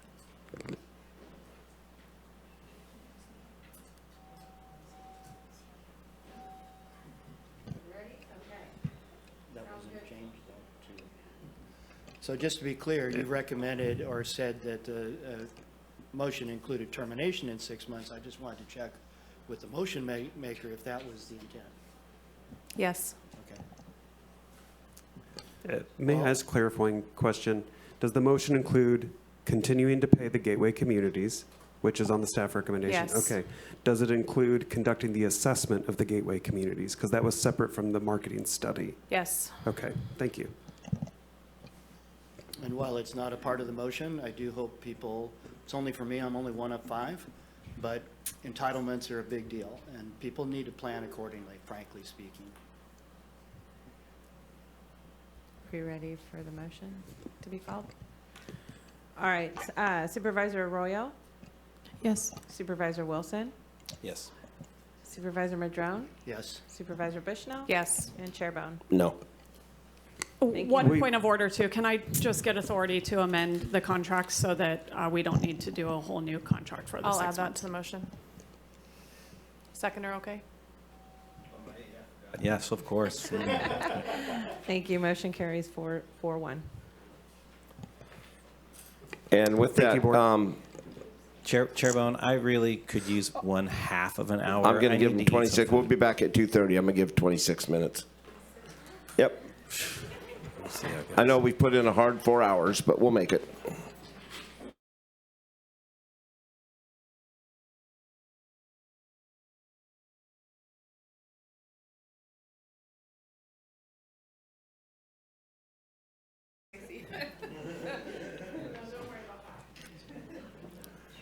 All right. Department heads and everybody, thank you for your patience. You wouldn't have liked Mike if we didn't feed him. So now we're going to open the public hearing on proposed county budgets and special district budgets for fiscal year 24-25. So we'll convene this board of directors for the special districts governed by the Humboldt County Board of Supervisors. And I will open the public hearing. And I will receive. Chairman, we have a presentation that we will start with first before we go to public comment. I have somebody that needs to speak and be to a 3 o'clock meeting. And I'm going to You're the boss. I'm going to accommodate them because we're starting an hour late. Sorry. Just one person. I'm hoping the public, If you're going to let one person talk, you probably have to let everybody talk for equity's sake, but you go right ahead. I'll get in trouble. I'm going to let one person talk because they asked me very politely if they could speak, and they've been waiting around for an extra hour while we didn't start. So everybody else, if you want to complain, it's at HR across the hall. Go ahead. It'll be like the first time I've ever got in trouble. Thank you, Supervisor. I'm speaking on behalf of our diversion people at Arcata City Hall, and I'm an educator, so I do have to run back for our final staff meeting of the year over at Arcata High School because I'm in charge of attendance, and our diversion people, that's Measure Z, are instrumental in literally saving lives in our community for our young people who are in our schools. And their parents, because they also work with the Parent Project. Many of you may be unfamiliar of what juvenile diversion counselors do, but they work one-on-one with students, many very at-risk students, and with their families. And then they also help to teach the Parent Project and Loving Solutions, which are nationwide support systems for parents. So they help parents, and so not only do they help a child or a juvenile with things that they need to get along in life, they also help other people and their families. So they're instrumental, and just because it's City of Arcata, they're also working with our McKinleyville students all the way up to Oric, Trinidad, Blue Lake, Willow Creek, all the Arcata schools, McKinleyville, so it's not just Arcata, so they're essential for our schools. We don't have any resource officers where we are. Fortuna has one, we do not, McKinleyville or Arcata, and so diversion is just another place of resource officers. The money that is spent on them in Measure Z is really minuscule compared to what they do and the families and the students that they help. And like I say, literally saving lives, because these are our kids who they keep out of our juvenile penal system, and sometimes they are, but also jail. It's very important. You know, like 3,000 students, and it's amazing what they do. They do a lot of speaking with those students and helping them, tutoring them, and just life skills for them. So I really encourage you to say yes and keep supporting those diversion officers through Measure Z. Thank you. Great, thank you. Thank you so much. You bet, thank you. Enjoy your staff meeting. It sounds terrible. I'm gonna close that portion of the public comment up, and please turn to Jessica for her presentation. No? I did that at the beginning. Yeah, we're already as We're a special reconvened. district, and the public hearing is open. And yes, Jessica, if you could please provide your presentation, that would be lovely. Sorry. When you have a moment, Nikki. All right. Good afternoon, Chair Bohn and members of the board. I'm Jessica Maciel, Deputy County Administrative Officer, and we are here for your board to receive public input on the fiscal year 24-25 budget. Today's public hearing, we are here to receive input on the 24-25 budget and the special district budgets, and to provide any final direction to staff to include in the fiscal year 24-25 budget that is planned to come to your board on June 25th for potential adoption. Today, your board will have the opportunity to provide direction on the additional requests for general fund allocation, the ongoing general fund contributions to other funds and agencies, one-time funding sources including American Rescue Plan Act, otherwise known as ARPA, and local assistance and tribal consistency funds, otherwise known as LATCF. Any changes that you may want to make to Measure Z or transient occupancy tax allocations, which we went over this morning, and I will recap, and possible budget deficit reduction actions, including a voluntary separation incentive program, and any amendments to the hiring freeze approved by your board on June 4th.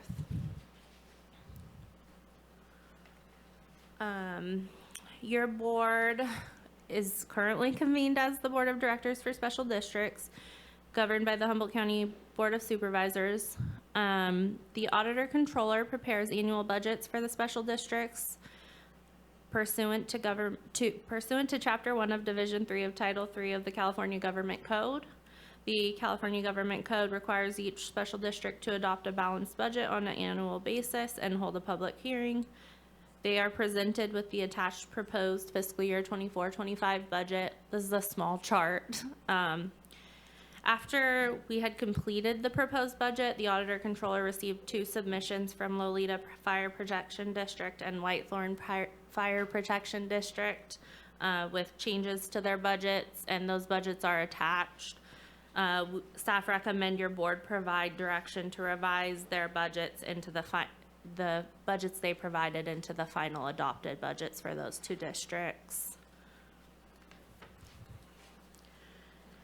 Just to quickly recap on a couple of slides we reviewed last week, the total proposed budget or spending plan is for fiscal year 24-25 is $606.75 million. As presented, this appears to be a significant increase over the prior year. However, this number is higher due to several accounting changes implemented over the last year, which has resulted in a reduction in the use of transfers.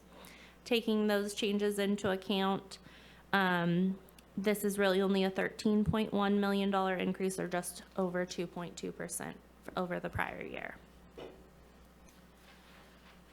Recapping the general fund, projected revenues are $141.68 million, which is an increase of $12.1 million or 9.3% over the prior year. Discretionary general fund revenue is projected to be $88.8 million, including $13 million in Measure Z revenue. This is an increase of $4.3 million over the prior year.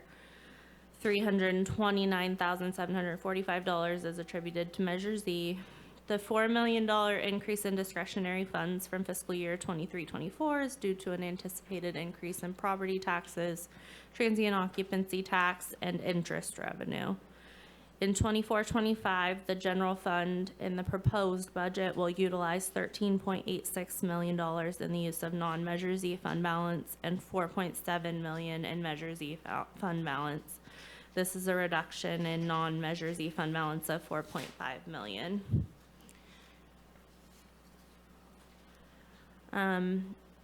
At the mid-year budget presentation, your board directed staff to review general fund contributions to other funds and agencies through budget unit 1100-199. These contributions include ongoing allocations of the $6,341,286 in ongoing contributions. Over $5.5 million were determined to have an associated mandate match or contract. Of the remaining $807,265, the CAO recommends funding $693,700, and we look for your board's direction on that today. There are 2 allocations, as you see there, that are not included in the proposed budget, as we discussed last week. 1 contribution to the library and 1 ag fee subsidy for DHHS Public Health. The total recommended additional request for general fund appropriation is $2,112,921. As we mentioned last week, given the budget deficit, CAO would typically recommend that no ARCFAs be funded, but based on a ramp down approach and considering the submissions, we set a target fund balance use of no more than $14 million. With that in mind, we recommended 11 requests for $2.1 million, and through the budget ad hoc process, added on 1 more request for the veterans utilities, for a total of 12 recommended requests. And again, we will seek your board's direction on those today. Just to recap Measure Z, we are estimating $13 million in revenue for fiscal year 24-25, keeping projections just under the estimated actuals in the current year. Staff-based budgeted revenue for sales tax projections based on projections provided by HDL companies, which has years of experience and has traditionally provided us very accurate projections. The total obligations for the coming year, including the reserve established by your board, is just over $17.7 million. We did receive a request for carry forward from Public Works for $306,514 for a chip seal project that was approved in fiscal year 22-23. This carry forward has not been incorporated into our fund balance projections and would result in a reduction of available funds for allocation in the fiscal year 25-26 Measure Z process. This carry forward is necessary to finish the project work, and staff recommend your board approve incorporating this into the fiscal year 24-25 adopted budget.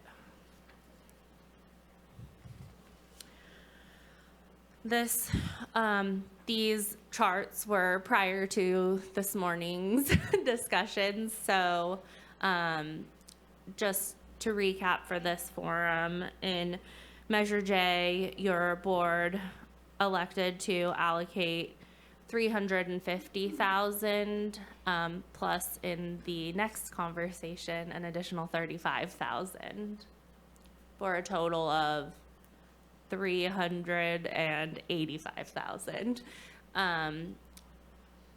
We did, in the proposed budget, the Measure J funds were budgeted to be kept in the general fund based on the CAO's prior recommendations. So given that we are going to hold the remaining amount of Measure J funds, we will be allocating an additional, we will be budgeting an additional $1 million. The remainder will be held in contingencies to ensure that those funds are continued to be set aside. Chair, can I ask a quick question? Just a Please. clarifying question about what you just stated. I thought that we did 250,000 of allocations in Measure J and then an additional 35,000 as a part of the following item. Did I? It was 250,000 originally in staff recommendations plus 100,000 to housing. Oh, yes, thank you. I'm sorry. Yep. Ignore me. That's correct. I tried. And then based on your board's discussion earlier, the $837,410 represented there was already included in the proposed budget. It will just be allocated slightly differently based on the discussion this morning. And this is just a reminder on the other funding sources of where we are at, and also your board is able to provide direction on these funding sources today, should you choose. For ARPA, the county received a total of $26.3 million in ARPA funds. $22 million have been expended, and it is estimated that an additional $627,000 will be expended prior to the end of 23-24, for a total of $22.6 million expended of the original amount. The remaining $3.7 million has already been obligated by your board to 7 remaining projects. Your board directed staff at the mid-year budget presentation to allocate any remaining funds to previously allocated ongoing costs. So those were allocated, the $142,779, which was a result of underspending on COVID supplies, and HR underspending their allocation is being carried forward for human resources and risk management staffing. The local and tribal consistency funds, we received $3,196,536.10. And your board allocated $1 million of it to earthquake response. There's $131,897 available. An additional $118,103 is pending 100% reimbursement from the California Office of Emergency Services. So should that be reimbursed, you would have a full $250,000 available there, obligated. You could either choose to use that on other earthquake or reallocate it. The remaining just under $2.2 million remains available and unobligated for your board to allocate. Given the ongoing budget deficit, staff recommends holding these funds as unallocated while we work to stabilize the general fund. And finally, the opioid settlement funds. The county has received $3.4 million in payments thus far. Year 4 payments are expected in the next few months. Your board approved utilizing $1.6 million of these funds in fiscal year 22 and fiscal year 23-24. We met with the opioid work group, which consists of the Sheriff's Office, Probation, County Council, and DHHS, in March to allocate these funds, and based on the group's recommendations, we came forward with a proposal for just over $1.9 million allocated primarily to DHHS, behavioral health, public health, the Sheriff's Office, and a small amount to probation, which is new this year. Finally, as far as budget deficit reductions on last year, your board approved a voluntary separation incentive program, and the program offered a $20,000 cash incentive to staff who separated before the fiscal year 24-25 year began, with declining amounts for each month that passed after the beginning of the year. It required departments to hold vacant for 2 years any positions that participated in the VSIP. In total, 18 employees took advantage of the program. and the county paid $294,000 in incentives, resulting in an overall estimated salary savings of $1.2 million for the first year and an estimated more than $2 million in fiscal year 24-25.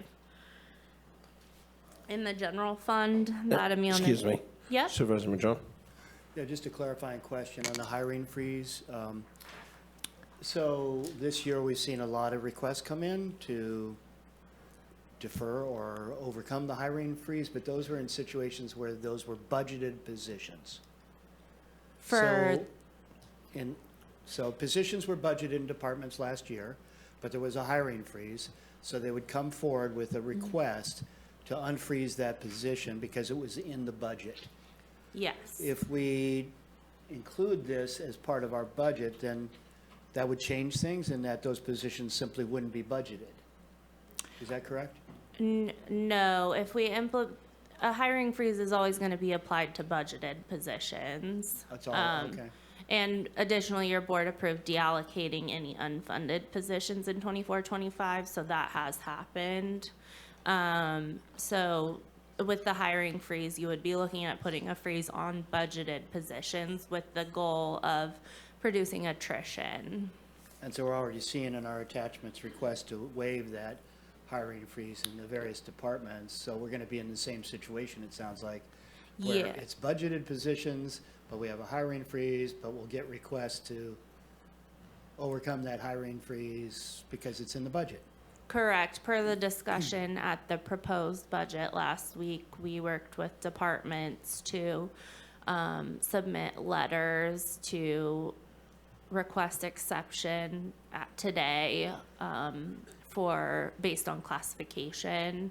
And so all departments submitted that the hiring freeze will apply to submitted a request for exception, with the exception of the public defender, and some departments it is just a couple of classifications, and some departments submitted for nearly all of their classifications. Okay, so I'm assuming at some point we'll be revisiting all of those issues.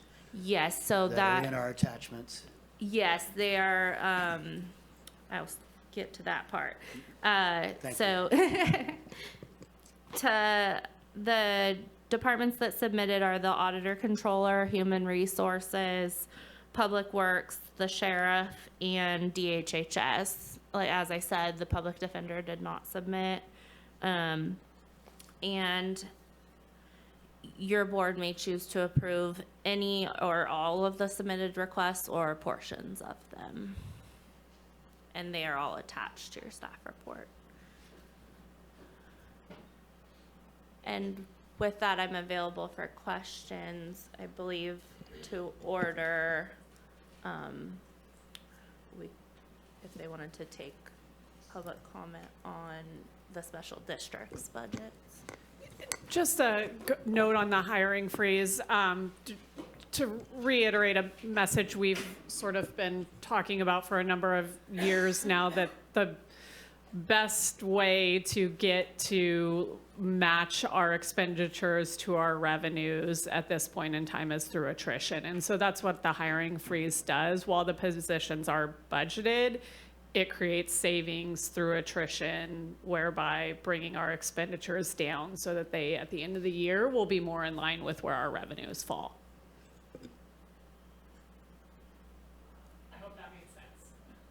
Well, Doesn't look like it. we're going to still be getting requests to overcome hiring freezes on an individual basis as we go forward because it's in the budget, regardless of the attrition factor. The whole idea is that if a position becomes vacant, we would not fill it and therefore lower our budget from 13 million in the hole to something else. I realize this is a hardship on the county, on departments and everything else, but it just puts us as a board in this position every month, every week, every 2 weeks to deal with requests for overcoming the hiring freeze. And it just seems like an inefficient way to do business from my perspective. So it clears it up, but it doesn't change the underlying concern. There, and I'm not mistaken, but there will be some continued savings because usually the people that are leaving are at the higher end by quite a bit of the pay scale, have their hiring, they have their longevity pay and everything else. And the new people are working to that, to be at that level. So we don't get quite the savings, but there's a considerable double-digit savings. So, Minus the cost of training and well, recruitment. yeah, Anyway, kind of like when we get elected. Any questions of? Keep on going. I think we can now receive You want public comment? Okay. Round 2 of public comment will now take place. And this is on the special districts. Yes.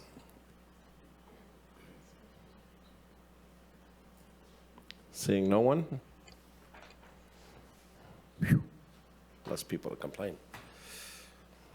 Bring it back and go. You can close the public hearing. Close the public hearing. Reconvene as the Board of Supervisors. Reconvene as the Board Oh. of Soups. First, you gotta approve the special district budget. Oh, I'm sorry, excuse me. With modifications. I'll move approval of the 24-25 budgets for special districts governed by the Humboldt County Board of Supervisors, including final modifications as seen on attachment 4. And set June 25th, 2024 as the date to adopt the budgets. Sure, and set June 25th, 2024 as the date to adopt the special districts budgets. Yes. Second. Moved and seconded.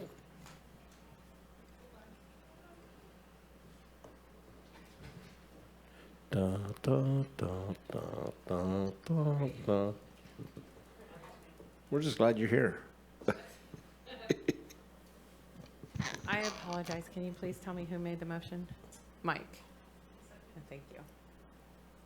Too busy typing the motion. Okay, Supervisor Madrone. yes. Supervisor Wilson.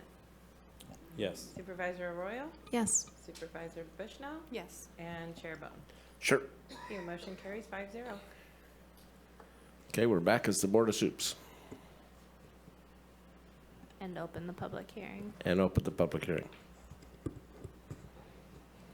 And we already received the staff report. So your board can receive public comment now if you'd like. That's what they're all waiting for. Like blind dogs in a meat house out there. Public comment. First 3 get the money. No. I'll get it over with. There you go. My name is Bonnie Oliver, and I am on the your McKinleyville Municipal Advisory Committee. Our chair, Lisa Dugan, had to leave early. I'm the secretary currently, and I'll do my best to fill in. As part of your regular budget, you fund the MCMAC with a budget line item of $5,000 from the last budget, basically to reimburse us for expenditures related to publicity, community events, and the work we do, volunteers, as your MCMAC. And we have requested the same amount for the following year. We know it's not an entitlement, and we know that we may not spend the whole thing, and we still think it's viable for us to have that because of some very big projects coming up that could hit us this year, that could involve expenditures on the committee's part. One of those is the town center ordinance for McKinleyville, which is now going through the EIR process, and we expect it to be before the Planning Commission and this board within the next budgetary year. And we expect that that will involve public meetings of the MCMAC to explain and encourage involvement in this process for the citizens of McKinleyville. As that process, that long worked on town center process continues and hopefully comes to a conclusion. A second item is the Committee for Active Transportation, of which I'm a member. We have been working with and meeting with both Public Works and HCOG and our CAA members on a project for quick build in McKinleyville in the town center area to investigate road cross sections. And this will probably involve some searching for funding to do this project, to help analyze what's being proposed in the town center, and also just as a solution to some of the issues on Hiller Road in McKinleyville. And I better hurry up. The third thing is the Incorporation Exploration Subcommittee, which is ongoing and working tirelessly with many volunteer helpers, including HSU professors, student groups. Anyway, as you remember, the grand jury has recommended that the county support this process. Funds will be needed for help in getting a grant writer for funds for the study. So anyway, that is all the time I have, but thank you for listening. You bet.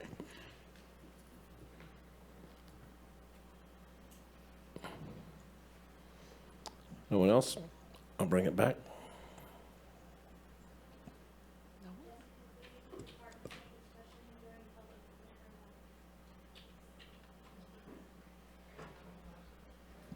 That's what I thought, yeah. I was hoping. I'm asking. Connie Beck, Health and Human Services Director. If I get to speak during public comment, I'll do that now. I just wanted to say I want to speak about the exemption for DHHS staff.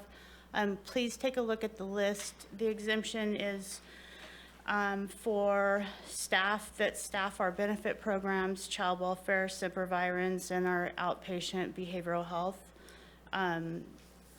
We will be requesting additional information from staff when they're requesting these positions, but they're mainly our mandated program staff. They're not our administration staff. They're not our, there's a couple of clerical, but only to run the offices. It isn't, we are being very prudent in our request for exemptions, and we'll be following up, and I think I sent you all an email earlier around you know, our contracts and different positions within Health and Human Services. We will be holding positions, and when they become vacant, we will be not hiring them through attrition. So just wanted to say that what we're requesting for exemption are just our mandated programs and things that we really feel like that we're going to need, and then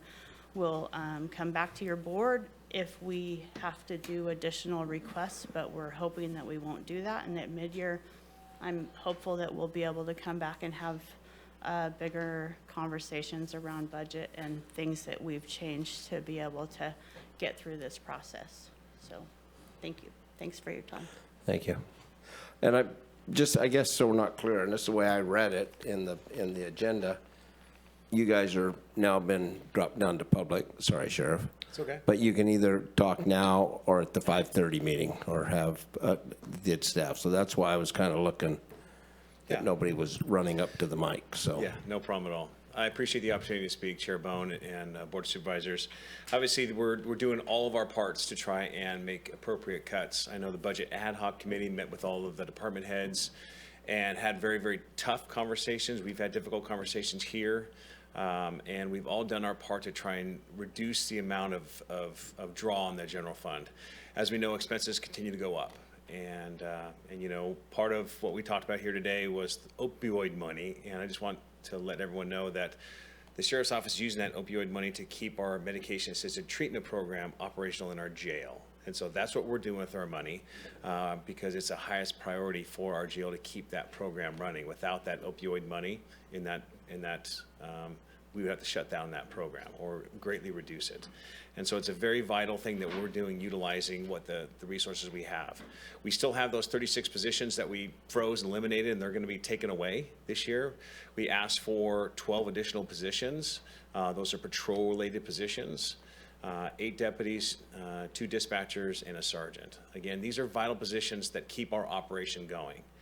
When we have, right now, when we are scheduled a deputy in every beat, but every time someone calls in sick or there's vacation or training, oftentimes those deputies aren't backfilled, which means that we aren't putting someone out in Willow Creek or Garberville, which means that resources are coming from McKinleyville to an issue out in Willow Creek, or Eureka is going down to Garberville. So we are doing the best we possibly can, but your deputy sheriffs and correctional deputies, you know, they are taxed.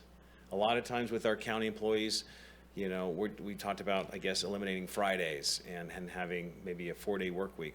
That we're not the benefit of those kind of work weeks. We work 7 days a week, and we're having our deputies work lots of hours and covering and training and court time. And so I just want to let you guys know we're doing everything possible. And so we have also put in a request for a hiring exemption for sergeants, deputies, dispatchers, you know, those essential positions that we keep our operation rolling here. It's not all the positions in our department, but it's the ones that are vital in keeping our operations rolling. So I do plead with you to approve those, because we will have to come every time there's an opening. If we're not, and we'll have to make a presentation, and it's just an inefficient process. And we definitely want to make sure that we utilize the most, you know, most efficient process to hire people as quickly as possible. People are applying again to a lot of government openings, a lot of jobs. And so we are getting some really good employees now and opportunities for people in the future. So I appreciate it. I'm here to answer any questions that may come up. Thank you. Thanks, Sheriff.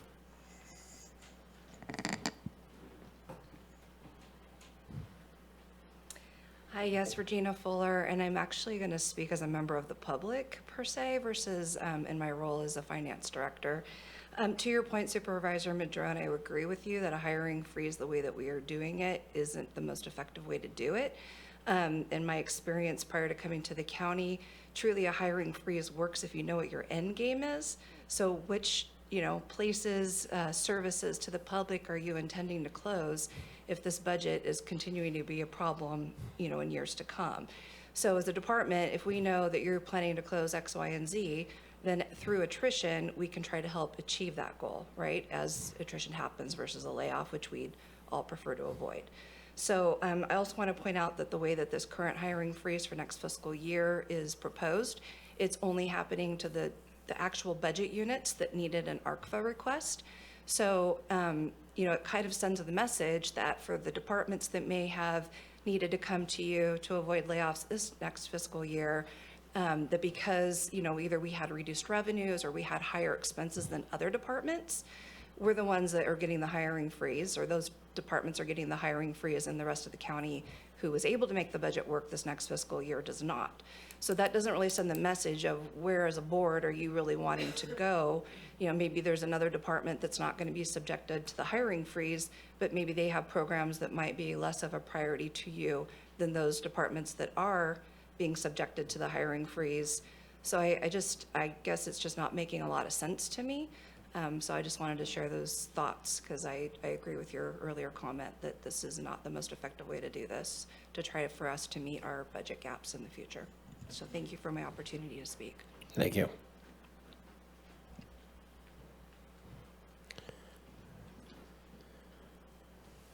If you want to speak, if you could probably line up or get in shape, even though. Good afternoon, Chair Bohn, members of the board. Tom Matson, Director of Public Works. I want to speak on two things. One is the hiring freeze. I did submit most of my positions because they are critical. We have to manage our budgets the way we see, but having to go through a hiring freeze for critical positions is very difficult. That will allowing me to manage my budget and manage my people allows me to manage my department much better than having a hard freeze put on it. Secondly, I would very hopeful that you will approve the rollover of the Measure Z funds so we can finish our 5-mile chip seal on Shelter Cove Road. Those are the two items. If you have any questions, I'm open for that. Thank you.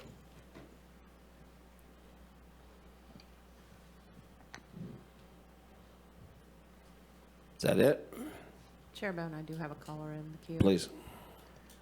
Okay, 5288, *6 to unmute. You'll have 3 minutes.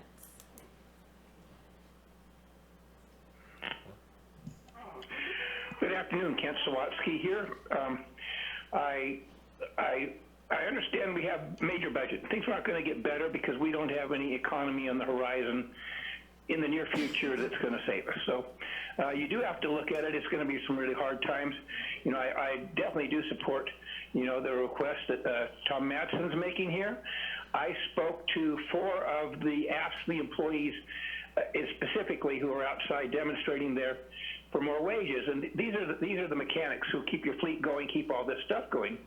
And, you know, very great guys, but they acknowledge they can get other jobs somewhere else, diesel mechanics, things like that, for way more money. So if you're going to retain people and retain the staff that will continue to keep your county running, you're going to have to really work on some of these things, and you definitely do need to prioritize which items the county does that we need and which ones we want. It's like this morning, I was kind of distressed to see a large sum of money go to a bunch of things that were what we want. And I think everything should be looked at. I don't know what you can do, a study or something like that, get to the public, see what has to happen and what doesn't, because you will end up cutting the things that don't have to happen. The absolute not have tos will rather rapidly, and that you'll be moving down that list rather rapidly if you ever come up with one. So good luck with this one. I also do support any request that Juan Pablo Cervantes makes from the election department. I think it's imperative that we continue to have a quality election department, as we've spoken, as one of the most trusted and one of the best ones around. He may be coming to you for requests. If he does, or has already, I strongly support any of those, including if he needs another employee. These people are probably making less than $20 an hour, so if he needs a couple more employees to do, especially during election time, I know the ballot now is 2 pages, and the paper costs way more, the processing costs way more. You're going to have a hard time fulfilling what's actually required by the state, and to have a clean election that's done properly is required by our other government. So thank you for the opportunity to speak, and good luck with your continuance of your meeting. Well, you've been introduced, I guess, Juan. That wasn't planned. Just want to clarify with that. I'm coming before you. I just got an intro, so I don't need to introduce myself or what I'm here for. I'm here looking to get the things I need in order to make sure that November goes well, that it goes smoothly, and that we maintain the reputation that we have. We're very fortunate to have this reputation in California right now. My peers aren't in as good of a spot when it comes to folks trusting the work that they do. Yeah. And so I'm here. I have 2 additional funding requests. One of them is for $107,626. I need those in order to make sure I can send what I need to send to everyone. I'm currently funded for the same amount of money as I used during the primary. In a general election, the ballot tends to be 2 pages, and unsurprisingly, paper and mail costs are some of my biggest costs. And so with the current budget as it stands, I don't see how I can make that happen. I've already reduced those costs significantly in the last fiscal year by switching to a more reasonable vendor, but I can't really do anything much going forward. So that's very much an existential additional funding request. My second one, and it's the one I'm concerned with the most, is I'm looking for 2 additional FTE, and given what we've heard today, I understand the heartburn that request brings forward. I've been I think, like I said the last time I presented, I've been losing sleep over this request. But I don't know how I can go about administering this next election, given the burnout and turnover I've had in my office. I'm currently one of 2 people in my office that's worked through a general election. That's the kind of turnover my office has had. It's the kind of turnover we see across the state. The job's changed.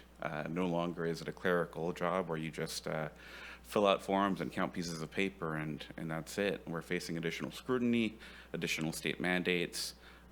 It's a tougher gig, and the staffing we have at this point, it's not enough. We tried to make do last fiscal year. If you recall, we tried to do with extra help instead of permanent help, and it just wasn't viable because we didn't have the staff to train and oversee those extra help folks.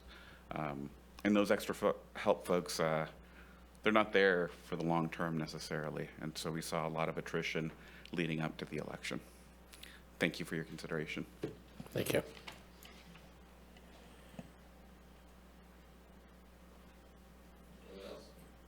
Anyone? Bueller? All right, I'll bring it back to board.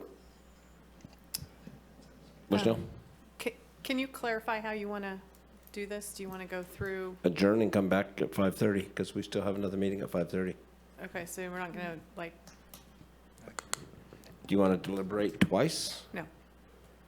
Because we haven't heard everything that's, so, well, we basically have, but we're going to go through. Oftentimes your board would deliberate now, and then we will gather that information and update our all right. presentation. And then at 5:30, you hear the final testimony and make any final modifications. Okay, we'll do it that way. I'd rather do that than sit in my office. So can you clarify, do you want to go line item by line item and request by request? That would be fine.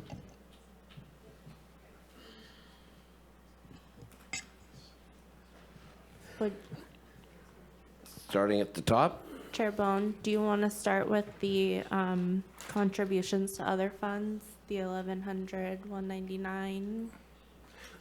That'll be fine. Yes. I can share my screen as well if that would be helpful. It would be.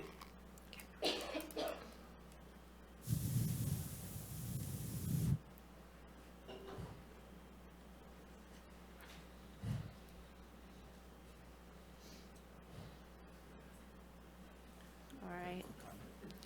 Supervisor Madrone? Yeah, I just had a quick comment. Appreciate, Regina, your comments. I just want to be really clear. It's not that I oppose the hiring of these frozen positions. I just think it's an inefficient process to have everybody come forward when they're in the budget to make these requests when we're going to approve every one of them, at least we have so far. And it just seems inefficient and weird to me. And I just think that if it's in the budget and somebody leaves the job and you're just filling a position that's already in the budget, I would think the department should have the leeway to do that, but that's just me. Okay. Do you want to start at the top? Yeah, right there with the, We'll start. This is the ACES allocation to behavioral health in First Five. It provides the mini grants and funding for First Five. where's, And this process has already begun for the year, so that is why the CAO recommended. They started with the mini grant process back in October. So your board approved the start of that process in October. Can you make that a little bigger? Yeah. Just so you know, they're in a different order in our packet, but they're Yeah. they're only on one Let me page. reorder them. Okay. I'm sorry. That's fine. Wait, what number is this one? The 199s. Attachment 3 in the packet. I got the attachment Boy. Okay, we'll start with the Economic Development Director salary. Oh, the 208, okay. here. That's not bad. That's the first one in your packet? Yep. Okay. Sorry about that. I must have sorted. Well, there it This is the, Supervisor Madrone has another question. yep, Sorry, just to help provide context. So we're starting out with, what, a $13.3 million deficit? 13.86, and to clarify, the actions your board took this morning added $1 million to So that's that. at 14.86. Yes. And that does not include any of these requests we're going to go over next. It includes the CAO recommended ones. If you choose to fund something that is not CAO recommended, that would add to the deficit. So whatever is in the column CIO recommended has been included in the $14.86 million deficit. Correct. Everything else would increase the deficit. Yes. Okay, thanks for that context. Yep. We'll start with the Economic Development Director salary. This is utilized not just for the Economic Development Director salary, it's just what the allocation is based on. They try to, because other staff receive assignments that are not grant funded, and so it's just utilized to fund the division for non-grant funded work. And that amount is $208,700, and that is CAO recommended. And clarification on that, that's guts, feathers, and all. That's benefits and everything. Yes, correct. Supervisor Madrone? And in a way, what this is trying to budget for what we know happens, because last year it wasn't budgeted and we had to come in afterwards and add to it, right? Separate items? This has been budgeted for a number of years. It's just that it's not sufficient for the amount of unfunded requests that they're receiving to work on. So this is a more accurate estimate of what it might take to, no. When your board created the Economic Development Director, it was a general fund funded position, and it has been general fund funded since you created that position. So this carries that same amount forward. Whatever his salary is every year, it's been funded, but this year you've asked us to take a special look at it. So normally it was just sort of status quo. It would be funded every year. Okay, thank you for that.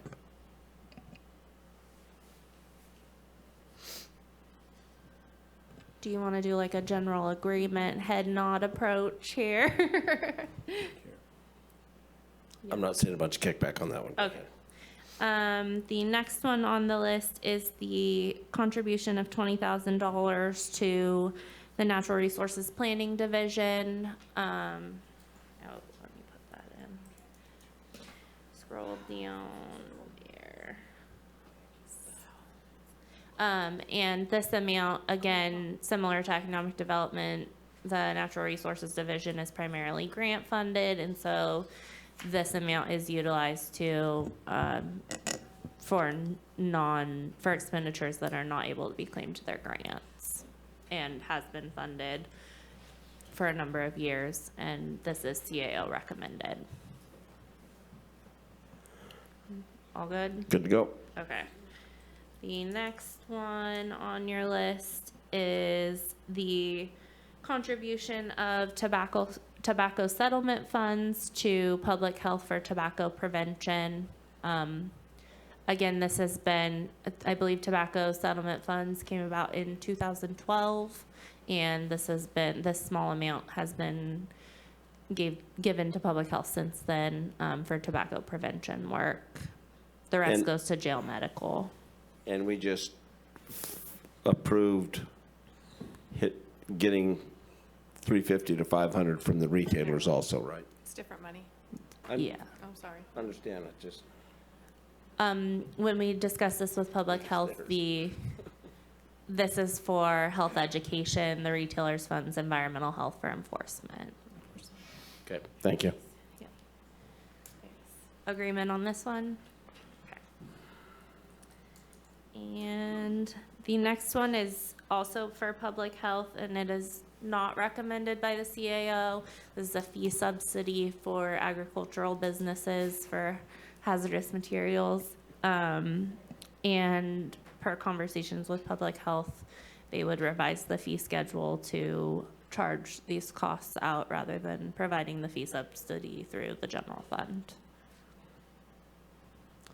Agreement on that one? Okay.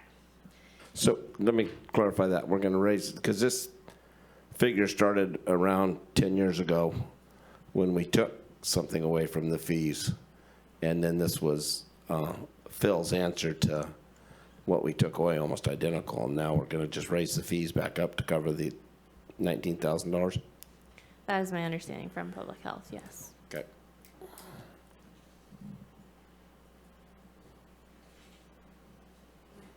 Can I make a comment on that one? Please.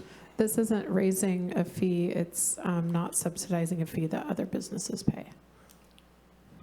Is that correct? They just said they were going to raise the fees to offset this, though.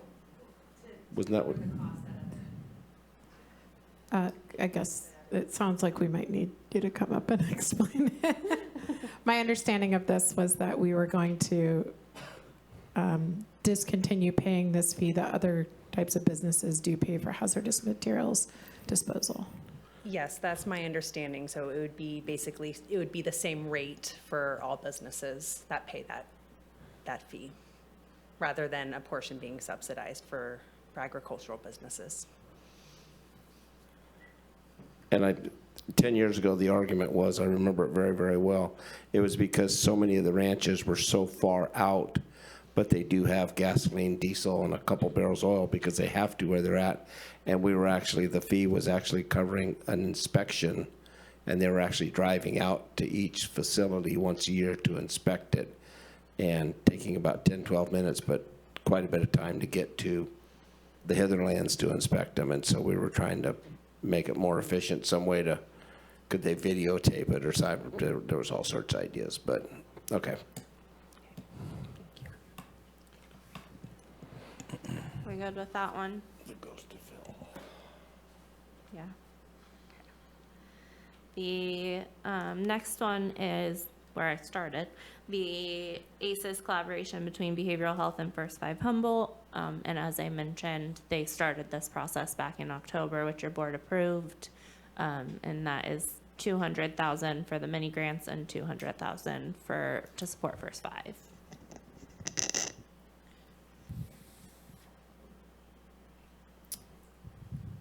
Those funds have already been contracted, sorry. Yeah, I just wanted to clarify that we've talked with them, the budget ad hoc, talked with them about reducing this next year, but because they had already done the applications and submitted for the grants, it wasn't possible to pull it back currently. And so just in the future, I think it'll reduce by $200,000 if this board so chooses. Correct, and we have talked to behavioral health about not starting that process until after the mid-year. Great, thank you. Agreement on that one? Yes, I think.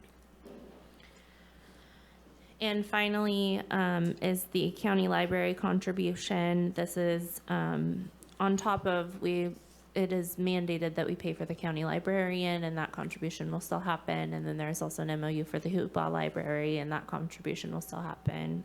This is on top of that, just a traditional annual allocation, which has typically been $153,000. However, the library submitted for $94,615, and this is due to the fact that the library does have sufficient fund balance. This is not CAO recommended. All good? Okay. Okay. That concludes the 199 requests as recommended. And we can move on to the additional general fund requests, and I will bring that up.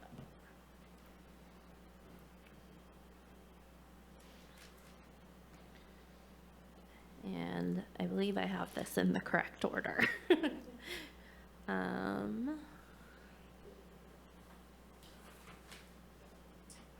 Stop sharing and reshare, I guess.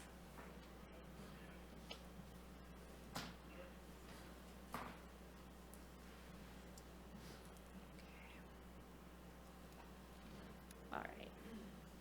We will start at the top with this is the Board of Supervisors. The names are backwards here. Please ignore that. The first one is the Board of Supervisors, Transportation and Travel, which is, as we discussed in the proposed budget, the CAO recommendations were a collaboration with the department heads in developing a prioritization and then setting a setting a target fund balance use and funding down the list from there. And so with that, the transportation and travel for the board did not rise to the top and therefore is not CAO recommended. Through the chair, if I can address this one. Please. So in talking with the clerk of the board, you know, a lot of this is actually training budget for the clerk staff. And then there's CSAC. And then what we're seeing is there is some overages on travel, mostly related to the in-county travel of 3 of our supervisors, which have to travel a lot in county. It's just very different than those of us who don't. So in talking to her, it seemed like this would be, what I would recommend is just cutting this in half and then recommending, so that there is something for the staff to do their training that they need to do, and that there is a little bit with relation to the overage of those travel expenses, but then ask that that our clerk staff work with the auditor's office to create some line items for that travel within the county for the board, and then also training for the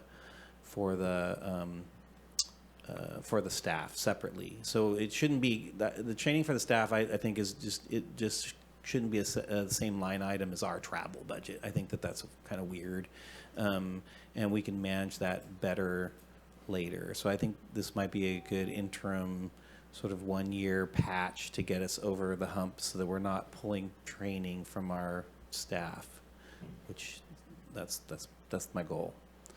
Without going into a bunch of details, that seemed to be about the right number. That's what I'm recommending. That's what I'm putting out there. I can concur with that, especially this year when we've lost 20 plus years of institutional knowledge. And we have one less person over there and a new clerk of the board. It would be good that we, make sure that they had everything in their quiver that could allow them to do their job properly. So look at me, I'm agreeing with Mike.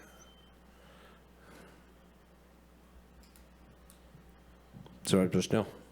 So, Mike, I'm not understanding what you're saying about the line item for the in-district or in-county travel. I don't understand what you're saying.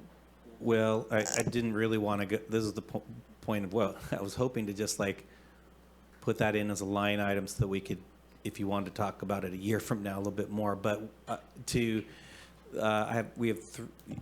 three all travel a lot in county, and we don't necessarily. And the budgetary element of that is somewhere around. It's a lot. It's at least $500 a month or more per supervisor to do that, and that's fine. I think it's totally reasonable. It's just not. It's just separate from our external travel. So all I'm saying is that we should create a line item for it in the future. That's what I'm saying, so that we can just kind of put that aside and then that's just dealt with. And well, can I clarify though? Because I thought this is separate. I thought it was already separate. So the in-district or in-county travel is different than this amount? Yes. Okay. Yes. So that was all I was asking him to do. Okay. So you're addressing them both? Yeah. Okay. Okay. Trying to we got a lot to get through, and I was trying to make it simple. But how'd that work out? It never does.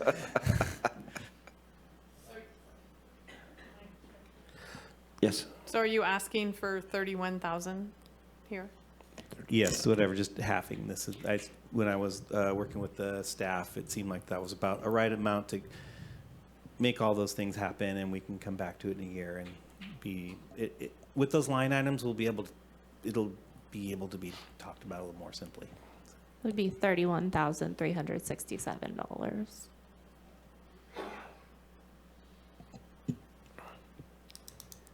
All right. Agreement? Okay.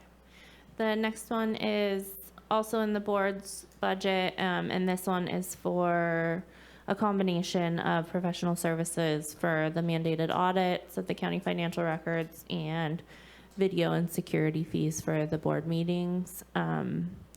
It's $63,444, and that one is CAO recommended. Agreement.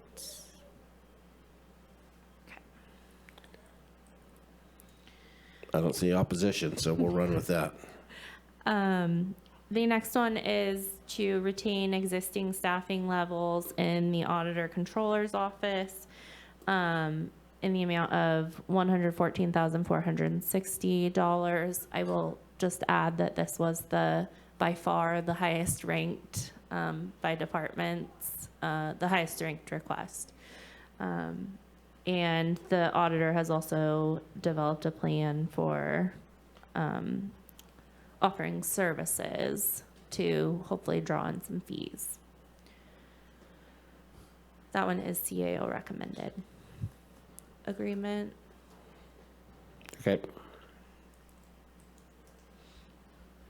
The next one is for maintenance fees for computer software for the assessor's office. The assessor reduced 1 FTE for new software in the current year, and just did not have quite enough funds to continue to pay for that despite the reduction of 1 FTE. So this is $62,000 for the assessor's office, and it is CAO recommended. Agreement. Nobody's screaming. Okay. The next one is, again, a request for HR for existing staffing to maintain 1 HR analyst position in the amount of $149,310.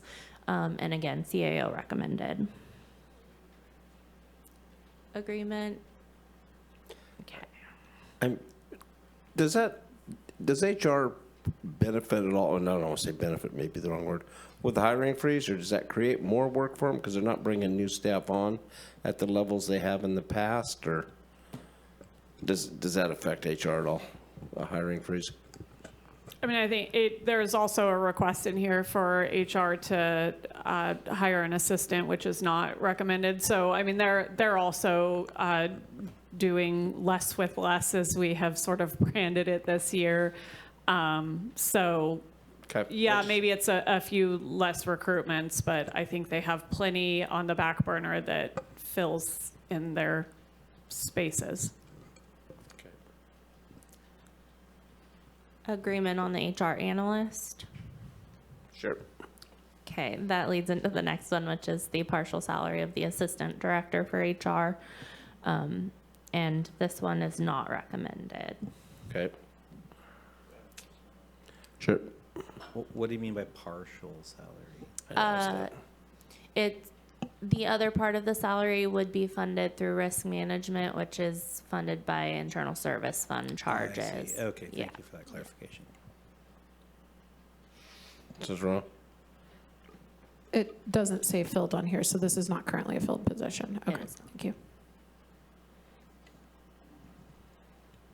Okay. Nobody's opposing it. All right.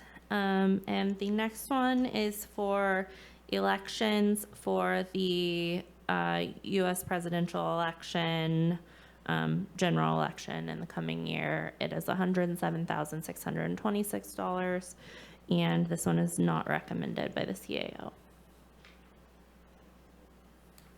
Supervisor Wilson? Okay, so we've had a request for this. And it's based on the idea, and is what I heard the director say there, is that it's based on the idea that we're going to need more money for printing, more or less, because we have a bigger ballot and more people are going to be voting. Although I guess we send out the same number of ballots to everybody anyway. So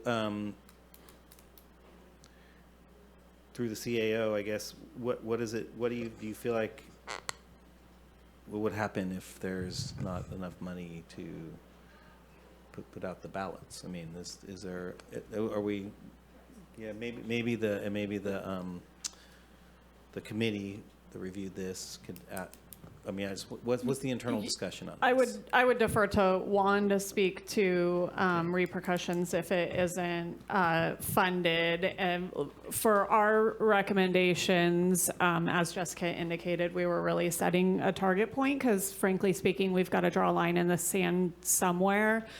The recommendations in here really focus on funding requests that are tied to positions and also honor the process that we implemented with the department heads this year, where we went through and ranked all of these. So held pretty firm to the feedback that I received from department heads as well. Okay. So what would happen if I don't get this money, I think is the question, right? Start with that. Guess I'll be a little frank. There's a piece of election code that lets me spend the money anyways. It's just a matter of whether you're going to factor it into your budget and plan ahead. But elections aren't the sort of things that you can just not do. We can't, I'm not going to pick, a quarter of voters in the county and not send them a ballot. I'm going to make it happen regardless, and I have the discretion to do so according to state law. Yeah. Okay, well, that's good information. Supervisor Bushnell? Oh. Can I ask you a question? So regardless of primary or general, everybody gets a ballot. So why do you think there would be increased printing costs? It's the same amount of people get the same amount of ballots, whether it's presidential or not. 2 pages. There's the ballot, which is the series of questions, and then there's pages. We call them cards. And so the number of pieces of paper you get in a primary is usually 1.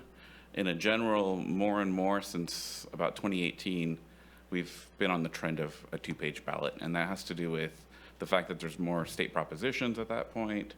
Ballot measures, all of the cities and special districts have their races. We have more things on the ballot. Okay, thanks for the clarification. And then for the pieces of paper, we adjust how many sheets of paper we send out to vote centers based on what our expected voter turnout is. And so that'll have an increase in ballots generated. So we print more than 85,000 ballots any election because we need to have ballots available for folks coming in and voting in person. So the higher voter turnout will have a significant increase in the number of ballots we purchase.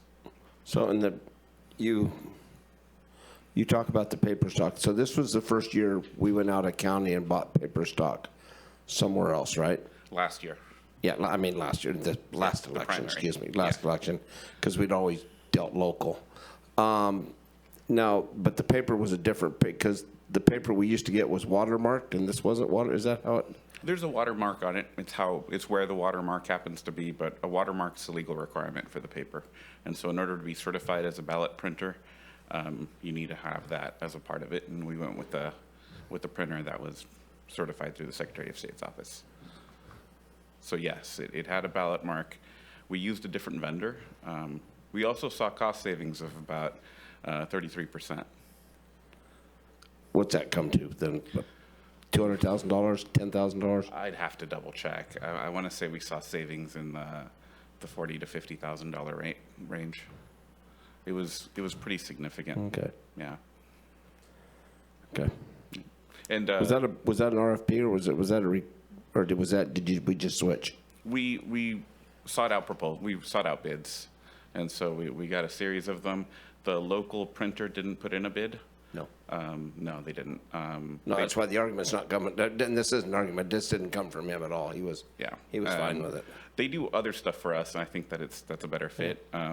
The election printing is such a specific kind of printing that has very specific requirements and thresholds and equipment that's necessary, that I think it might have been a relief that we still do the voter information guide through them. We still do all of your more typical printing through them. Just wondered, you bring it up all the time, I was just wondering how much we were saving. Thanks. Please. Not a view of the CEO. Oh. So if he has the authority to spend the money and you're not recommending it, why wouldn't we put it in if he's going to spend the money? Agreed. Okay, so I would recommend we put this one in.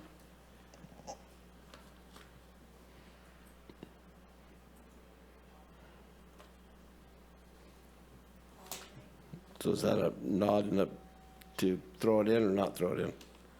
I'm fine to throw it in. All right. Well, I was under the guise that if he had to spend it, but if you give it to him, he's going to spend it. So, okay.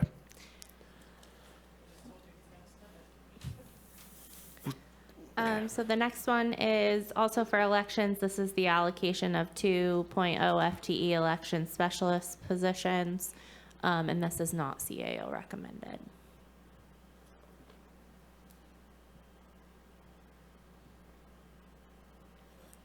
Supervisor Wilson. Question, Mr. Cervantes, please.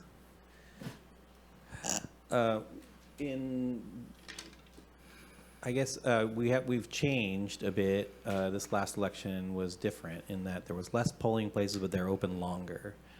And were most of the folks in those polling places paid, or some of them were volunteer? They're all paid. Is that how it works? That's correct. We had a couple of, we were doing some experimenting, so it was a little hybrid. So we had a service club that volunteered their time. I'm not sure if we're going to do that again. We'll probably hire that service club on as extra help. But yeah, just about everybody's been extra help. And so they're hired on as temporary workers. And was there a budget? Do you feel like there was a difference in sort of staffing budgeting in relation to that effort between the two different ways of doing it, which is now consolidated, but more days versus less days? And it's so difficult to tell because so many of the processes are so distinct, and so much has happened since 2020 to today that like the kind of mandates we're under from the Secretary of State, the work is just different. I will say we've seen some savings in the cost associated with switching to the Voters' Choice Act. I think we're on track to not spend about $80,000 at this point. That we were able to find ways of doing things more efficiently. I think some of that came at staff burnout. The thing about scaling up to more people, especially extra help, is that you need the staff sergeants to kind of run those troops. And with the turnover we've had, that was pretty thin, and we're seeing more of that turnover. So getting the additional help is meant to reinforce that ability to rely on extra help. And there's been, it seems to me from the news, there's been a trend of folks wanting to observe more closely within the confines of the ballot counting, and has that caused any sort of extra expenditures or cost? I mean, has that been a cost to you in terms of staff time or anything like that? It's definitely been a cost in terms of the attention we give, because we have to babysit the observers. At no point are they left alone, unattended, and so we need to make sure that they have a right to be in every part of our process, and we respect that right. But we still need to have staff with them, so that they can observe without any kind of break in the chain of custody or anything. I will say the 2024 primary is the first election we've had where we've had like outright hostility, like in a systematic way.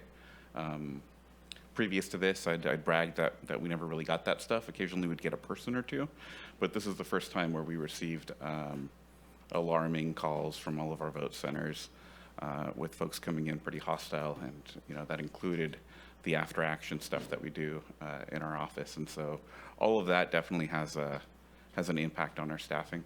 It's a different job. Folks don't sign up for a $16, $17 an hour job thinking that they're going to be yelled at and recorded and put on YouTube. And I'm going to say I rarely get partisan or political in this way, but I mean, we really do have a political party that's promoting this activity in our country. But I will say I found it interesting that the chair of the local Republican Party recommended that you get funded, which I find a bit ironic. Nonetheless, I think I want to hear again from the committee and the CAO on their thoughts on this before we. May I make a quick comment? Yeah, please do. About that. Our local GOP is one that I'm always reluctant to be partisan. Yes. This isn't meant to be a partisan statement, but our local GOP party has an incredible reputation in the state because of how much I brag about, the courtesy that they show our office, how engaged they are, asking critical question. They, this whole notion that I wouldn't find it ironic, I guess is what I'm saying. I think I meant it ironic in a different way. Okay, sorry. I think I mean ironic in the way that you're meaning that to be, Okay. which is that the institution itself here is very respectful of your office. It's just that nationally we have this bizarre situation occurring. So I appreciate what you're saying. Yes. Thank you.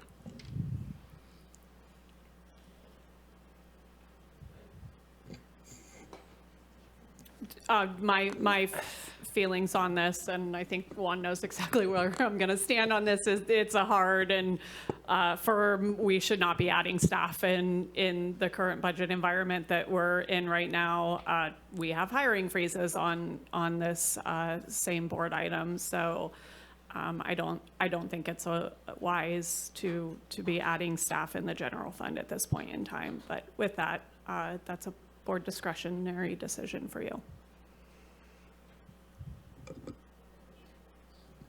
Supervisor Madrone. So Juan, you want to come back up? Does anybody else have any questions for Juan so he can get his aerobics in too? But So I don't know about election code in this case, but what I hear is you're going to be hiring people regardless to be able to perform your duties above and beyond what you currently have. The question is whether we're adding staff or part-time help. So I don't have any authority in hiring on staff, just to be clear. I have authority through statute to buy materials and engage with vendors, but I don't, that is absolutely your discretion. We are going to be bringing extra help staff. The budget that we requested was less than we did last year because the Voters' Choice Act allows us to be a little better. I asked for more than I needed, and I didn't use it all up. I used what I needed, and we were able to make it work with less. So we asked for less in that area. It's the folks running the show that I need more help on, the full-time staff. Thanks. And you still have a manager at the elections office, right? That's correct. Okay. Yeah. Thanks.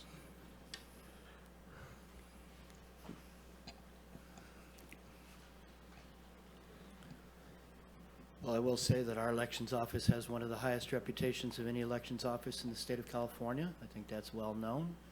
The transparency program that got started by Carolyn Cernich. And going in there and observing the process, it's impressive, frankly speaking. And you're the director of this department. If you say you need the staff to be able to continue to maintain that kind of quality elections, and I certainly would want to support it. I mean, it's a tough decision because, as you know and as said, and we all know, we're in a tough budget situation. But there's some things, I mean, I don't think we can afford to cut any positions in any of our departments, frankly speaking, given, the level of service that we're trying to provide. But this is a tough one. Just as a point of clarification, this isn't a cut in staffing. This is an expansion of staffing.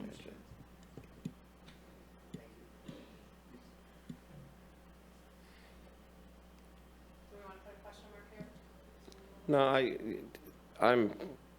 I can't support just because it's, and I was kind of wavering, but, it's, all our department heads are very well done, and they should all get whatever they need for staffing. But the problem is, that's not available to us. So we're going to try to keep everybody as happy as possible and do what we want to do, but what'd you call it? Putting your foot in the sand, or, setting your stake in the sand. Yeah, I will go with the CAO recommendation on this one, sorry.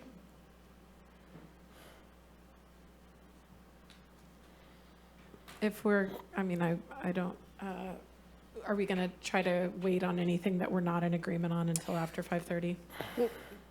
We could consider if we don't fund a bunch of stuff, maybe half one person with the question mark to talk about at 5:30. I know it's not recommended, and I'm not saying that, I'm just saying maybe half of the allocation to talk about at 5:30. I think I'm happy to come back to that. To clarify, would you like me to come back with the amount to fund one person or one person? I mean, for myself, yeah. One FTE, okay. Wouldn't Just that be for half of two? discussion, yeah. Huh? Wouldn't that be half of two? Yes. 73,800. Anyway, go ahead. Just gonna put the number in there. Huh? Just gonna put the number in there. Well, I'm just saying it's. We'll hold that one to bring back at 5:30, Chair. Yeah. Question mark. Yeah. Okay. The next one is for facility management. This is due to insurance cost increases related to property acquisitions and brownfield cleanups, and the amount is $188,032, and this is liability insurance, to be clear, and that is CAO recommended. Where's the brownfield? Just Right underneath of us. It's right around the courthouse. okay. We're this back to the dry cleaner. Yes.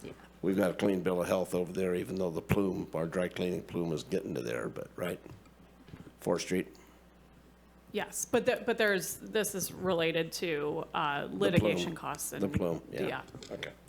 have a quick question. Could this come from our development fund as opposed to from the general fund? Our development fund, our like deferred maintenance. No. Our property acquisition. Finance? No. Yeah, finance. No, that's for the actual purchase of properties, not and for renovation projects, not for soft costs like this. Okay, because I view it as kind of a liability associated with a specific property. Yeah, I'm just making sure that it's not allocatable in that space. But if you say no, then all right, I'm okay. So, are we trying to get the dry cleaner into a Superfund site? Is that what we're doing, or else we're just arguing about who's going to clean it up or how we're going to clean it up? This is just associated to the insurance costs that were incurred While we fought it. while we litigated it and cleaned it up and remedied the site. It's increased insurance and liability costs. Did we clean it up? Yes. No. No. Not unless I saw a $40 million bill go through here. It's expensive. We have to lift courthouse market up. Okay. All right. This is for insurance. I understand. Are we in agreement on this one? Yeah. Okay. What are our options?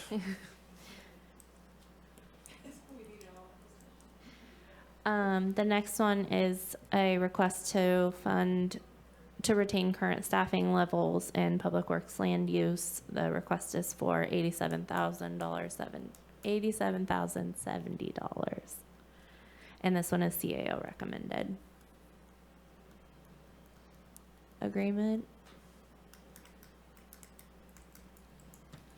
Okay. And then the next one is to retain existing staffing levels in the county surveyor, and the amount is $170,970. So this, Tom, this may be a question. How many people in the county surveying, and why $176,000 jump? Is that to cover the You're gonna have to explain it to me. This was a request that they also requested last year, and we did them as one time, so. But it was done as one time. This is two. Primarily to cover the cost of the pay increase for the county surveyor. We had to make a special request for that and continue it. There's about 4 people in the office right now. We've got a frozen position.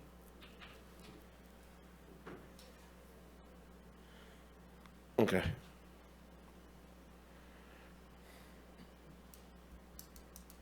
All right. Seeing no opposition. The next one was a request that was discussed this morning as well, $10,000 to match funding provided by City of Eureka and the Harbor District for a total of $30,000 for marketing for cruise ships. And this one is not CAO recommended. I tried getting it this morning already. I feel somewhat responsible for this. Because I was on the district at the time when we created that agreement between the district, the county, and the city. Just I don't know where it's at this year. Yeah, I would. I mean, yeah. It's The not opportunity much, but was at the there same this time, morning. I'm not sure how far it goes either. So I just, and I know Chet Albin has put more time and effort into this than all of us combined, but with that saying, I tried to get this through this morning and got nowhere, so. Well, we could take 5 away from McKinleyville and Lolita and fund this each. We already did $1 million this morning. If you guys want to. Take 10 from Garberville, they got 200,000.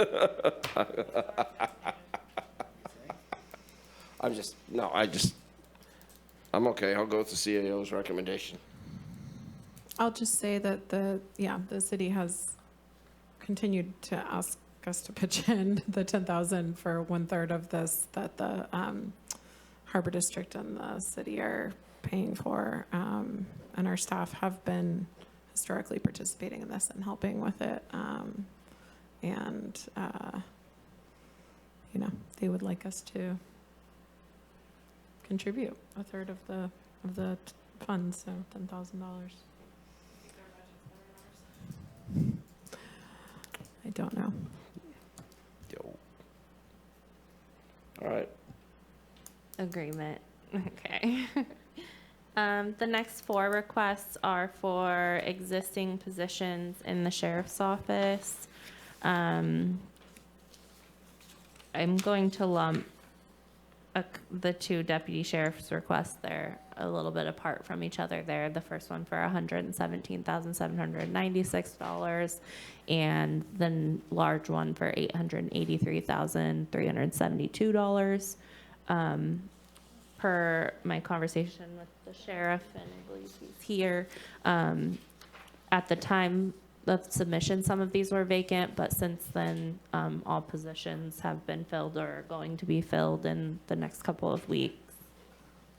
Okay, that's correct. And so those are both CAO recommended. I got a question. Billy, Sheriff?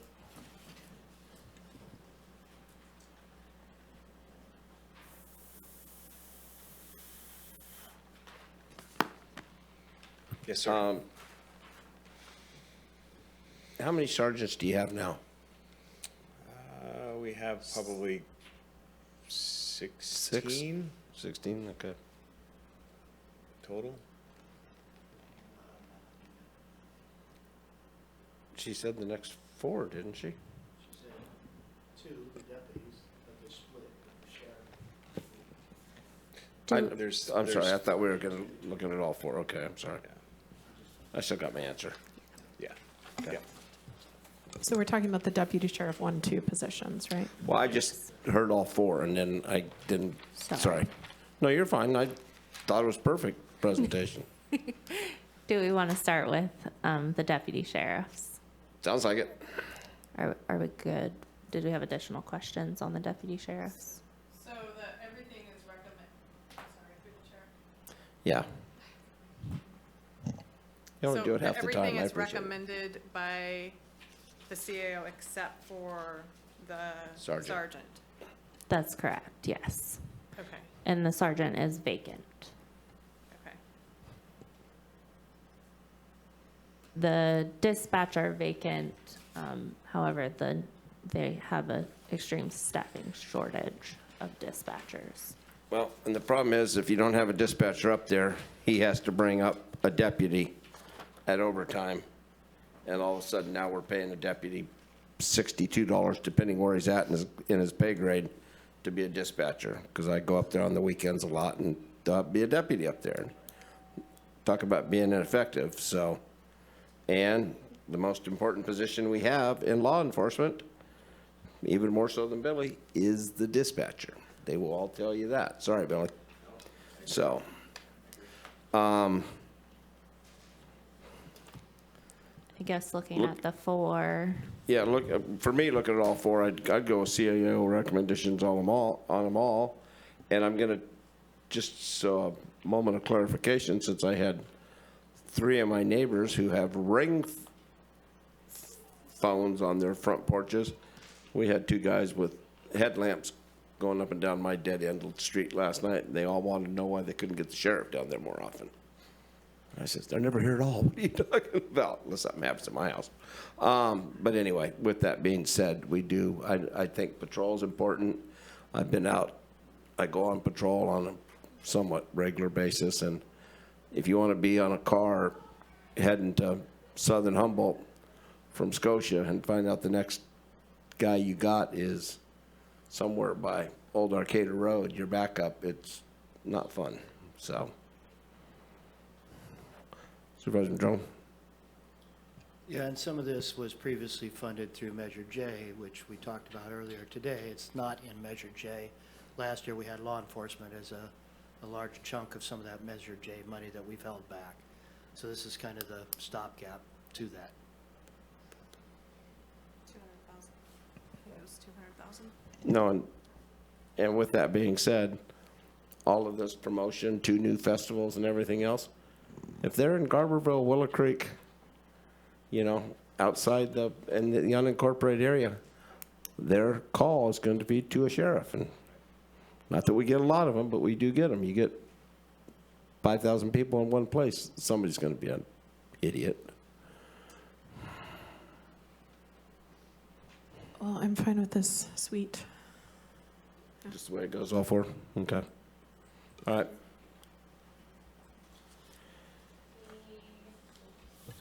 the next one is for, sorry, I'm just inputting those really quick.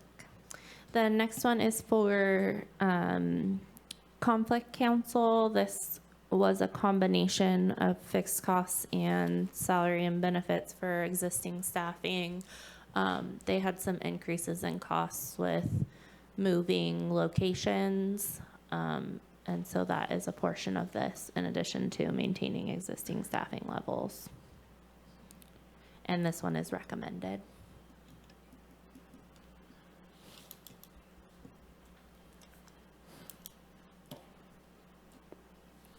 Good. Understood. Good? Okay. The next one is for, there's 3 for the veterans buildings, and only 1 is recommended. The utility increases that your board recently approved are recommended.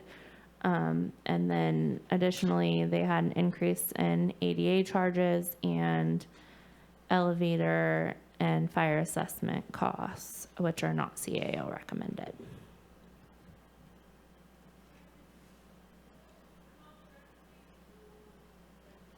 Good. Okay. And this one is for economic development for Headwaters Administration. This has come up before your board previously. This one did not meet the priority, and so it is for existing staffing, which will be reassigned to grant-funded programs if not approved, and this one is not recommended.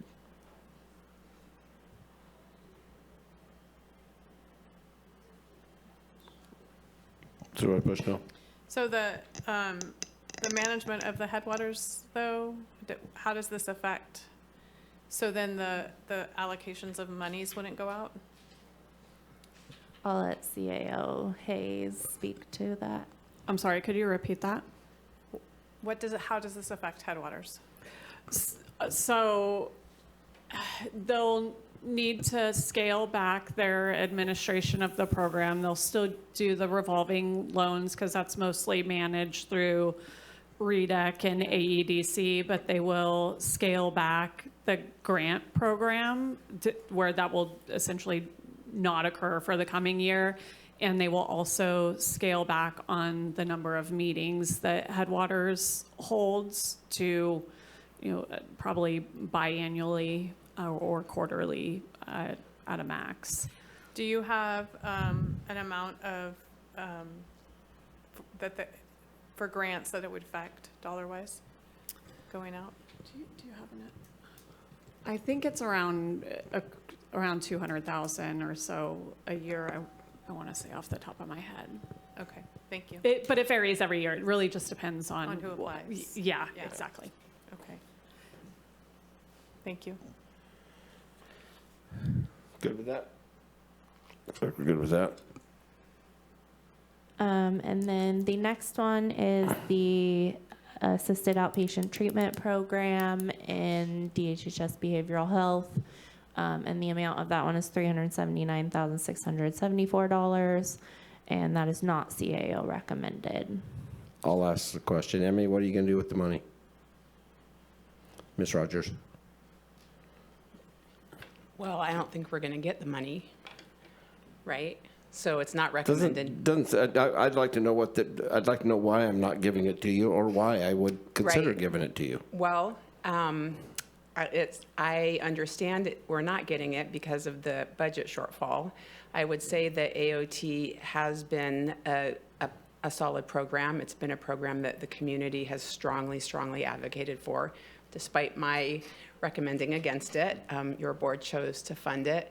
I recognize it's a high-cost intensive program because we're serving the most vulnerable in our community, and so it's part of our system of care that's critical. The plan is, if we're not funded for this, that we'll use the small amount of carryover that we have to transition these clients to other services and to responsibly end the program. I will just flag that we have a couple other things rolling out, like Care Court and SB 43, that we will be asking for resources for in the future as this resource goes away. And I know we're doing a lot with behavioral health. Hopefully, going to be a different picture in 2 years, maybe with centers and if we're successful. Yeah, we're doing a lot, and there's a lot of need, and I do think I think this will be impactful to the community, and so I look to your board to help represent some of the reasons why we're not able to do some of this work. No, and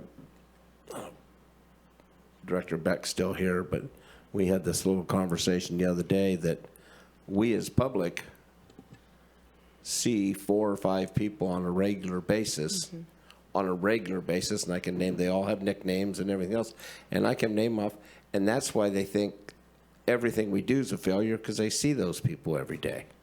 Yeah. So, a couple of them need drastic help. One is just very coherent. He just likes doing what he does.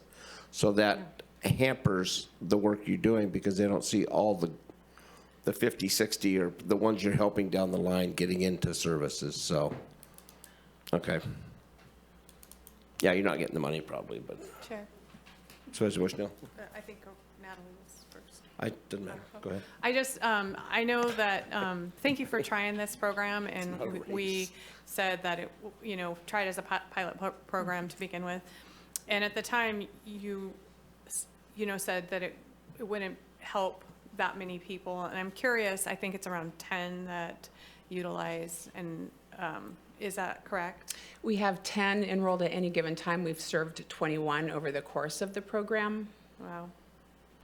And compared with other counties that have done it, it's pretty, it worked well here. I think that we have some really good successes. I mean, there are places where people continue to suffer, but we've seen really good outcomes as well. We presented a little while back to your board. Well, you're not getting funded, unfortunately, but thank you for creating a robust program and trying it. And I know that when it happened, you were like, this isn't going to work, but I just really thank you for that effort.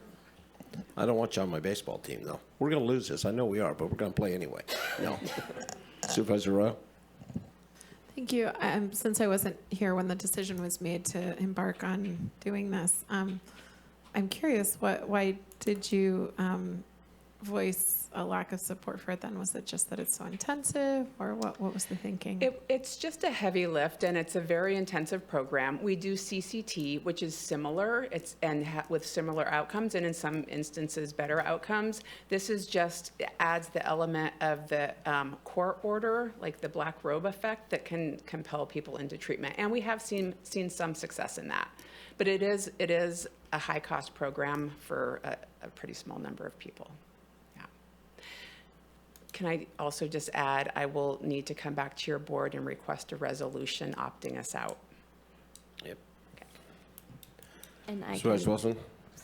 Yeah, I want to say that the message I heard before wasn't that you couldn't do it, but you understood where the money was from our general budget. You knew that there was that we would have conflicting budgetary issues, and you're looking to try and deliver the most impact with the dollars that you have. And so I'm grateful that you did the best you could when we were doing that, and we have good data from that will be helpful for us in the future.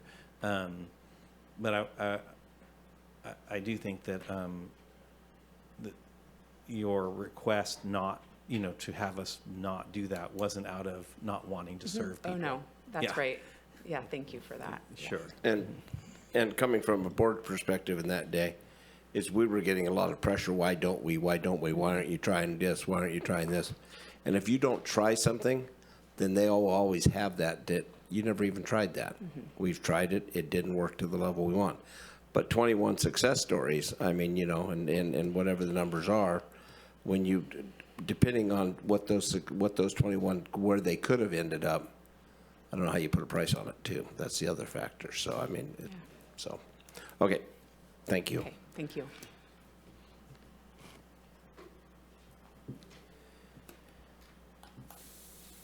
Agreement on that one. Okay.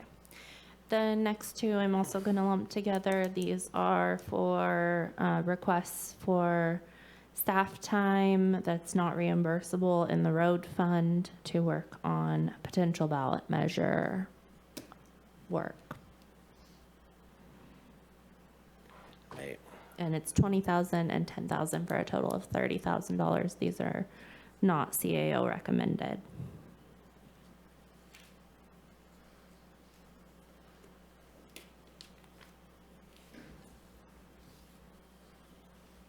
Everybody's looking away writing, so I don't think anybody wants to say no, but it doesn't look like it. They're agreeing. Okay. And then one final one, we received a late request, as was spoke to during public comment, for the MCMAC for $5,000, and that letter is attached. It was just a late request. Was that go ahead. Recommended or not? It was not included in recommended due to the timing. Through the chair. Supervisor Wilson? Yeah, I would recommend this. I mean, it's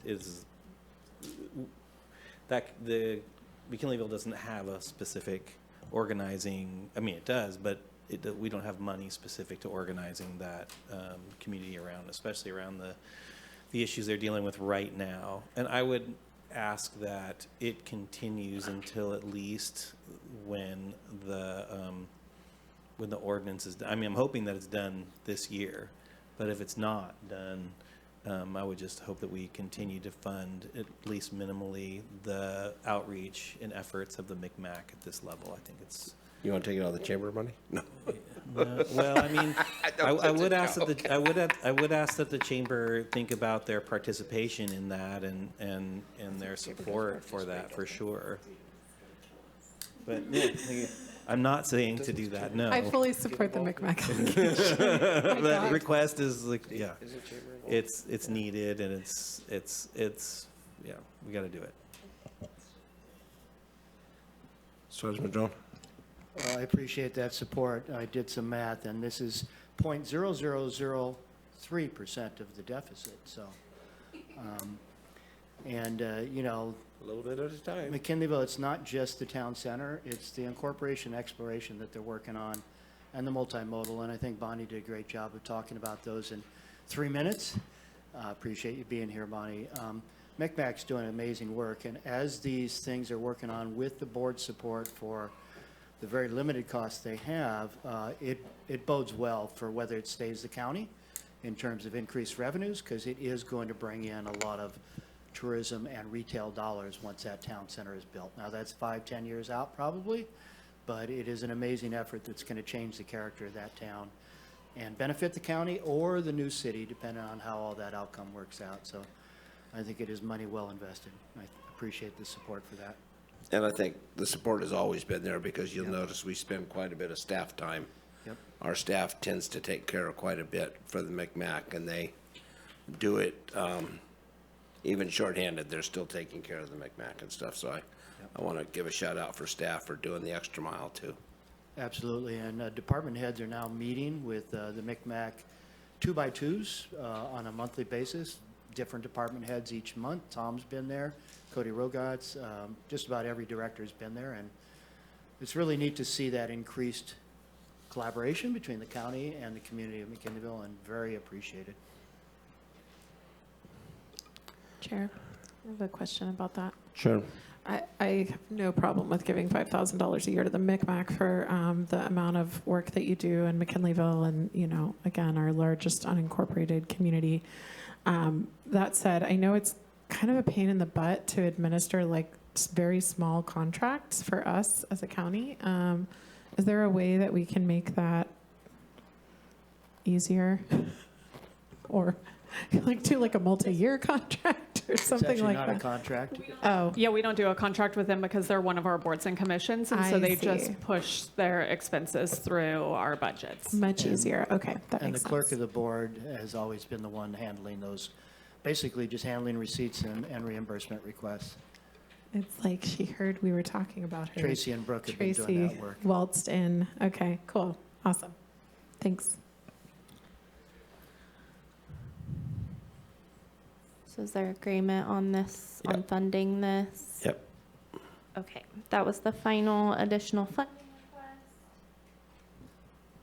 request. The next points are the other funding sources. I'm going to stop sharing.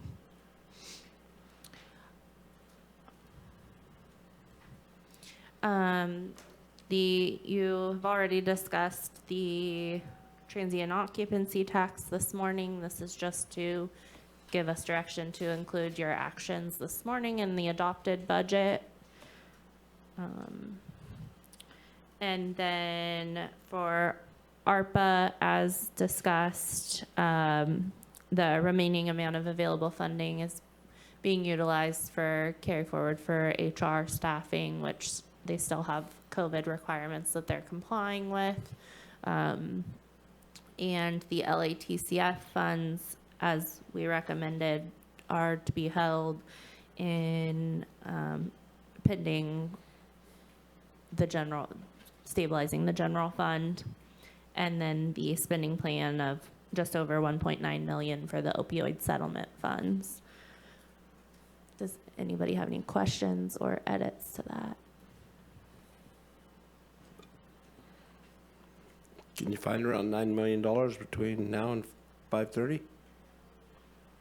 I guess not. Okay. You asked if there was requests. Supervisor Arroyo.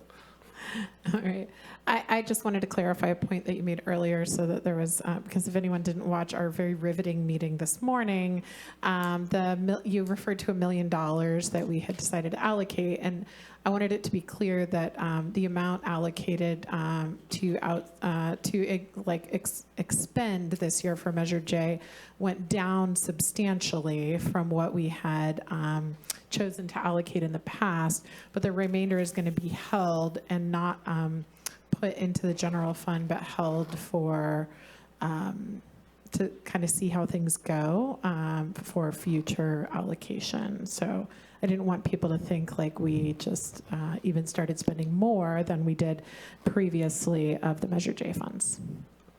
That's correct. 385,000 will be spent, 615,000 will be held, and it will appear as though the budget increases $1 million though, since it will be held, set aside for that purpose.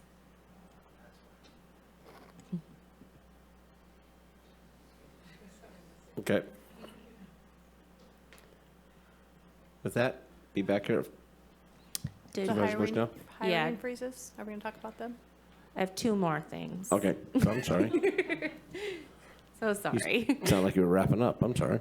I'll start with the voluntary separation incentive program. We're just looking to see if that's something your board is interested in, and if it is, we'll work on developing a program and return likely in early July with a program. Yes, okay. Yeah, that's fine. I know there were some few glitches because people wouldn't let people voluntarily separate, so I'm wondering if we could fix the parameters. I mean, because there were people getting ready to retire that wanted to voluntarily separate, and I got a feeling that may have played into the role, so. We'll work with department heads on the parameters.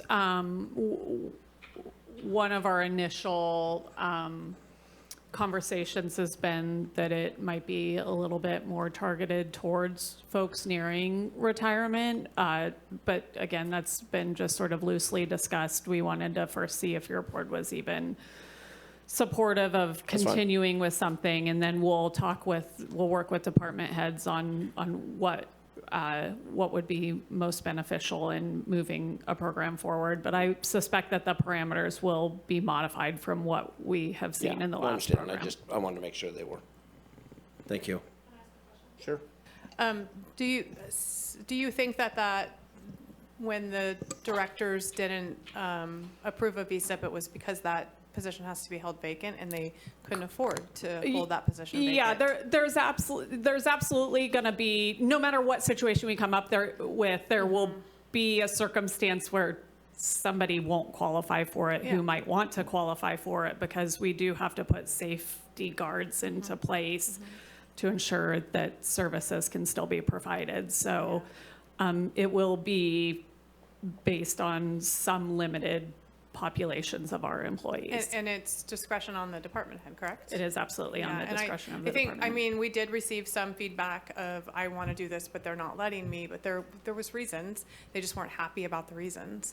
And it mostly was to do with that vacancy for 2 years that you have to sit on. Correct. Yep. All right. With that, we'll move on to the hiring freeze. As previously mentioned, 5 departments submitted letters requesting exception to the hiring freeze. I don't know if you want to just go through department by department and approve those, or if you just want to approve en masse. Do you have a preference? I'm okay. I don't see our coffers getting overstuffed right now anytime soon, so I'm okay with that right now with the same way it's going. Inefficient as it may be, we've survived so far. There's 5 letters of exception based on classification. I guess I can run through them really quick. The HR requested just 1 classification for HR technician. Yes. So are all of these requests for positions that are funded? Yes. Well, I'm likely to want to do them all, to let them. It's always they're always going to be funded because we've deallocated all unfunded positions. Yeah. So every time an exception comes forward, it would be for a funded position. And if I could comment to one of the comments earlier about having a goal, we do have a goal. The goal is to target budget units that have exceeded their general fund allocations. And yes, there are some that have not exceeded those and they are not being held to the hiring freeze, but those that have exceeded them are being held to it. And then also funds that are experiencing a negative fund balance. So, in our minds, this is trying to rein those particular budget units in. So, I do want to be clear that we have a goal in mind with these recommendations to your board. Your board might not have the same goals that we have, in which case we can modify those however you see fit. But that is the intent in that, is to rein in the spending where overspending may be occurring. I think that, I'm just my 2 cents, it takes time to write those staff reports and it's staff time again to get them. We rarely stop them.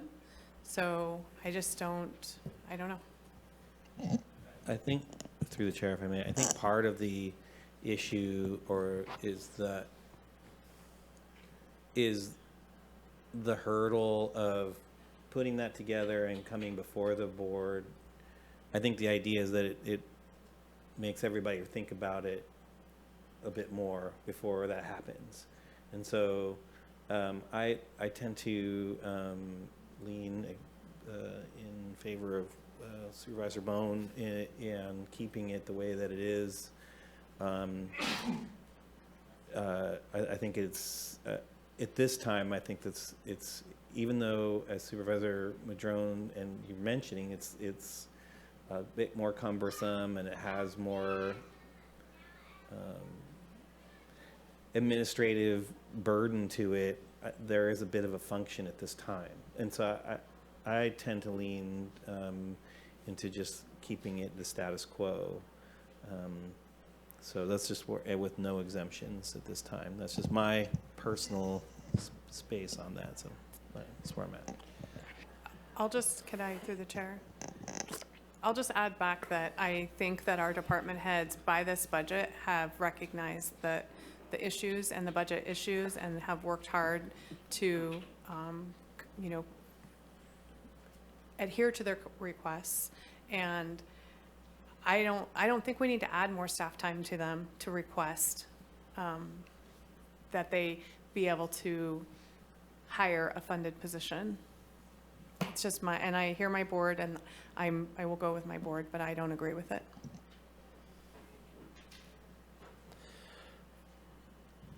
Supervisor Arroyo. I'm actually on the fence about this one. I think there is a utility to it, but it's somewhat, it does create an extra hurdle, which is frankly at this time fine with me.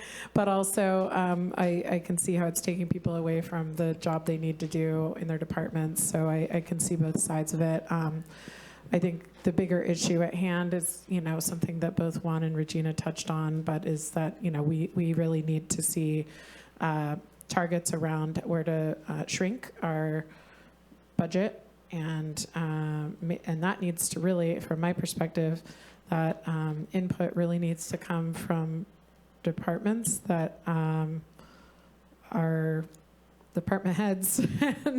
And we've been circling around and around and around this topic, and I think we're sort of seeing a lot of requests to maintain the status quo, or even increase services slightly, and that is not going to work. So I think the bigger problem is that we're probably going to see a little attrition, but not a ton in this budget and through this process, and that means our next budget cycle is going to be even harder. So I don't really know, I mean, on the hiring freeze exception, I could go either way. I'm kind of leaning towards just granting them because I don't know that it's a great use of anyone's time. What we really need to see is more deallocation of positions in the future that aren't filled. Really, really, really need to see that. So that's for next year's budget, and I mean it. So I think we're going to get there next year, and it's not going to be as easy. But in the meantime, this is, you know, the sort of clunky workaround that we've got. I don't know. Did you say utility or futility? I would. Utility/futility, both. Okay, I'm just saying it is an extra step, but it's also a time where we get a department head. Sorry to those that don't want to come here, but to tell us what's going on or hear from their staff and where we're going. As it was recently stated, we very rarely deny them, but it educates us at the same time, and it gives them, you know, unless you want to wait a year for these are all the reasons. It gives them an opportunity to tell us where we're at, what we're doing, tell us, you know, I mean, we took another pound of meth off the street, the drug task force. I mean, and when we talk about opioid settlements, I like what we're doing there, but what the drug task force is doing to take those white drugs off the street is important. So I don't mind them coming up and asking for it because we don't deny it. So I want to. I'll let Sheriff Hanson. Excuse me. I'm sorry. Well, Supervisor Bushnell needs to speak. Go. I'm sorry. I just want to interject here. You know, there are some essential positions within the county. If you want a report, I would make a suggestion at mid-year, provide a report on where we are with staffing and where we are with our positions, where we are with our budget. And maybe at that point in time, if we're over the allocation, if we're not cutting back like we should be, then you put those curbs in place and we start doing the hiring freeze then. But what you've asked for is our department heads, the departments that come forward and tell you what are the essential positions that we need to do. These are budgeted positions. And what we should be doing is spending that time, instead of doing a board agenda item and asking for permission and coming here, is looking within our existing budget and how we can save money on a weekly basis instead of asking for positions that are already budgeted. So that would just be my recommendation, and you know, because we are already doing more with less. Okay, thank you. Supervisor Bushnell? They all come on consent, so unless we're just updating ourselves on the consent, they don't come up and talk to us and give us a report. If we ask, they do. If we ask, if we pull it, which we've not, Steve has. Yep. Yeah. But nobody else on this board has. I'm inclined to approve the exceptions, or, you know, I'm leaning that way because we're not voting yet, right? But that's just for the reasons you mentioned. It's not a point of discussion. I do think it triggers a little additional thinking, but hopefully folks will get, we'll start the VSIP up again, and it'll be a different tool to help reduce some costs. All right. Supervisor Madrone? So if we were to approve the half, or half the request for the elections staffing, so one position, I add it all up to be about 15.1 million deficit. And out of our reserves, what does that leave us for next year in our reserves? About 10 million, 11 million? I don't think it'd be quite 15.1. Maybe about 14.9. I added 31,000, 107,000, 73,000, and 5,000. Around 15 million. Yeah. Give or take 100 grand. And so that leaves us, what, 10 million in reserves? Approximately, probably a little bit less than Give or that. take $1 million. Yeah. So like Supervisor Arroyo said, next year is going to be really tough, but you know what? The year after that's going to be impossible. Yeah. Right? Because there's no new revenues on the horizon for the next year or two. There's a lot of plans for all kinds of things, but they're quite a ways out for revenue increases. And with the state multi-billion-dollar deficits, et cetera, I mean, we're looking at a cliff, basically. So I appreciate all the hard work department heads and staff have done to try and figure out our way forward, because you have the burden of providing all these services, you know, and this is not an easy situation, but as good as we're doing right here, we're not doing good enough, right? I mean, we really probably ought to have this down at 7 million, which is tremendous hardship. But are we gonna do that or just approach the cliff? So, I don't know. And no, I'm not asking anybody to change anything. I'm just saying, this isn't looking pretty. I know everybody knows that. Not saying anything that's not obvious, but for me, that's why if we can save some thousands of dollars of making departments come to us every couple of weeks for arguing for the hiring freeze issue, that's money to be saved, you know, and every little bit matters. So I'm still leaning towards, if we're gonna approve these and they're in the budget, then let's save some money and not force everybody to go through all this stuff. Because are we really gonna change anything? Probably not. But we are gonna spend the money trying to argue for it. Through the chair. What I hear is 3 votes for allowing for the exemptions. I do appreciate which 2 of us are not necessarily in agreement, but the majority of the board, it's good enough to move on. I got that, but more or less. But I do want to, I think that Sheriff Hansel's suggestion of a mid-year check-in on those, if that's what the board is, if that's the will of the board is to approve those exemptions, then I do think a mid-year check-in on where everything is at is something that is completely reasonable. So, yeah, okay.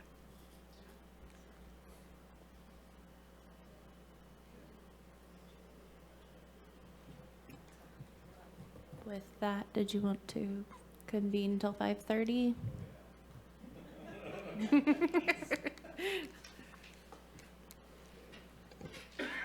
See you at 5:30.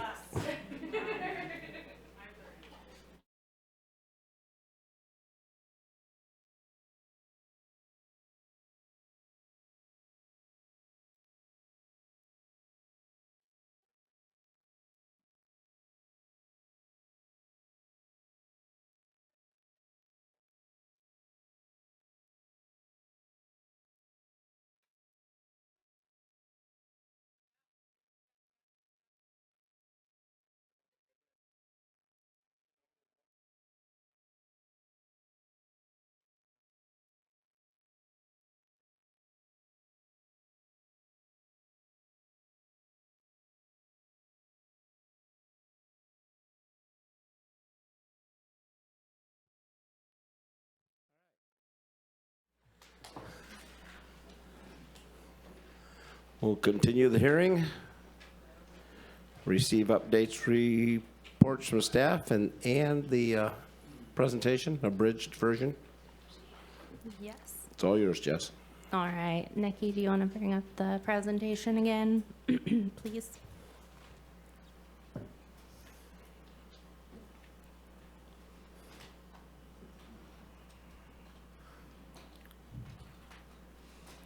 All right. Good evening, Chair Bohn, members of the board. Jessica Maciel, Deputy County Administrative Officer. And we are here again to receive public input on the fiscal year 2024-25 budget. At today's public hearing, just to quickly run through these slides again, this is an opportunity for the public to provide input on the fiscal year 24-25 budget and special district budgets. We already did the special district budgets earlier today. Your board is able to consider public input and provide additional direction. I will go through the direction we received earlier. And the final budget will be adopted on June 25th, 2024. As I mentioned, the special district budgets were approved earlier, and with the 2 edits for Lolita Fire District and Whitethorn Fire Protection District. just as a reminder, the total budget as recommended was $606.75 million, and I will give updated numbers, updated fund balance use numbers here shortly. So the general fund as recommended was $165.27 million. Today, your board added an additional $212,708. Well, one is up for consideration this evening for elections, but if approved, we'll bring it to $15.07 million in fund balance use, less $615,000 that is just being held of TOT funds for $14.46 million of fund balance use. Your board reviewed the general fund contributions to other funds and agencies and approved as recommended. Your board also reviewed the additional request for general fund appropriation and made a couple of edits to the recommended budget. Your board approved half of the travel requests, which was not recommended, at $31,367 for Board of Supervisors travel, including staff travel. Additionally, your board funded the elections request for the presidential primary election, or the presidential general election, and in the amount of $107,626. And your board will consider allocating one FTE election specialist, which would be $73,715 if your board approves this evening. And and then you also approved $5,000 to the MCMAC.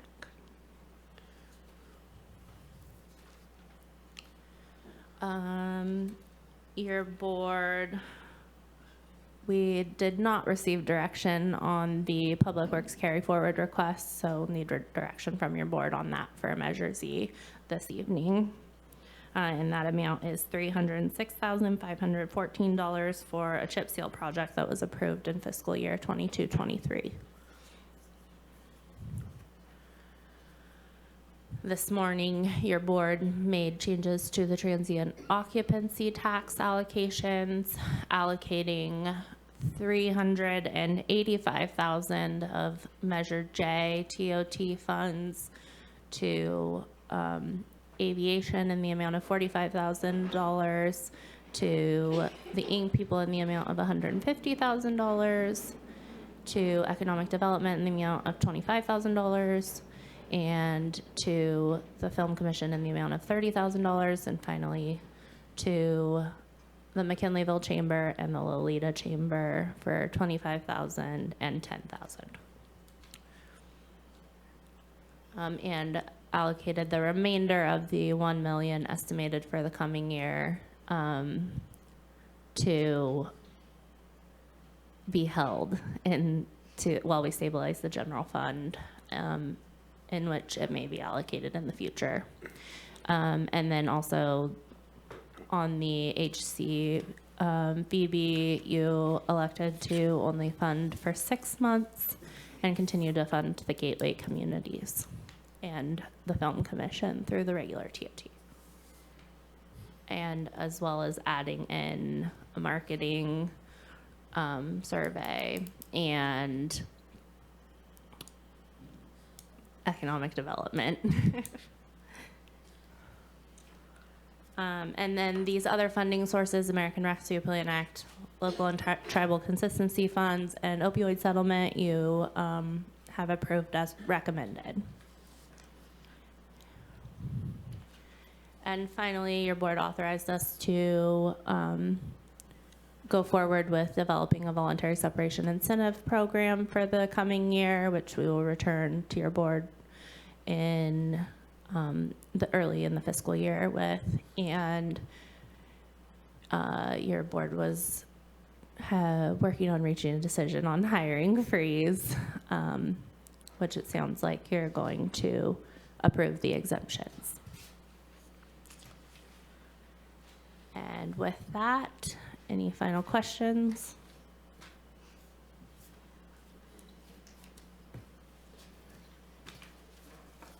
Seeing none,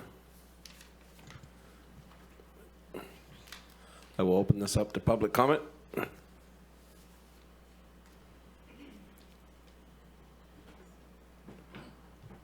Yeah, it goes right, yeah. Hi, good evening. Thank you, board. I am Drew Redden, business agent for Ask Me Local 1684, here with a lot of our membership.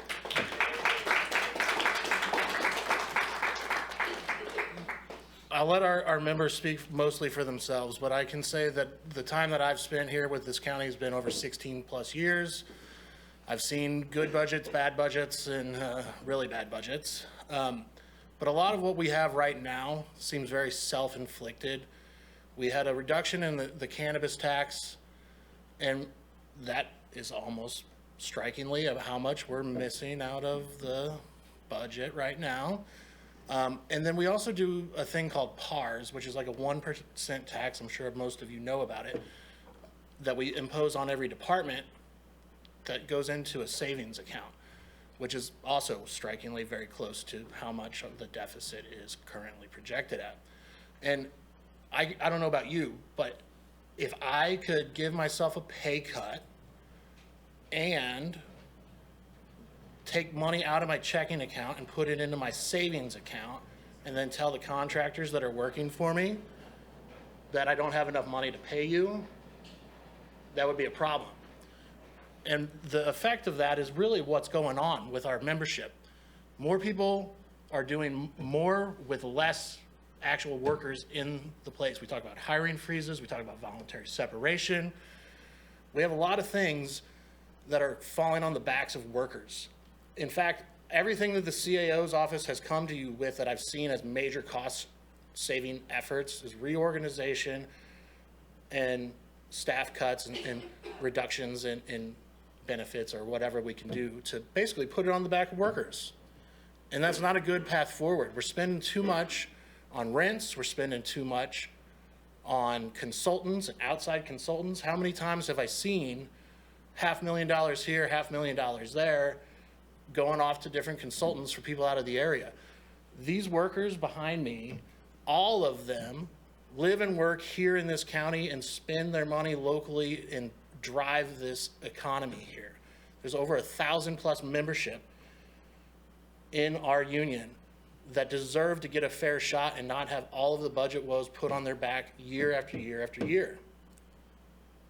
So please, when you're making your budget considerations, understand the impact, not just to our workers who do essential services from the least well-off to the most well-off. When we look at planning and building, we look at public works and the roads, we look at everybody that comes from general fund. There are correctional deputies. These folks are providing essential services across the board, and our folks in DHHS who have a different funding stream. All of them are doing the work that makes this community happen. And we have to treat them as the highest priority when we're making our budget priorities. Thank you.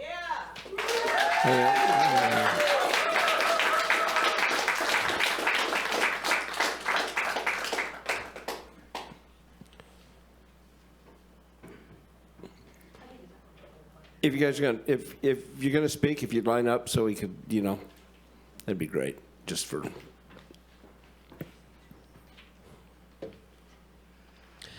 Hi, my name is Alice Pitt. I have been, what was that? As a union member? I'm Well, getting there. Thank you. I was born and raised in Humboldt County. I've attended both College of the Redwoods and Humboldt State University, or Cal Poly Humboldt as recently known, working for private and public industries, enjoying this beautiful county with the vibrant arts and outdoor settings. It's an absolutely gorgeous area to live. It's a beautiful area to be. Most recently, I'm an employee for the County of Humboldt, and I am here on the behalf of my union. It is very disappointing that the concerns for this budget crisis and concerns for your own constituents is so lacking. Flippant statements regarding doomsday rather than coming to the table with valid methods to resolve these budgetary issues do not do anything to assuage fears or concerns for your own constituents, your employees. It is your staff that are affected by your budgetary discussion with talk of closing offices or tightening waistlines. From my perspective, if you have had years to work on this issue, while there's no talk of lowering Board of Supervisor wages or concessions you all are willing to do, or your offices are willing to do,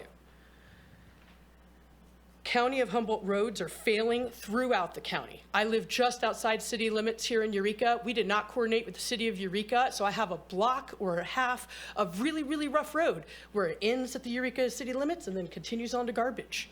We don't work with other agencies. We talk about housing, drug abuse, and lack of sustainable jobs. We don't even get to see a change in any of this. It just repeats year after year. Yet we are still over budget by millions. Millions. We're talking millions. This isn't a drop in the bucket. So truly, how are you, our supervisors for our county, going to fully address this situation? While bringing your ideas to the table now is nice, why hasn't this been a concern over the last year or years or otherwise? Why wait until we have this discussion? Why are we not planning ahead? Employees for the county deserve a prevailing wage that increases with the substantial cost of living happening across our country, appropriate benefits that work for your staff, not against them, and consideration for ways to be able to meet the changing face of the workplace that leads to retention, which could help lower your overall cost for hiring. Before you come to any more meetings or when negotiations are being discussed, please remember, there are people who work for you in this county that are affected financially and mentally by your decisions and actions and discussions. And these people are your constituents. Thank you.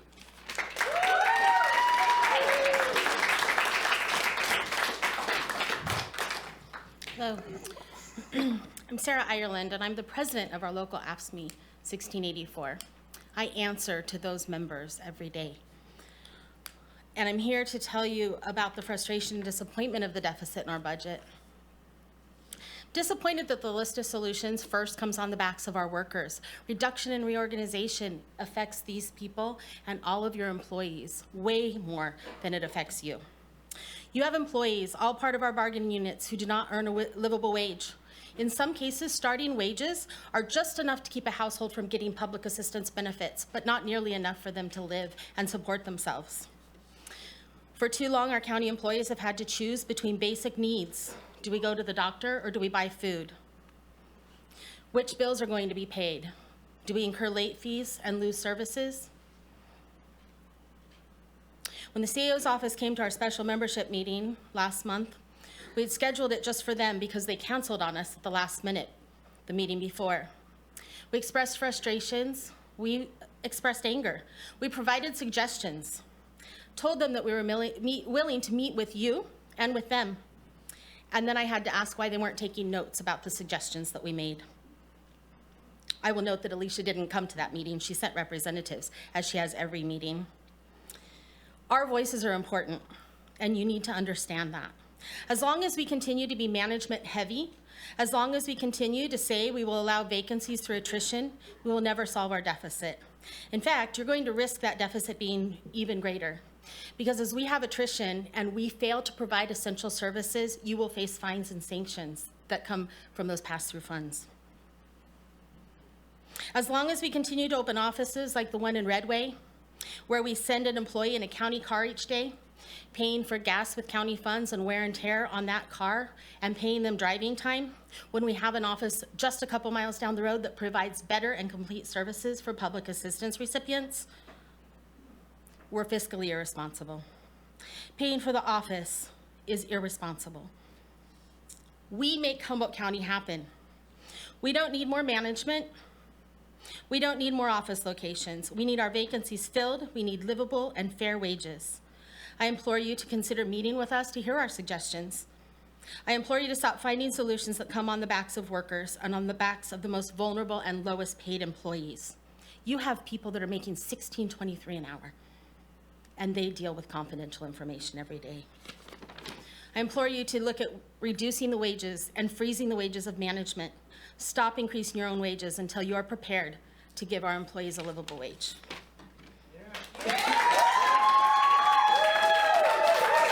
Hey, guys, I'm gonna, for 12 and a half years, I've told, there's no clapping, or it just, if there's somebody else that has a different point of view, it gives them, and what this is public comment. So if you want to raise your hands, which it's not going to influence, what goes on, but if you wouldn't clap, and I'm not just saying it for you guys, I bet I've said this 50 times to other people too, so don't think I'm picking on you. Thanks. Hola, mi nombre es Dino Novello y estoy aquí representando el sindicato AFSCME y para pedirles que aumenten el sueldo de nosotros, los empleados. También les pido que aumenten la cantidad del pago bilingüe que recibimos. So what would you do right now if I was not bilingual? What do county employees do when someone walks into a county office and a client doesn't speak English? The most common option is that they call the language line, where people are available to interpret over the phone. So the language line, so you call the language line, and 10 minutes later you get someone, and then you realize that the language line person doesn't speak the same dialect as the client. And then they can't understand each other. Then you call again and reach someone better. But by then, 20 minutes have passed and the client is frustrated. The other better option would be to get a county employee that currently receives bilingual pay. You know, the bilingual pay employee that makes an additional $48 a pay period to be available to interpret at the drop of a hat? So let's pretend that's me in my county job, analyzing some of the changes that the state is making to our program during the next fiscal year, and all of a sudden, I get interrupted by a coworker that says, "We need you to interpret in our lobby." I drop what I'm doing and provide support, which lasts 30 to 45 minutes. This is a common occurrence for bilingual pay employees. I'm here tonight to urge you, our Board of Supervisors, and our union bargaining team to increase bilingual pay. People like me who receive bilingual pay have passed the state oral and written exam proving our proficiency. This test is hard, and not everyone can pass these exams. So let's think back as to when was the last time there was an increase to bilingual pay? Never. Bilingual pay started in 2001, 23 years ago, and there has never been an increase.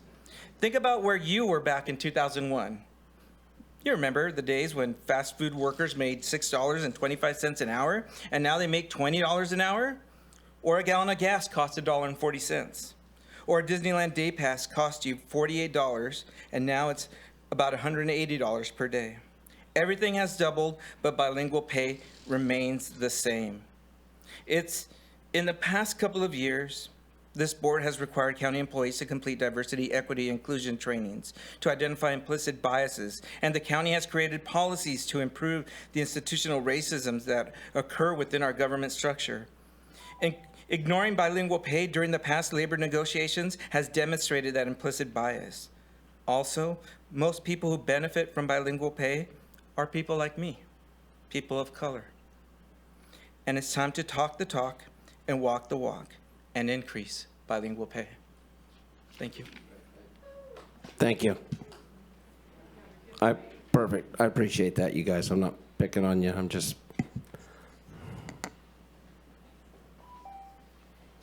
Hello. My name's Joshua Kopic. I'm a union member, and today I'm speaking. It's good to see some labor-friendly folks. To the rest of you, I hope someday you'll join us as well. You know, the jobs that we do here in the county keep things like emergency services doable, right? Like the emergency rooms are less full because of the jobs that we do, right? Public health, mental health, housing. In general, there's a million jobs out there that we do that keep our emergency services underburdened, at least as much as they possibly could. So I'm trying to get you to think about this in a way, like think about how much overworked our emergency services would be, especially during COVID, had we not been doing our jobs. And yet we worked through our jobs. We've worked with our jobs for years now, and we do it without question. We keep our integrity, we keep our dedication to the job and to our fellow citizens. And what we're asking today is that you think about us for a minute before you think about giving more money to management, right? There is an overburden. We've paid outside contractors to do studies, right? We know these studies. There's an overburden of management getting paid way more money than we do. And we have people starting out at 16 something an hour. That just doesn't seem right to me.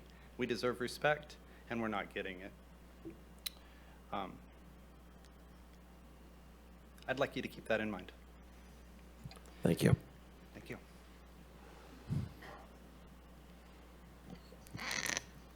Anyone else?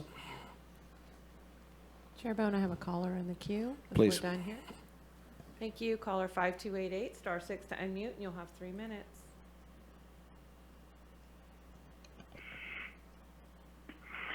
Hello. Maybe some of you are now realizing when we were talking about you running for this term why I said it will not be any fun.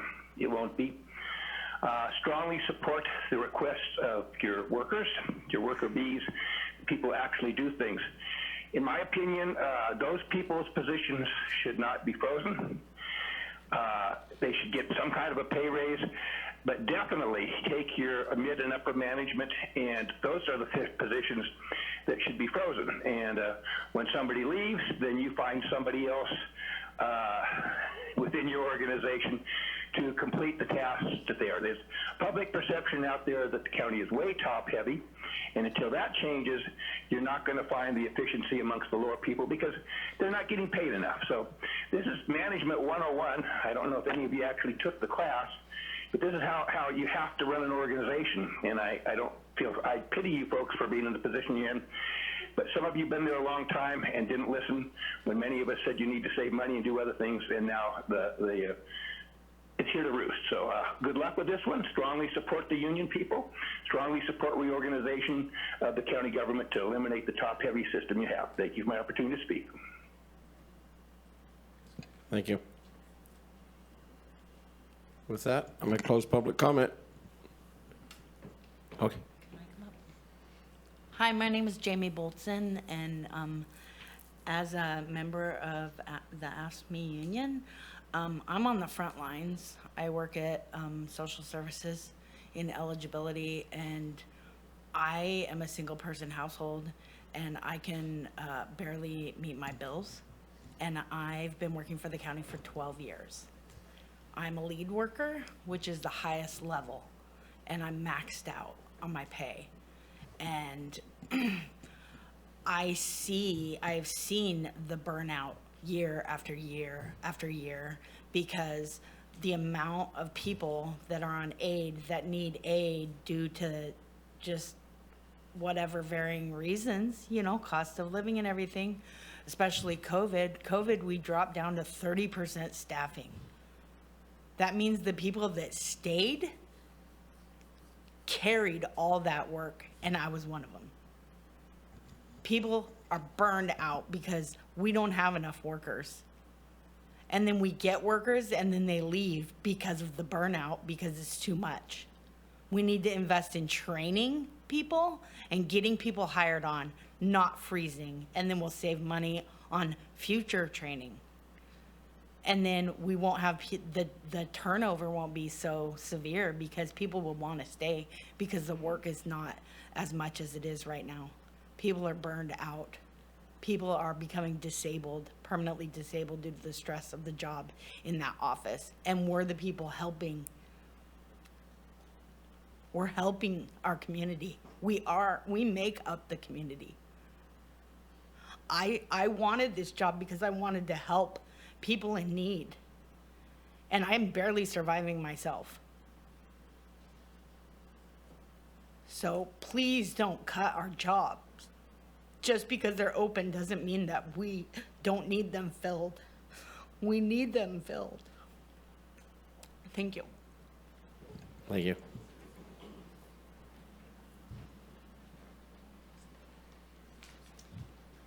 Hi, my name is Christy Doviak, and I work for DHHS. I'm a peer coach, and I am a union member.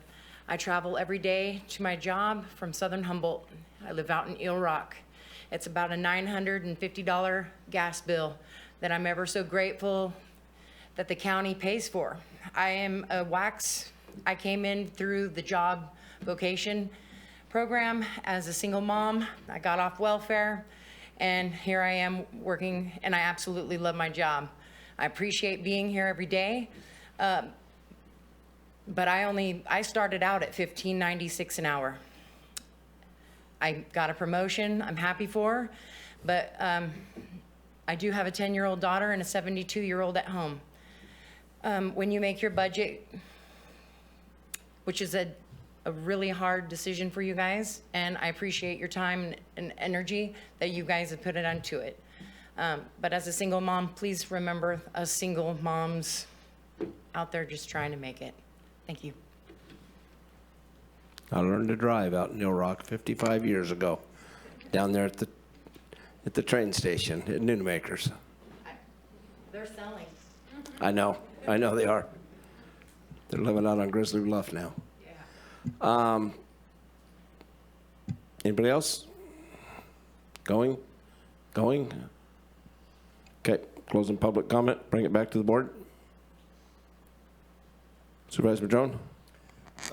I would like to recommend that we approve the carryover of the funds in Public Works from the chip seal project going on the Shelter Cove Road.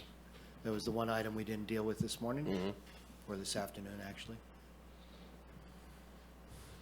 I don't know how the rest of the board feels, but.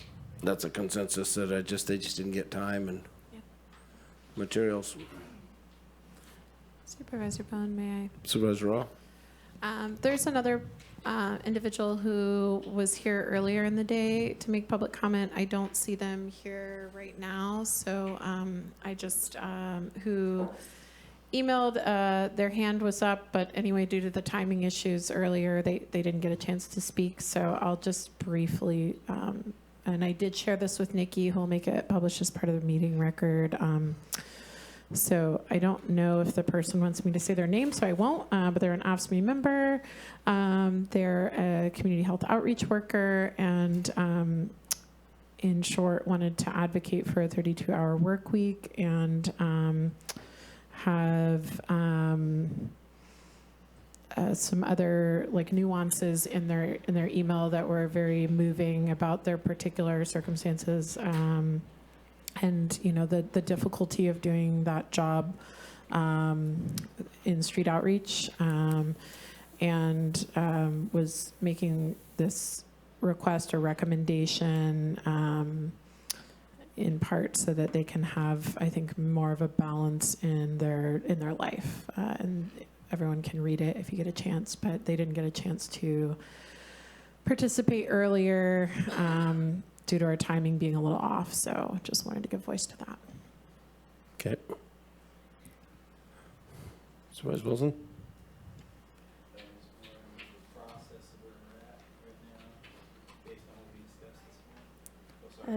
Chair, you can close the public hearing. Okay, I'll close the public hearing and bring it back It's to the been a Board of long day. Supervisors. It's only been 9 hours. I'm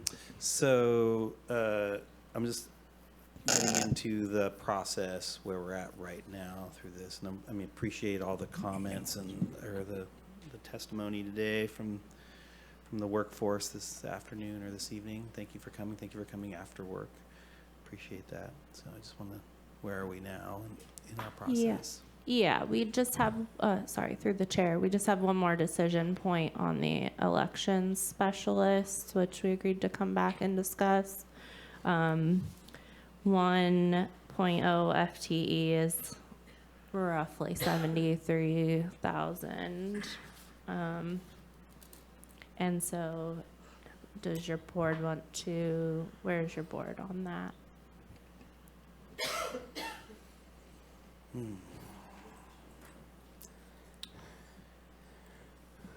Well, I don't know if any of I hear what the main message that we just heard from AFSCME workforce and from Drew specifically in terms of any of these changes are on the backs of a workforce, and I don't disagree with that characterization. that's also not just on the backs of a workforce, but also on the backs of the community that we all serve. So it's much broader than that, for sure. That being said, there is realities around these budgetary numbers, and notwithstanding some of the points that you're making about PARs and some other options in relation to where we might be looking for opportunities, but then again, those all relate to long-term projections around retirement and other things like that, which obviously have big issues for us. That being said, we've come as far as we're about to go on this particular budgetary discussion for this round. We're going to have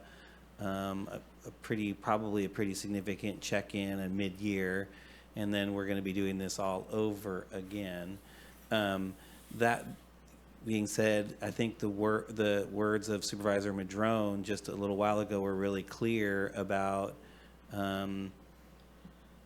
even in this moment we have a budget deficit that if we have that same budget deficit next year, we hit a wall. I mean, we will not have the money.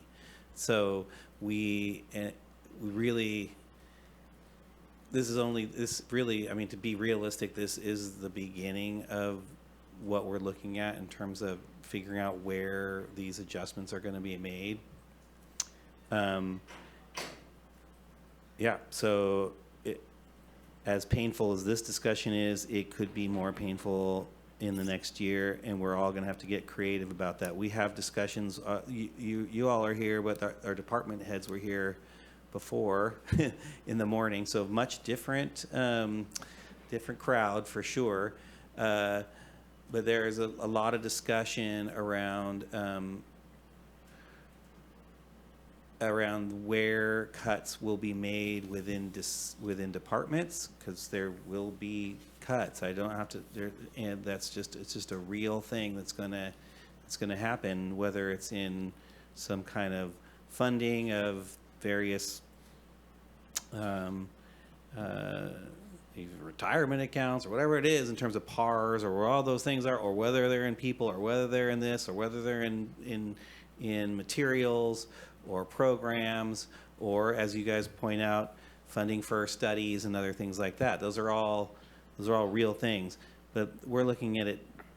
Probably we're still, I'm guessing, about $4 million over now what is what will be benchline for us next year. So those are just some sobering thoughts that we're trying to deal with up here. And you guys, I think, understand, I believe you do, in your position and in our position, that nobody wants to see any of this be reduced in any way, shape, or form.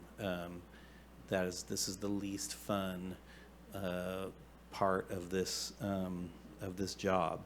But that being said, we're all going to be working real hard to make sure that we retain not just a workforce, which is important, but services. I mean, ultimately, that's really where we're trying to get to, is the workforce, the people, is what delivers the service, is what holds civil society together. I mean, that's just what we do. This is where it is. You're the most important people at every level. Local government and the people who run it is what holds it all together. This is just, what makes us function in ways that in places where we don't have that, I can tell you, I've seen it. It's a terrible place to be. So we're going to try very, very hard not to get there, and I think we can do that.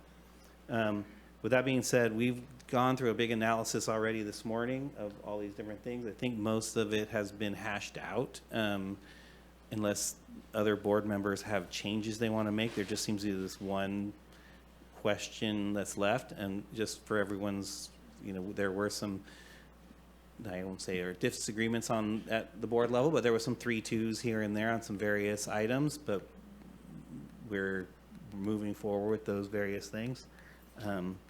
So I don't know. I think the only thing left was a one position at the auditor's office was kind of what we were down to. Elections. Not elections, sorry. Elections, It's been a long elections, day. right. Sorry. I'm losing it. Supervisor Madrone? Well, I appreciate the comments. A couple of years ago, we were in labor negotiations. I think you all remember that. And this board made some bold moves. I know it wasn't as much as you all deserve, but it was more than would normally have occurred.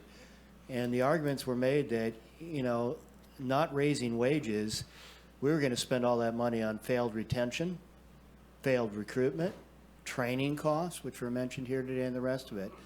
And so the board did consider all those things and did offer the best wage packages we could to all of the unions and all the county employees.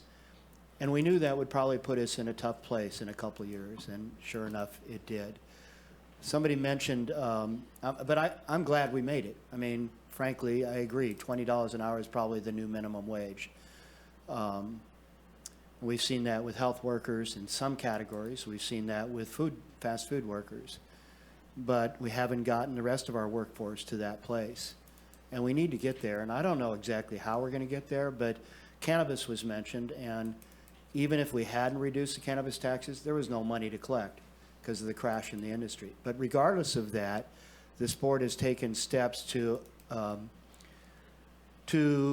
bring in as much of that tax revenue as we possibly can. And the way we're doing that is we've given existing farmers with permits till March of this year to come in and develop a payment plan for whatever their back taxes and their back fees were. And they have to have that all paid up by the end of March of next year. And if they don't, then their permits could be revoked. So what we're trying to do is sort out those farmers who are actually in it for the long term from those who came here for the green rush and never intended to pay their taxes or their fees. Regardless, that industry is still struggling. But it is highly likely that we will get several $1 million, not 10, not 15 that we're owed, but with some luck, we might get $3 or $4 million. We've not included that in our budget projections for this fiscal year because we don't know. And by doing that, we're hoping that that will help plug some of these holes come next March in a good way. And hopefully that industry will continue to flourish in the future and be able to pay those taxes that, frankly, the farmers were the ones that, you know, helped create the Measure S tax because they wanted to contribute. So there are a lot of difficult decisions that we're trying to make. And, you know, we couldn't do the work we do in this community without you folks. Thank you for coming and sharing your concerns, your frustrations. We hear you. And we will continue to look for ways to try and increase our revenues and reduce our expenses. That's what we have to do, not just once a year at the budget session, but with every meeting where requests come to us for the use of funding. So we will continue to do that. Unfortunately, right now with the massive state budget, I mean, they're in the billions of dollars in deficit, and we're in the millions. So we will continue to work to do our best. But regardless, thank you for your work. It's not easy. We know that. Like you said, trying to figure out which bills to pay, never an easy thing to figure out. Thank you for being here. Supervisor Arroyo? Some comments about some of the actions or the general direction we're going in because we haven't voted yet on approving this suite of recommendations. But just a couple of things, you know, I think we went through a list of highly deserving projects and programs, some of which we chose not to fund, some of which are, you know, really important community resources. But we did, you know, I'm pleased that we were able to, in conjunction with the CAO, prioritize those asks and with your team. And I know y'all take a lot of the heat on our behalf. So thank you, because this is not easy. We're all kind of having our feet held to the fire. So we know it was coming, and here it is. And we're all, you know, kind of trying to sort through the options that are available to us to the degree we can. But I appreciate the conversation earlier today and this, you know, our board making some hard decisions, and more to come. I heard loud and clear the request around top heaviness, and we've one thing that our ad hoc did request was that we look and bring forward recommendations from past studies that we've had done. Now, some of those are now several years old, but we had a messy but I think helpful meeting last week where we sorted through some of those recommendations, some that we want to follow up with, and some that aren't going to be pursued at this time because some things in the county have changed since then. But I hear you about that, and I will. It's a small gesture, but I'll commit to not taking any increases myself until the situation improves. So that's one small thing I can do, but in the grand scheme of things, it doesn't solve our bigger challenges. So we are going to have to keep working on it. And we did choose to reduce our travel budget for ourselves for out-of-area travel, but retained some funds for staff to go to training, which is necessary for them to maintain some certifications. So those are a few of the highlights that I think are responsive to some of the requests we heard just now. That doesn't solve the outstanding question of the elections office. So, Chair, is it okay if I return to that topic? Sure. I'd love to ask Juan to come back up if you're not too trapped in there. Okay.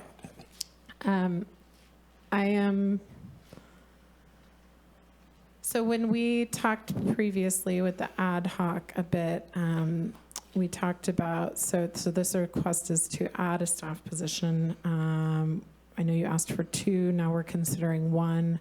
In the past, you mentioned that with extra help, it has been useful, but it's not always efficient to get someone into that elections worker role in an extra help capacity. Could you speak a little bit more to this situation? Yeah, we had that conversation last time with the ad hoc where I'd asked for an additional FTE last time around, and we worked out an extra help kind of substitute, and to be frank, it didn't work at all.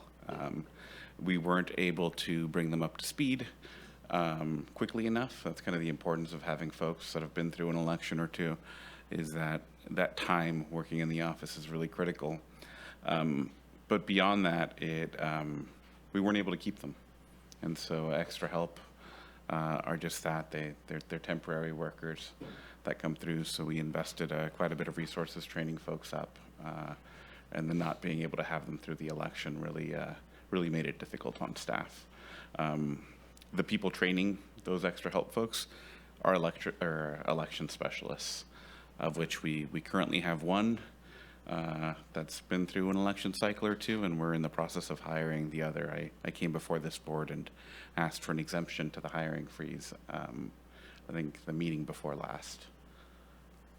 Did that answer your question? So, but your exemption to the hiring freeze was filling an already allocated position. That's so correct. This would be an additional position. That's correct. And so I will say, coming into this, my inclination was absolutely not. We need to hold the line, but the idea of going from 2 to 1 makes it a little more palatable. I'm having a hard time because we set this expectation for all departments, and I know you can appreciate that, that we set this kind of intent that we're not going to add any positions. And I know that you mentioned in the past you had wanted to ask for this position and repeatedly felt like it wasn't the time, and now it's kind of critical. So I would be willing to support the 1 position, not the 2, recognizing that our elections have only grown more complex, and there have been more pressures on your office, but I don't know how the rest of the board feels.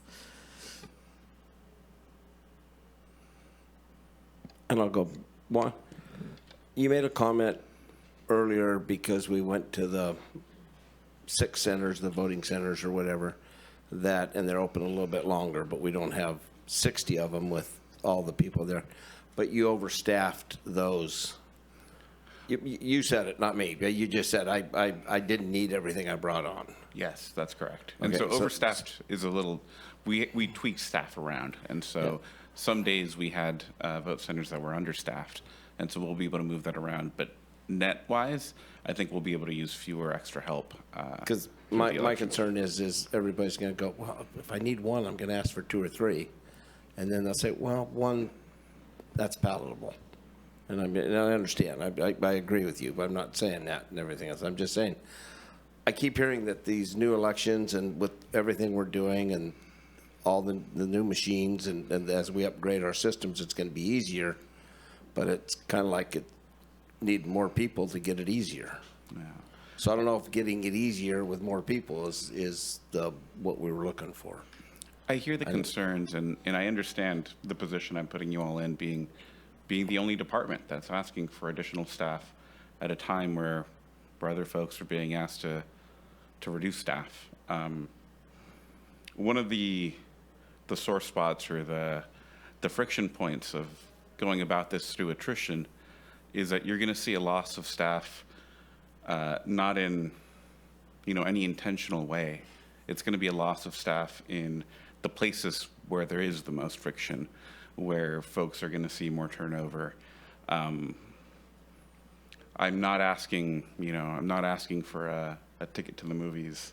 I don't think anybody is, but I'm coming before you because I fear what would happen had I not come before you. I fear being in front of this dais and trying to explain a mistake that happened and the cost that came with that mistake, because I didn't come before you and ask for what I needed in order to ensure that didn't happen. I know it's a really difficult decision that you all have before you. We've all kind of said that at different points out of one side of our mouths as we're asking for something out of the other. It's a tough gig you have, but I wouldn't be asking it if I didn't think it was close to existential of an ask.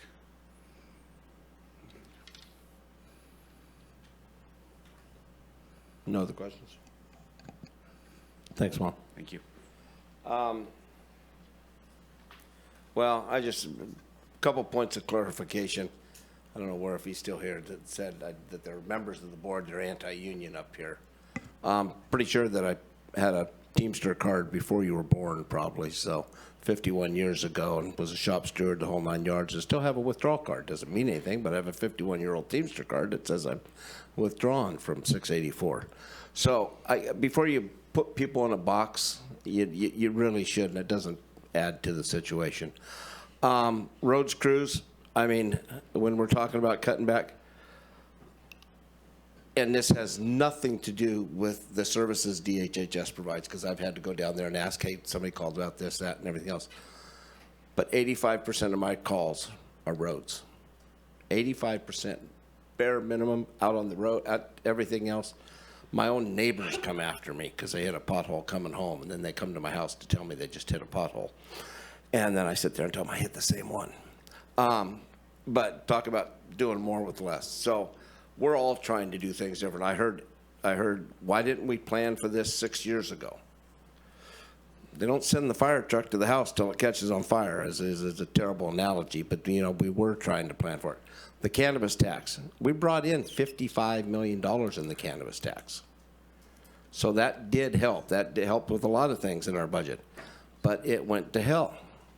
So, I look back in the days, I'm old enough to remember when Eel River and Palco had 2,100 employees and all those things, and things were a lot easier to get done back then. I keep thinking about, our things. I keep thinking, why the hell did I run again? But anyway, yeah. But to think that it's us against you is the farthest.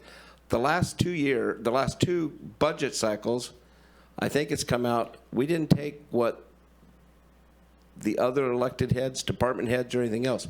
We got what you got. Exactly. We got what you got. What? Well, and Mike didn't take it till you guys got your contract. Yeah, SEIU till one of them got it. I didn't take it, I think, for 5 or 6 years at all. At all. You know how many people thanked me for not taking it? 0. But I wasn't looking for thanks. I just didn't take it. So to think, you know, as we move forward, hell yes, we'd like to all pay you. Yeah, we'd like to pay you everything we can pay you, because then you guys wouldn't be here. Not that I'm not glad to see some of you, except for Tomasini. But anyway, no, I mean, and you guys have made a statement. The statement was made that we're top heavy. Okay, you guys aren't at the top. Obviously, you're not at the top because nobody shoots themselves on purpose. So maybe that is something we look at. I don't know. Maybe, but and you know, again, we do spend money outside the area on studies because we don't have. We got 135,000 people here. We don't have people that do studies. We don't have people that do anything else. Should we try to do more, you know? And I looked back and I got a phone call from somebody who says we're getting new dump trucks. Could we have outfitted the old dump trucks with the new exhaust systems? I don't know, but it's something to, you know. And mechanic Showquist is shaking his head, so no. So we get good money shipping them out of state where they don't have a climate problem. So, you know, as we move forward, we're going to do everything in our powers up here to try to get you more money. It doesn't, I don't care if I get any more money. I'm old. I don't need that much to last that much longer. But I'm just saying, as we go forward, if you don't think we're out looking for you, because I'll tell you what, if you want to come see me in my office is always open. You don't have to make it. You can just walk back there, and I'm usually here. I'm here every Saturday and Sunday morning, and I mean, again, Wayne doesn't have a problem finding me. But there are things, and I'm not just saying me. I don't think there's a person up here that doesn't worry about what we want you to have safe and livable working conditions, right? But where, you know, come up with, where do we cut? Do we cut half the sheriffs, the DA? Do we cut child welfare services? Do we cut foster care? Do we cut, we're trying not to cut. We're trying to do this as surgically as possible. And when it affects you, it doesn't feel like it. I know that. It doesn't feel like it when it affects you personally. But if you think anything is up here because we don't like unions or don't like orange or green or whatever the case may be, it's not it. But we hit a tough, and this came pretty quick. We did not know sales tax was going to drop off as how much it did. You got to remember, 19 months ago, state of California had a $39 billion surplus. That's what they were saying. It was also before an election. And then we went to a $70 billion deficit. That's a $100 billion turnaround. And as you well know, less than a third of our budget is general fund. I mean, the rest is, you know, out there with DHHS and other avenues. We depend on the state throughput money. Proposition 4757, 109, dumped all that back onto the probation department corrections. And now we're having to cover for that. And we've got the corrections over there. We almost got caught up and now they're working long hours again. So to say this doesn't keep us up at night, you're wrong. To say we're not worried about you guys and what you do,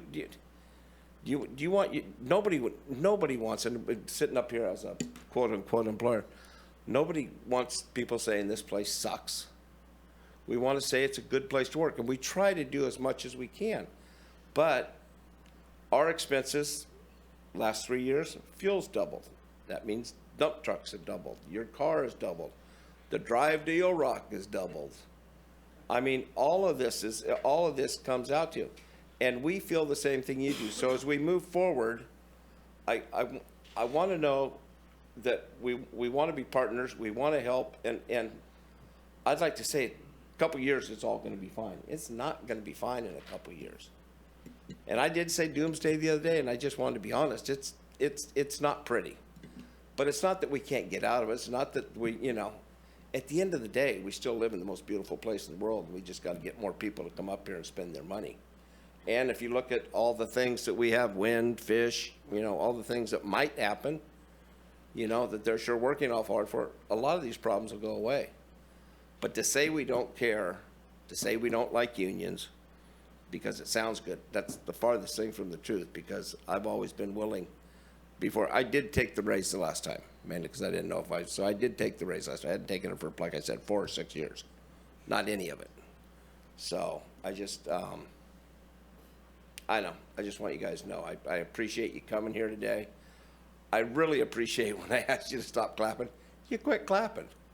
You know, when you waved your hands, you waved them with all your fingers. So I appreciate all of that. So anyway, you guys, we're going to get through this, but if you want to talk about it, let's talk about it.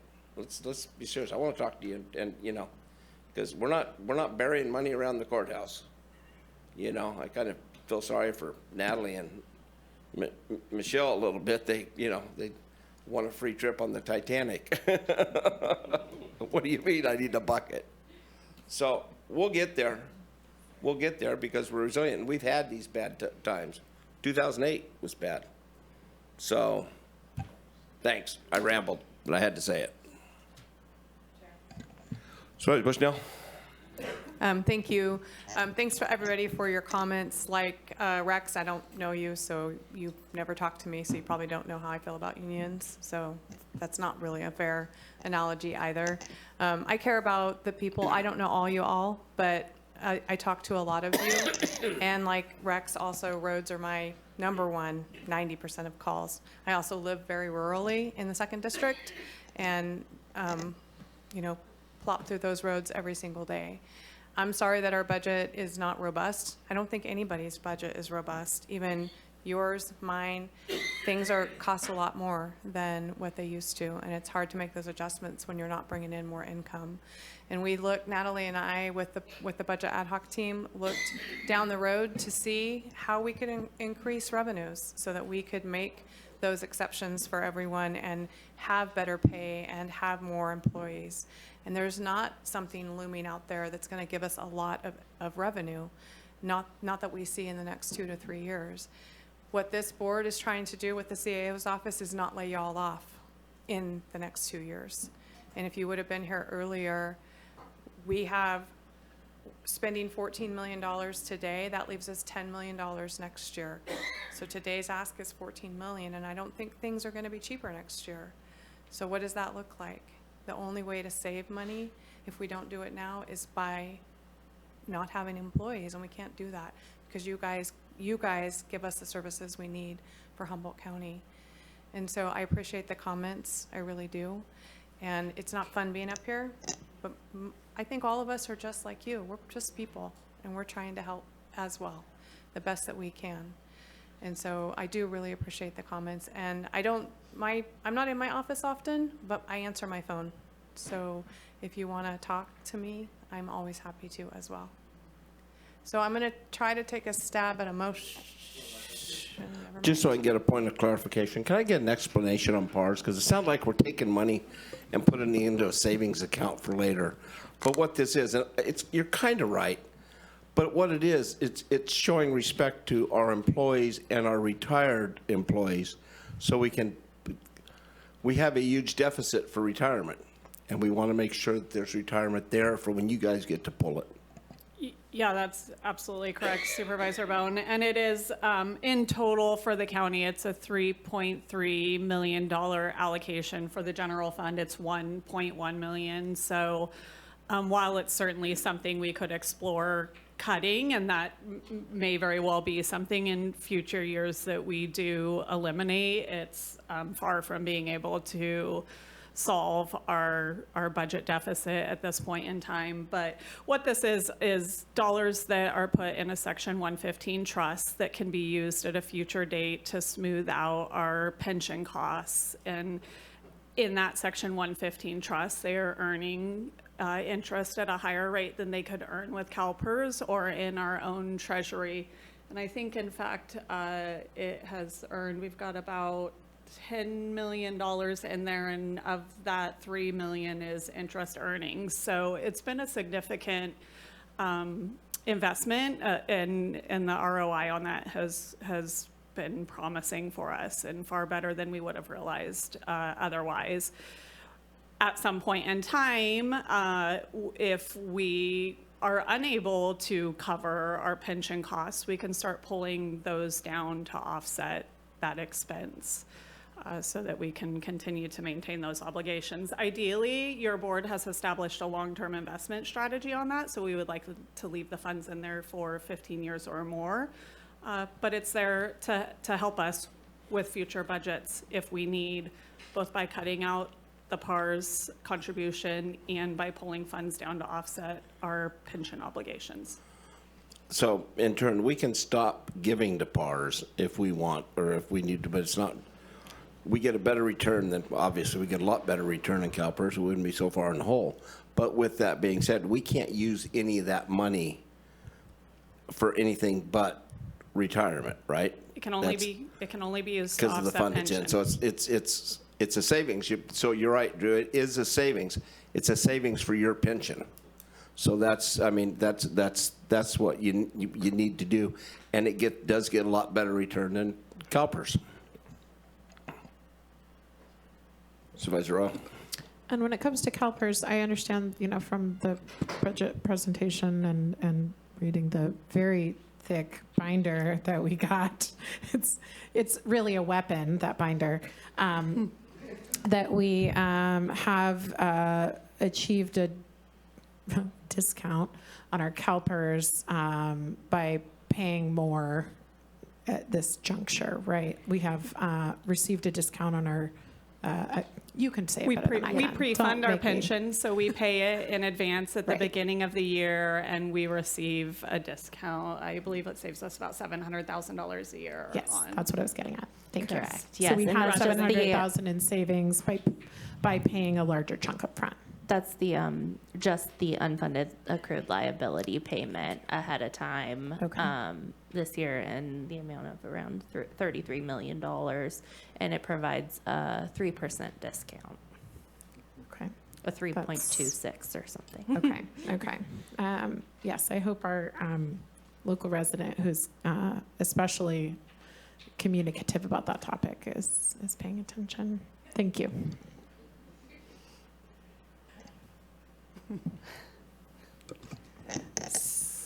I'm trying to think who you're talking about. Supervisor Bushnell.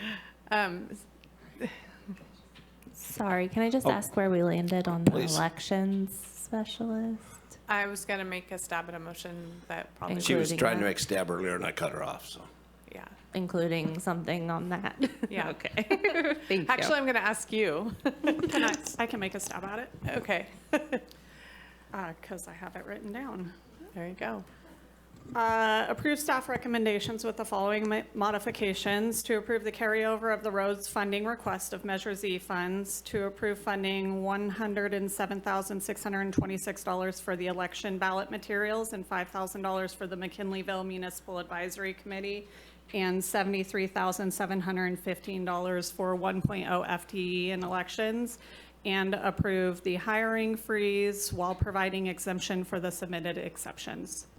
I'll make that motion. And $31,367 for the board's travel. Yeah. Which is mostly actually staff training. Okay. Sorry, the Board of Supervisors / clerk of the board's budget travel. It still comes to us, don't through us, so. I'll Perfect. second that. I don't know if it's a second, or aren't we just looking for, yeah, just, I made that motion. Nikki got it. Okay. And Mike seconded it. Excuse me? do we need a motion on that, or can we just add it since we're doing, but I'm just asking for clarification. We didn't do it on any of the other, we just nodded heads, I'm just. Sorry, I was getting clarification on the amount on the board's travel. Can you repeat the question? Do you need a motion for those? Are we just, All because we're the gonna, other items we approved. all the other items we did That's with in Bobby staff, heads. it's in staff recommendations under CAO recommended, so that's included under all of, is that what you mean, under all of the CAO recommended I think Rex wants to allocations? know if we need a Well, let's motion just vote in on it. We're taking more time. We'll just vote on it. For God's- We also need the VSIP, approve development of a VSIP program as well. I'll add that motion. Seconder, okay? Mike? Yeah, I'm all right. Thanks. I do have a question on that. Please. So I understand that that's going to be developed and come back in, was it July, most likely? Something like that? Okay. Yes. So we're approving it in concept, but we'll have more details coming back. Okay. Yes, just directing staff to develop a program and bring it back to the board. Okay, thank you.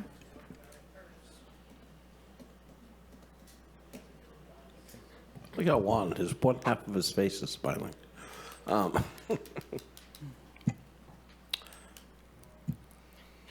Call for it. We good? Okay. Yeah. All right, thank you, Chair Bohn. Yes. Supervisor Bushnell? Yes. Supervisor Wilson? Yes. Supervisor Arroyo? Yes. Supervisor Madrone? Yes. Thank you, motion carries 5-0.